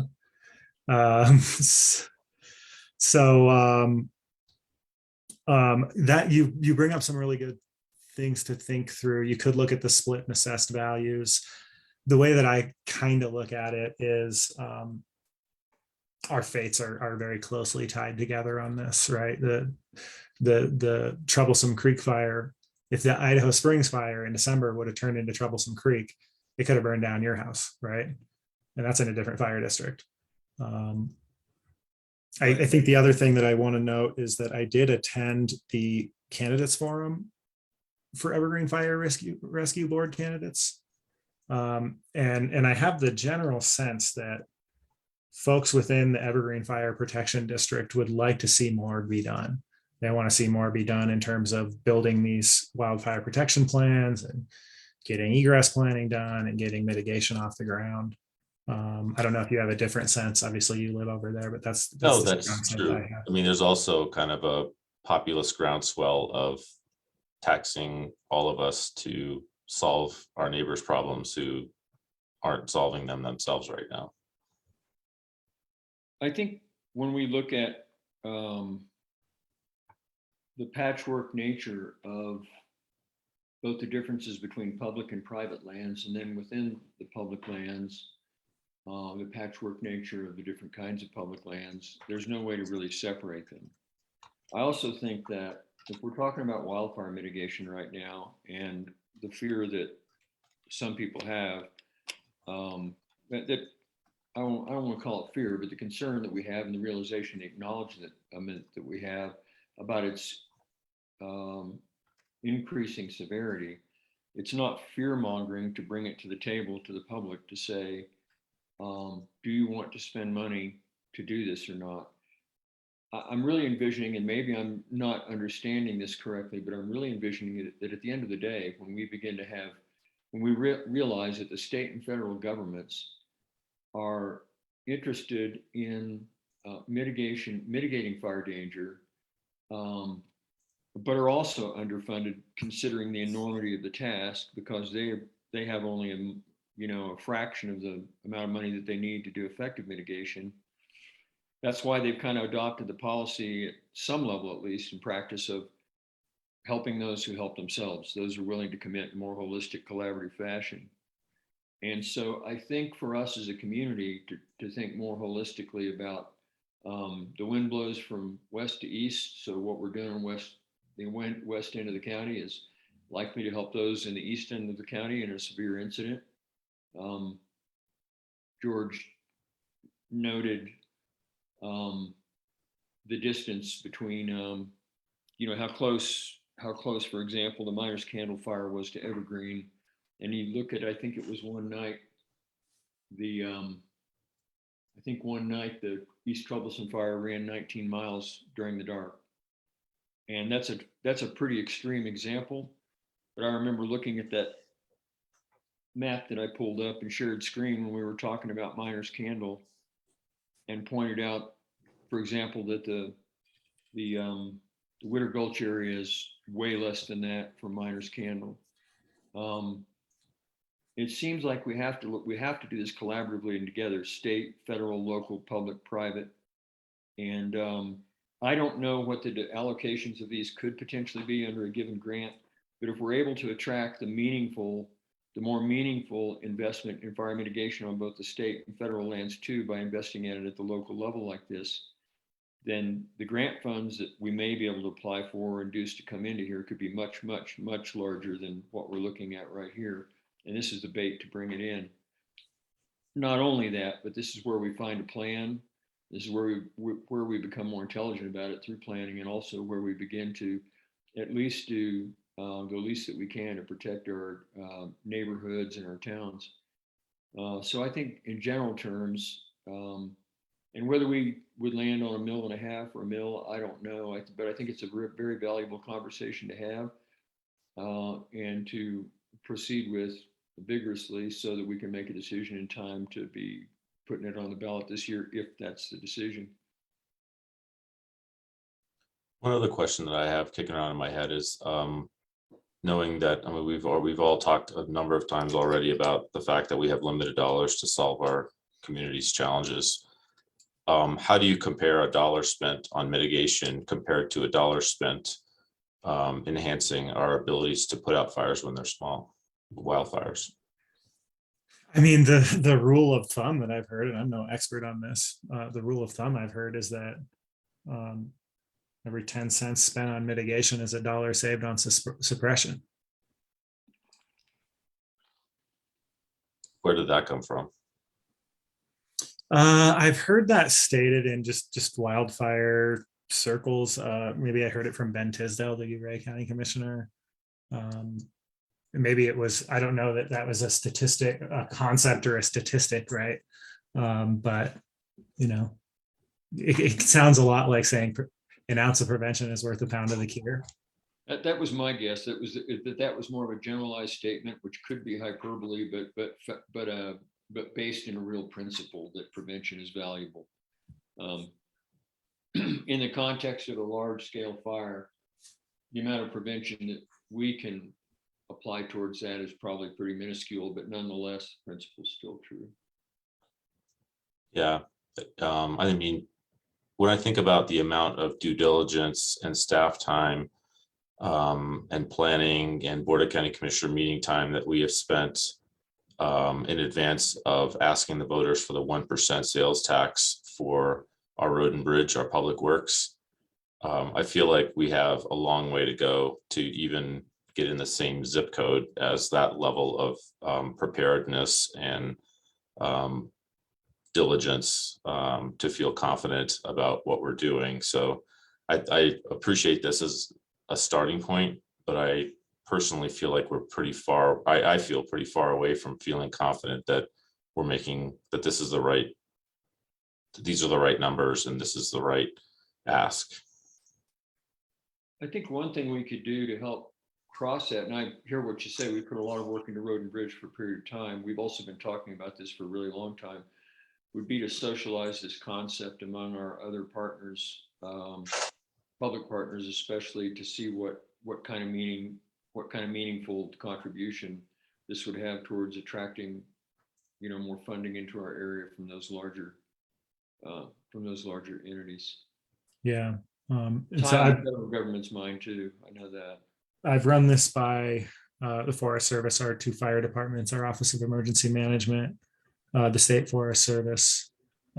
Happy to continue to socialize it.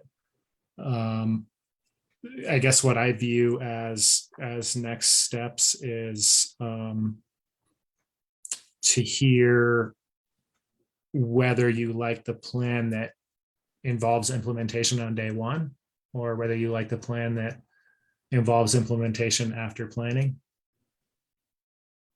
Knowing that we have a number of projects that have been identified that could be worked on as soon as there's a crew.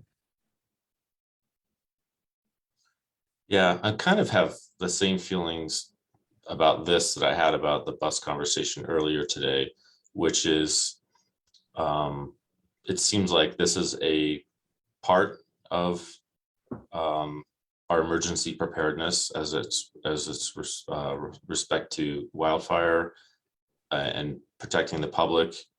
There are a whole bunch of other parts that were identified in the study regarding potentially moving to a Title 32 district. And I would rather, just like I mentioned in the bus conversation, I would rather have this conversation in parallel with everything else rather than bring out this one specific area to kind of carve off its own dedicated funding, exactly like we did with the bus. Yeah. Okay. And so you don't have a preference as far as whether this ask, you're not far enough along to be expressing a preference as to whether you'd like to see implementation on day one. Yeah, I'll go back to what I've said a few different times in public meetings. I think it's wise to make one ask of the public, and I don't think we've quantified what that ask looks like in terms of addressing the community's needs for at least 10 or 20 years. And when I look at this things like the CWPP and CWPIP, there will be some ongoing maintenance, but that's, I don't know if I would call that a one-time cost, but that's certainly not an annual number. The same with the seasonal fire department crews. If we're really only doing the public right-of-ways, I think that's going to be a pretty big lift to get that done. And then probably a fairly minor amount to keep it going over time. And there's half the budget right there. That's more than half the budget. Yeah, which begs another important question. I mean, sometimes what you do, I know they say this in business school, right? You come up with the minimum viable plan. You go ahead and get started. You learn some lessons. I think the way you do that, we would do that here, is by giving this a sunset date, right? So you come up with the minimum viable plan, you give it a sunset date, you learn some lessons. Maybe by the sunset date, you've gotten the work done you needed to do. Maybe you need a little more, maybe you need a little less. Yeah, I mean, I think to me, what the elephant in the room is too, is we can do all this work and it will make a little bit of difference, but a very little bit, right? We have 400 square miles, 80% of that is something like 80% of it's federal land. And I don't think basically what we're talking about here is going to make us, it's not going to treat one tree in that footprint. Yeah, and I want to switch slides on you because this is how this investment is the linchpin for that Forest Service investment. Over here, St. Vrain made a local investment. They're getting 36,000 acres put into a NEPA process for treatment. Over here, we have not, and we are not. And this slide came from the Forest Service.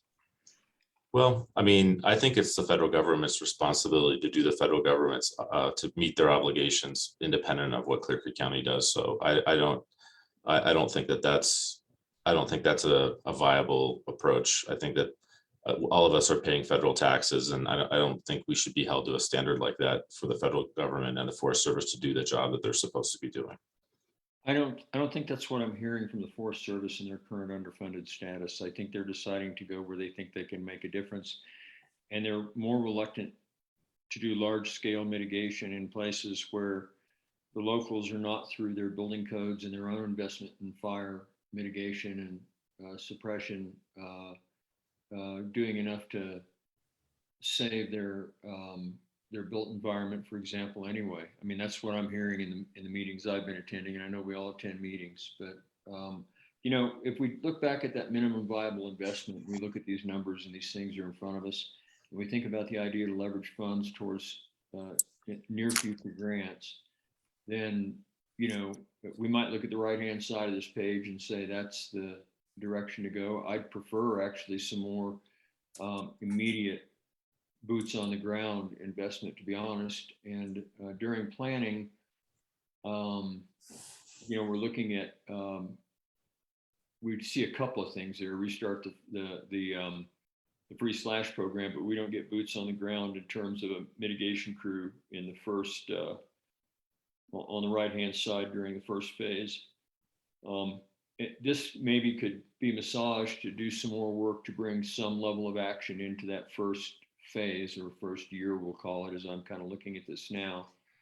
The minimum viable would be the 1 mil, and it would be to start working immediately towards those grants, if we got it passed, to be able to leverage the maximum portion of that second during implementation section as actual cash grant and investment, and show of good faith to our federal and state partners to attract their involvement. And it not that I expect it to happen immediately, but it sort of buys time for us to leverage that as a more effective match down the road. And I think, again, that to take it to, I don't think it's dishonest or pandering or fear mongering to take it to the public based on the actual real risk that we know we face from looking around us here in other states and other counties. Well, I mean, I hear you. Another way that I look at it is, like I mentioned, dollars are fungible, and the fact that we're not already doing this is a reflection of how important we have collectively decided this is. And now we're saying this is important, but it's not more important than anything else we're doing. It's only important if you, Joe Citizen, come up with more money. I don't know that I'm saying that. I don't hear that. Yeah, but you know, I'm saying, hey, would you like to dedicate some funding? Would you like to be the decision maker on some funding? Because I can make decisions and set budgets, and then somebody else can get elected and set different budgets. But we all know that our general fund is in a lot of trouble. So let me ask, to try to get us off of the debating it phase and into the constructive feedback phase. I guess I'll just ask a general question of you, Sean. What kind of constructive feedback would you provide to help this plan improve? I'll tell you, it's a goal of mine to get this onto the ballot this year. And I don't want to do that at loggerheads with you. I want to benefit from your intelligence and make this a good plan. Yeah, well, thank you. And again, my preference is to make one ask of the public, not to make, and it sounds like what we are talking about now is maybe making 3 asks. I've heard that the Fire Authority Board wants, I think it was 9 mil. No, it wasn't, maybe it was 9 mils. It was a certain number for what I view as a somewhat tactical staffing plan, which isn't going to solve our long-term problems. And now we're talking about this one, which may or may not require a sunset. We haven't really thought that through. And then there's a third one that's out there, which is, what is it actually going to take to make our emergency response financially sustainable? And then to me, the minimum viable plan is to start addressing the things that we should have been doing 5 years ago or 10 years ago or a year ago with money that we already have, that the public has already entrusted us with. And so my own feeling is that this is being rushed, and that rather than trying to force something that's half-baked or not fully thought through to the voters in November, that we give ourselves a little bit of time and incorporate this conversation into the larger conversation that the county is having, the Emergency Services District is having with the Fire Authority right now about our long-term IGA and about how we're going to address the challenges that are going to provide solutions that are going to work 5 years and 10 years and 20 years from now, not just the next 24 months. Yeah, no, I hear you. And that's one of the things that I think we're talking around that we could make explicit is a conversation about which government has which role, right? We have the Office of Emergency Management. We're authorized to ask for taxes to do forest health work. Fire departments put out fires historically. So I know some fire departments feel a little bit pigeonholed into the mitigation role. And I don't know. I don't think it's like a rule. This is over here, that's over there. I think as it relates to our structure right now today, having funding in the county OEM is the best approach. Maybe there's a future where there's a Title 32 fire district and OEM doesn't need a dedicated mitigation person, but we're not there. And I don't know, we don't have a path to get to a Title 32 and we don't have one, right? We just don't have one over here. So we're limited.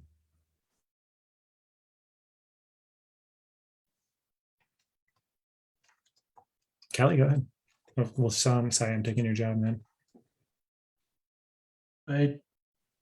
Sustainable funding for fire for the jurisdiction of the county that's not under Evergreen is been underfunded since it started, and we knew that back in 1989. We haven't had an increase in funding until 2006, when the Fire Authority debruced the Tabor provision for the ESD. And that allowed us to essentially keep the Henderson money that was coming in. And we put all of that money that we made from that into capital improvements. We replaced 30-year-old trucks. We built some buildings, and we took care of our capital needs. Right now, we're funding and we're spending at a deficit at 4.5 mils. Doubling to 9 will keep us from deficit spending for 3 years, and then we'll be back into deficit spending. And that's only by adding 2 more paid staff, which is, our plan does not go beyond that. And that puts a 24/7 hour crew in Idaho Springs that's been requested for them to agree to doubling their mill levy to 9. Or it's their contribution. They don't have a mill levy on that. So they're looking at other ways to fund that increase. But going by that, 9 mills, we're still going to be underfunded. And, we could go up to 25 mills And at some point down the road, we're going to be underfunded. So a Title 32 district isn't going to make that look any different other than it gives that district a taxing authority, which they could then come in and say, well, we want 30 mils. So there's only two things a Title 32 district give you. It's that ability to tax, and it changes up the makeup of the board of directors, which would change up the continuity of how we manage what we're doing here. So asking for an increase to 9 mils for now, that makes us sustainable out for 10 years, and look for better plans or better funding, which is very limited. A Title 32 district can only raise funds through property taxation and minimal fees for services such as inspections and plan review and hazmat fee recovery for cost of doing hazmat calls. Those fees don't bring in much money. The way we are set up with the fire authority, with the IGA, gives more options for funding that fire protection at a lower cost to the residents of the county. It spreads the ability to bring in money from the visitors. So we're looking at that. We keep revising what we think we should be doing, and it's a constant conversation, and I'd be happy to have that conversation with anybody. George is engaged with me on that, and I hope to be meeting with him again here on Thursday this week. So going backwards a little bit, mitigation, I don't think is a function of the fire authorities or the fire districts. I think that's like we're in the forest, majority Forest Service land, mitigation should be a lot on them. Private property should be on the property owners. There's a lot of people that move up here that want to be in the forest and they don't want you to touch their trees. St. Mary's area was platted out with such small lots that people can't mitigate their land to the requirements of their insurance companies because the distance is going to their neighbor's property. So there's a lot of issues that go along with mitigation. We used to contribute funds to the transfer station to help with the free slash chipping. And once that was eliminated, we noticed that there's more piles of slash being thrown off the side of the dirt roads in the county, or even the paved roads. There's people dumping slash over the side of the parking lot at the Shadows Ranch. So we need to do something, and we need to keep talking about it. And I'll quit rambling right now. Thank you. Bringing up the slash program is important because, you know, it was cut by a board of county commissioners. And maybe it shouldn't have been, maybe it should have been, I don't know. I'm not going to go Monday morning quarterback that. We have a tough financial reality. But the fact of the matter is it was cut, and we can offer the voters an opportunity to direct some funding. Well, also, I mean, I know that Carl's probably going to virtually kick me under the table in the shins right here, but the voters just approved a new tax increase for public works. And isn't this potentially a public works? I mean, couldn't it be? I mean, I think there's other opportunities as well. I don't know if it was us that restricted it in our language, or if it's the I know that the road and bridge fund is a separate fund, and you can't put general fund money into it, and you can't take money out of that and put it into the general fund. I was just going to say, yeah, the transfer station is in the general fund. We would have to be able to make a tie between the expense of road and bridge operations and slash. That was slash, and the other thing I was thinking about is the right of ways, right? I mean, the right of ways are on county roads, which are maintained by our public works division. I think both conceptually and economically, we put together a road and bridge mill levy to accomplish stability. And I agree that maintenance of the public right of way is whether it's CDOT or whether it's us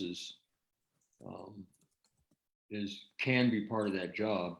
Realistically, pragmatically, is that can we take that source of funding and try to accomplish all of that? The answer is I don't really know. The seasonal mitigation crews for the fire departments, if we poured that all in the public right of way, would be 160 grand a year out of, according to this estimate, out of road and bridge. And I just don't know if that's doable.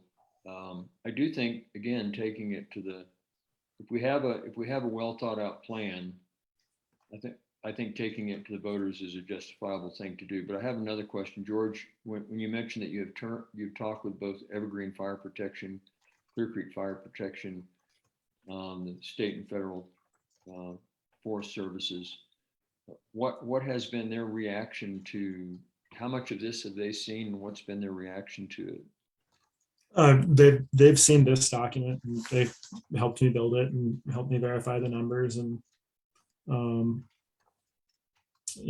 general reaction is I hesitate to speak for anybody because we're talking about a ballot measure, but the general reaction is positive. And yeah, we need this, and it's not rocket science. It's more about deciding to invest than it is about treating it like it's you're trying to put somebody on the moon.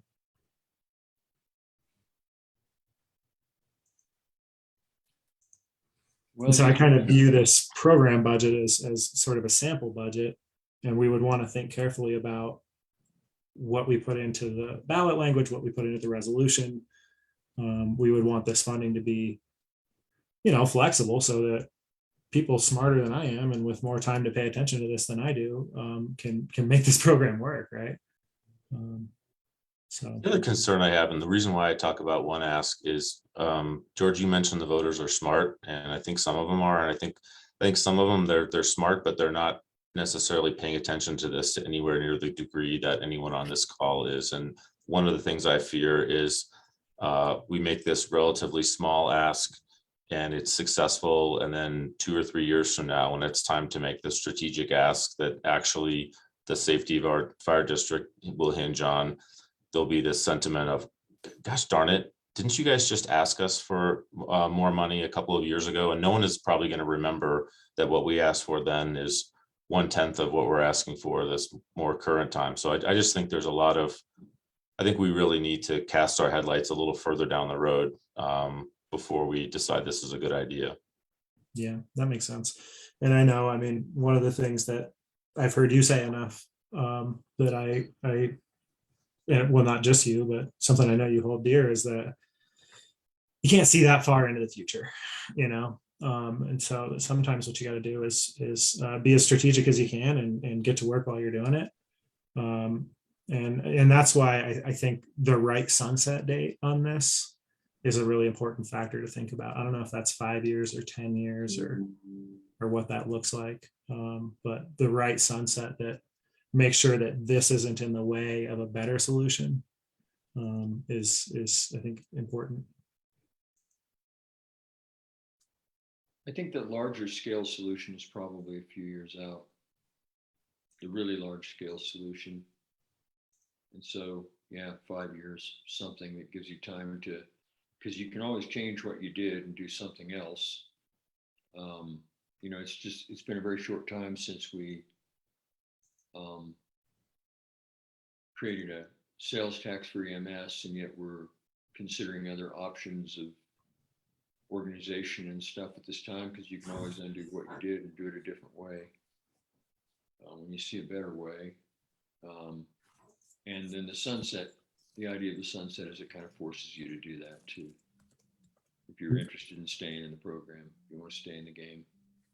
We could have language like this, like the EMS tax, that would sort of cause this to go away if we cease the program, right? So that we could, because I think right now, like the EMS sales tax, if we made a decision to privatize EMS, and don't panic, I'm not thinking I want to do that, but if we made that decision today, that tax would just go away. It would become uncollectible. Okay, we've spent the hour that I asked you for. My ask of you, in addition to all of this wonderful feedback you've given me, is I can't ask staff on my own to do things like help build ballot language is the big ask, but also work on polling. And then we need to have a conversation about how we want to fund the polling, but let's have that conversation once we decide, if we decide we know we want to do it. So what are your thoughts on some next steps to flesh this thing out in terms of constructing some ballot language and working on some polling with the pollster?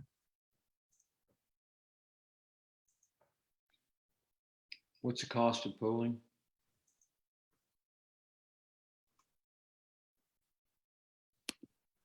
Brian, we had a conversation about that, and I don't think I followed up on it.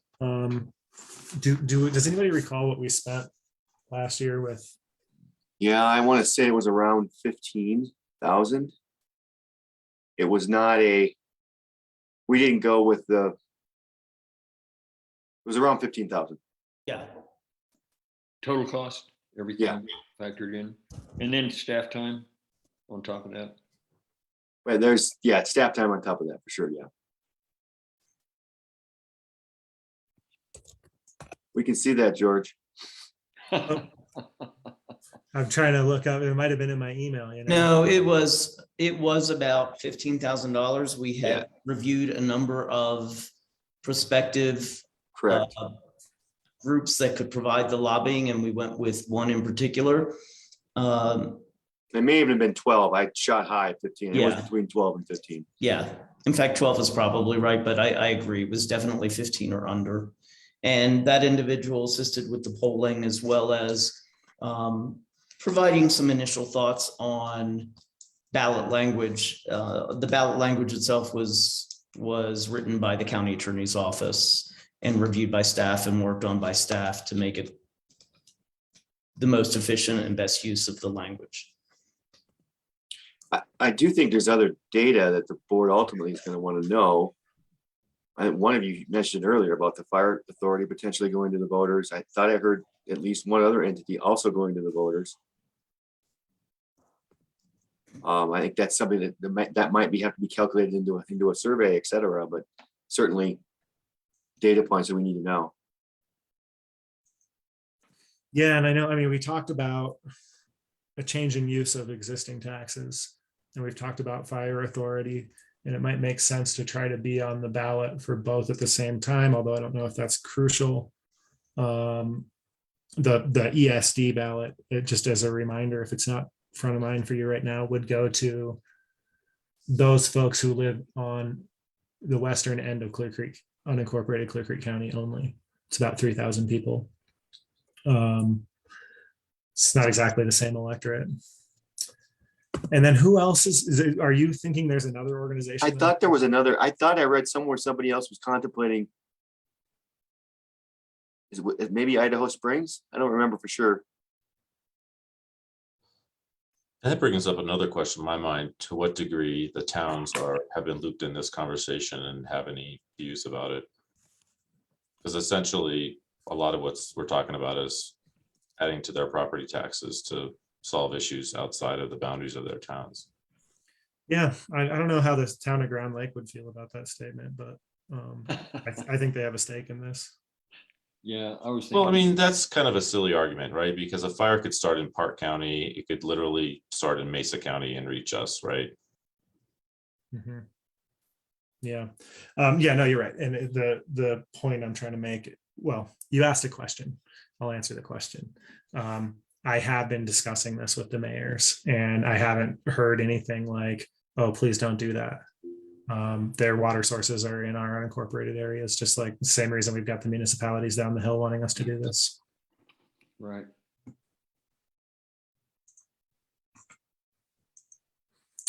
So,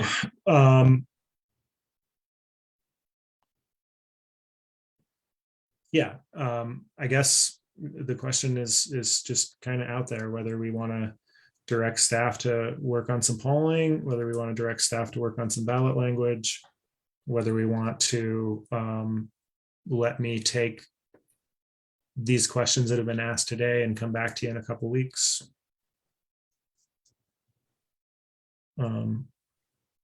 The timeline I had in my mind was that if we have a yes to do polling and build ballot language, we have a work session in the first Tuesday of June to review the results of that polling, make the plan better as informed by our voters, and have that be a work session and decide whether we want to get on the agenda for action, maybe in the third week of June or something. So you're thinking a poll done by second week in June? Yes. Oof. I think I've been working with Healthier Colorado, who's an organization that helps local governments run stuff like this. They think that's an achievable timeline, and they've got partners that have done polls on mitigation. So, I mean, they're telling me that they can be pretty turnkey, and that's a timeline that they can make work. Yeah, there's several of our partner counties that have been engaging in this for the very reason of trying to attract those federal funds. So I'm sure there are some folks out there that could help us with this to move pretty quickly. Whether it'd actually be the first week in June or the third week in June to be ready. I'd be in favor of looking at it, while in parallel, everyone who's working on this, not just George, tries to sharpen the pencil on some of this stuff, some of these ideas, and answer some of the questions that were brought up today, so that could come together at one point in time for decision and by late June, as was suggested. I had a quick question, and Kelly, it's for you. You said something before that kind of struck me a little bit odd, and I couldn't quite get my head around it. And now you said, I think, something to the effect that you didn't think that mitigation was the fire authority's responsibility. I don't think it's financially the fire authority's responsibility. I think that all the different agencies, I think it's everybody's responsibility. There needs to be contribution by everybody somehow. It shouldn't fall solely on the fire districts. It's kind of developing as a new big thing in the public's eye, and it's never really been on our plate until recently. So it wasn't really considered for being funded. We were scraping by just to be able to go put fires out and respond to medical events. So that's why we were calling for a meeting of all of the stakeholders to see, how everybody felt about it. Road and bridge, open space, and all of the people that ultimately are responsible. So that was does that answer your question? It sort of does, and ask another question, which I think Peter might need to weigh in on too, which is, I had kind of assumed, looking at the plan, that any sort of operational resources would probably be in the fire authority, not in the county. And then financially, I know there are some rules about dollars crossing different boundaries. Is what we're talking about doing potentially creating a funding source under the umbrella of the county, and then making fund transfers from the county to the fire authority to actually implement the mitigation? And so I have two questions. Kelly, is that what your thought are? And then my questions for Peter is that kosher? Can we actually do that? I'll let Peter go first because I ramble when I talk. So we can do that through an intergovernmental agreement, as long as it's specified what it is that we're asking them to do, what function. Fire mitigation itself could be a county function, so we can expend funds to do that. And we would be contracting with the fire authority to do that. As George referenced earlier, the ESD could not do that because that's not within the role of the Emergency Services District. It's limited to literally putting out fires, maintaining Yeah. fire apparatus, that type of thing. Can But we yes, spend so ARPA it can be done, and it would be a separate agreement we would have with the fire authority if that's the way we wanted to go about doing it. And I think this is a question for Peter, but maybe not, but can we spend ARPA dollars on this, on the mitigation? ARPA dollars are pretty loosely interpreted right now on how we can spend them. So I would tell you, yes, we could. Yes, you can. Yes, you can. Okay, well, there you go. The issue is do we have enough ARPA dollars to be doing that? And I think that's the secondary issue since we have a list about this long. But yes, they can. Yeah, it could be possible that ARPA dollars could be used, for example, on the right-hand side of the page that we were looking at earlier, where we had planning and then implementation. It could be that some ARPA dollars could be, if not sufficient to, and not sustainable enough to be part of this plan, at least could perhaps infuse the earlier phase with some implementation or more implementation that is implied by the restarting the free slash program during the first year, for example. But seems that maybe there could be some use for that to kick it off and get it going. As far as my part, Jeremy's very active with some mitigation grants that he's put together in association with the water users group. So we have some money that's going to go towards some mitigation. We are going to ask our board for a seasonal mitigation crew to help do that work, kind of as a pilot program to see how that works. These people would be required to be carded for response and could deploy to fires to help offset our cost on that as well. And I would let Jeremy expand on that, but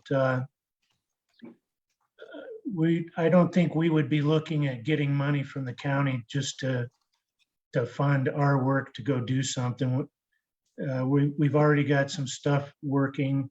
We're already putting time and money towards it. So having something to offset that would be valuable to the entire county, even if it's just a little bit on right of way and or immediately adjacent to water supplies, which are very important to everybody. So if you have more specific questions on that, it would be better for Jeremy because he's put that mitigation plan together for us. And No, I Chief think I'm good. Ouija's- Go ahead, George. I was just going to say, Chief Ouija's not here. I heard a pretty similar debate. It was a debate. I heard a debate about the role of fire departments coming from the Evergreen Fire Protection District related to wildfire mitigation, and some pushback about whether suppression or mitigation is the primary role.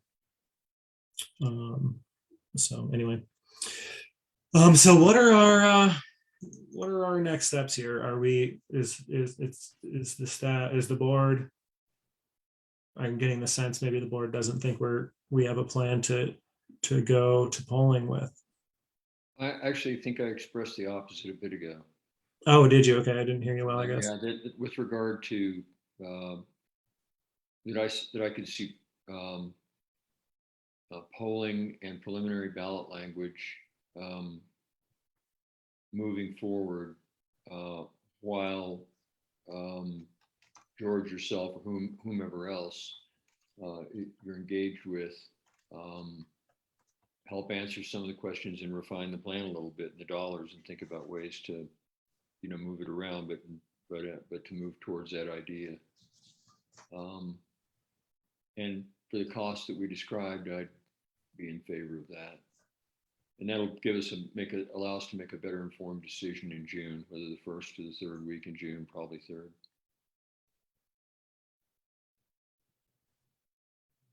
Sean, do you object to that?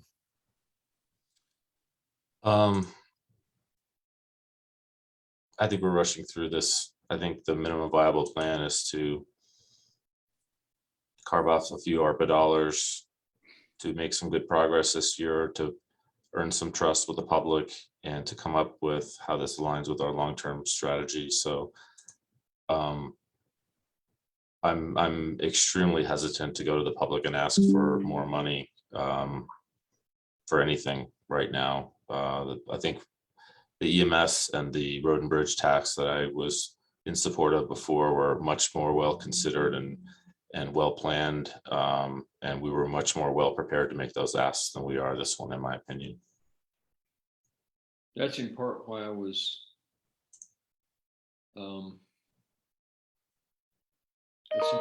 supporting taking some more time over the next weeks to flush that out, and being willing to do that to help with the answer to that. But what if we do this? Can we get, because I can't ask Peter to build ballot language on my own, or would I? I don't mind that. Can Sorry we to hold interrupt. off? No, yeah, that's exactly what I was gonna say. Can we hold off on the polling for 2 weeks? Can I ask for time on your agenda on the 17th to discuss the polling topic and continue to have this conversation? And in the meantime, work on ballot language? And I think the polling is a waste of money. I think it'll pass, right? That's not in my mind what we're talking about here, or what the crux of the decision is. Okay. Okay, well, fair enough. So, okay, if that, I mean, because Sean, I don't want to, it is my goal to get on the ballot this year. And maybe we find a better path between now and then.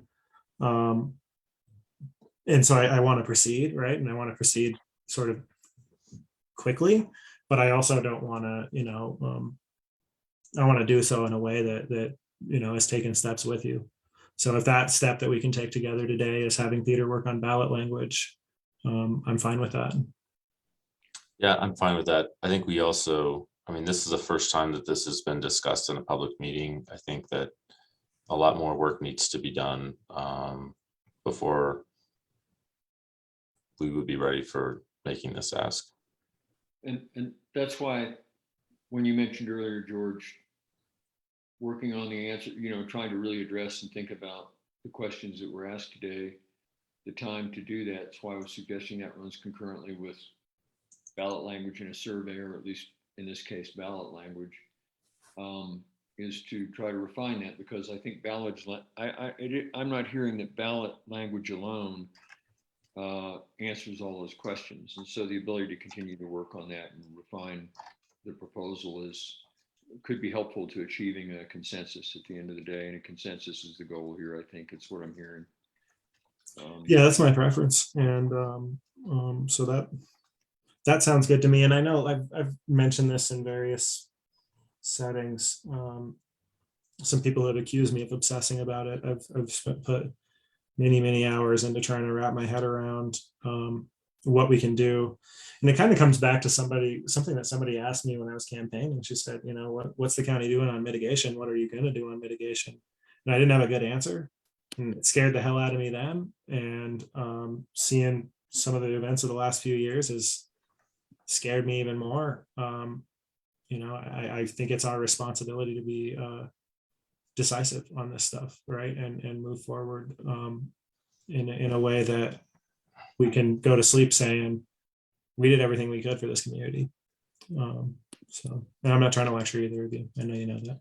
Yeah, I would just say two things. I don't think there's any evidence that the type of efforts we're talking about funding now would have changed any of the outcomes with what happened in Grant County. I think it might have saved a couple of houses here and there, but unless I'm misremembering, I believe that fire started in public lands, probably from lightning, like almost all fires do. And what we're talking about isn't going to have any impact on small fires starting in public lands and turning into big fires and sweeping through communities.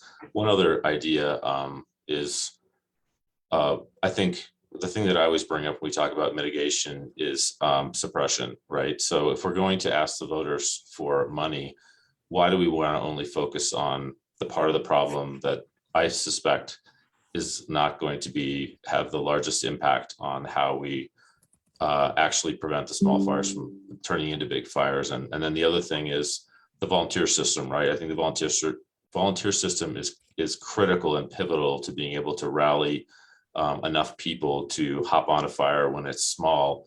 And if I remember looking at the budget, I think we as a fire authority have only spent $10,000 total on the volunteer system, and we spent $670,000 on the paid components of our fire authority. So I think there's a lot of work we can do. And if we're going to make an ask, why don't we ask for other things that I think potentially would have more of an impact on affecting outcomes here in our county? Yeah, this is where it gets in. Probably won't convince you today, but I appreciate you saying that so I can respond. The existence of the fire authority and the fact that ESD can't fund mitigation. I mean, at one point I was saying fire authority and mitigation would go on the same ballot question, right? The fact that that can't happen is part of what's driving this complexity where mitigation is if we go this path, mitigation will be sort of an Office of Emergency Management directed thing. I don't have a problem with that myself. And then the suppression is a fire department thing. Obviously the mitigation happens in partnership, right? The other thing I just will point out, it's not like you don't know it, but it relates directly to what you said about mitigation versus suppression, which is that a mitigation crew, a professional mitigation crew, can be some of that suppression capacity that the fire department is asking for direct funding for as well. So we can either say that is a firefighter that is going to be 100% dedicated to suppression, or we can say this part of that professional team is going to be dedicated to mitigation mostly and show up for the big fires or show up for the fires. And I think there's another element that I mentioned a little while ago and that we mentioned in our, our fire workshop that day was that there's nothing that says that this effort doesn't include trying to build a robust volunteer system as part of it. Trying to raise the volunteer crews that can augment the professional crews, both in mitigation and suppression, as was even suggested by the professional state firefighters. So anyway, I think it's still a good idea to continue to pursue this until we prove it DOA. And I don't think we've done that. So. Okay. So what I think I'm taking from this is that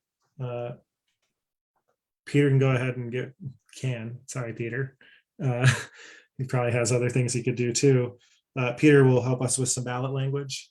I'm going to continue to work on getting answers to these questions. I'll be back in front of you in 2 weeks for us to continue the conversation. Thanks for your efforts, George and Kelly and Jeremy. I mean, this is clearly a problem that we need to address. My points today are more related to what's the best way to address them and when and how. Yeah, and I'd like to add that with regarding your, George, regarding your statement about your campaign promise and being on this and caring about it and people thinking that you're too far out of you're too obsessive about it. I don't think that at all. And as a matter of fact, I think that I kind of spent a little bit of time working on grants and stuff to be able to help us here as well in a couple of years ago. And we talk about it constantly through NOCO and with the U.S. Forest Service and others about how we can get the funding and mitigation in here.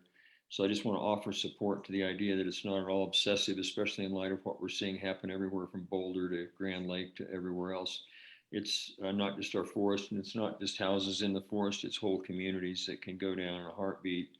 Hearing from, and I know it was a grass fire under 100-mile-an-hour wind, 80 to 100-mile-an-hour wind, but when I heard that the firefighters in Boulder were driving their trucks and couldn't keep up with the fire as fast as it was moving, they couldn't even get to the front of the fire, and that's when they were rerouted into the neighborhoods to just start dragging people out of the neighborhoods and getting them out of the way before the whole thing went down.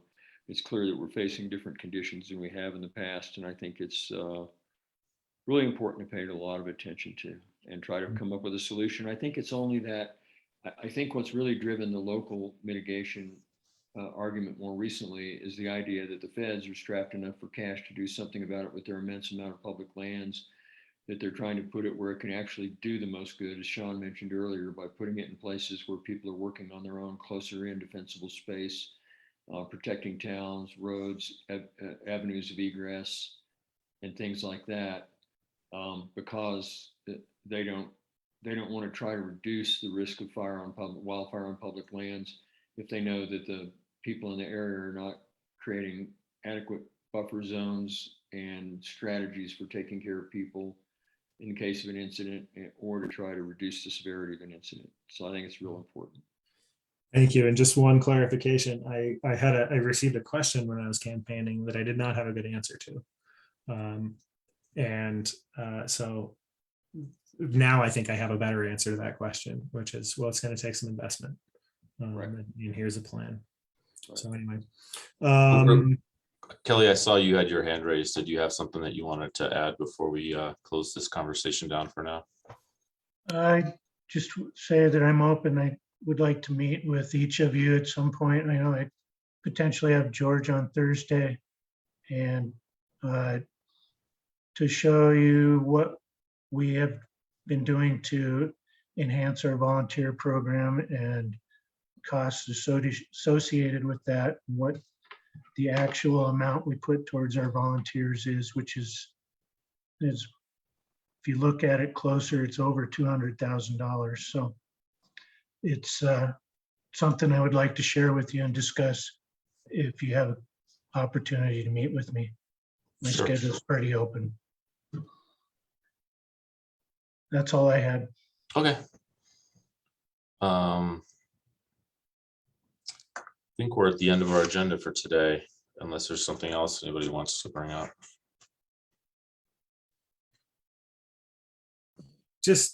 I meant to put this in my commissioner update. I look forward to meeting in person. It seems like the room might be ready.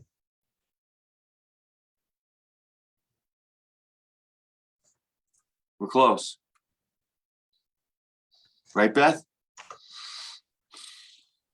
Like we still had a little bit of a hiccup with our setup in the commissioner room today, though.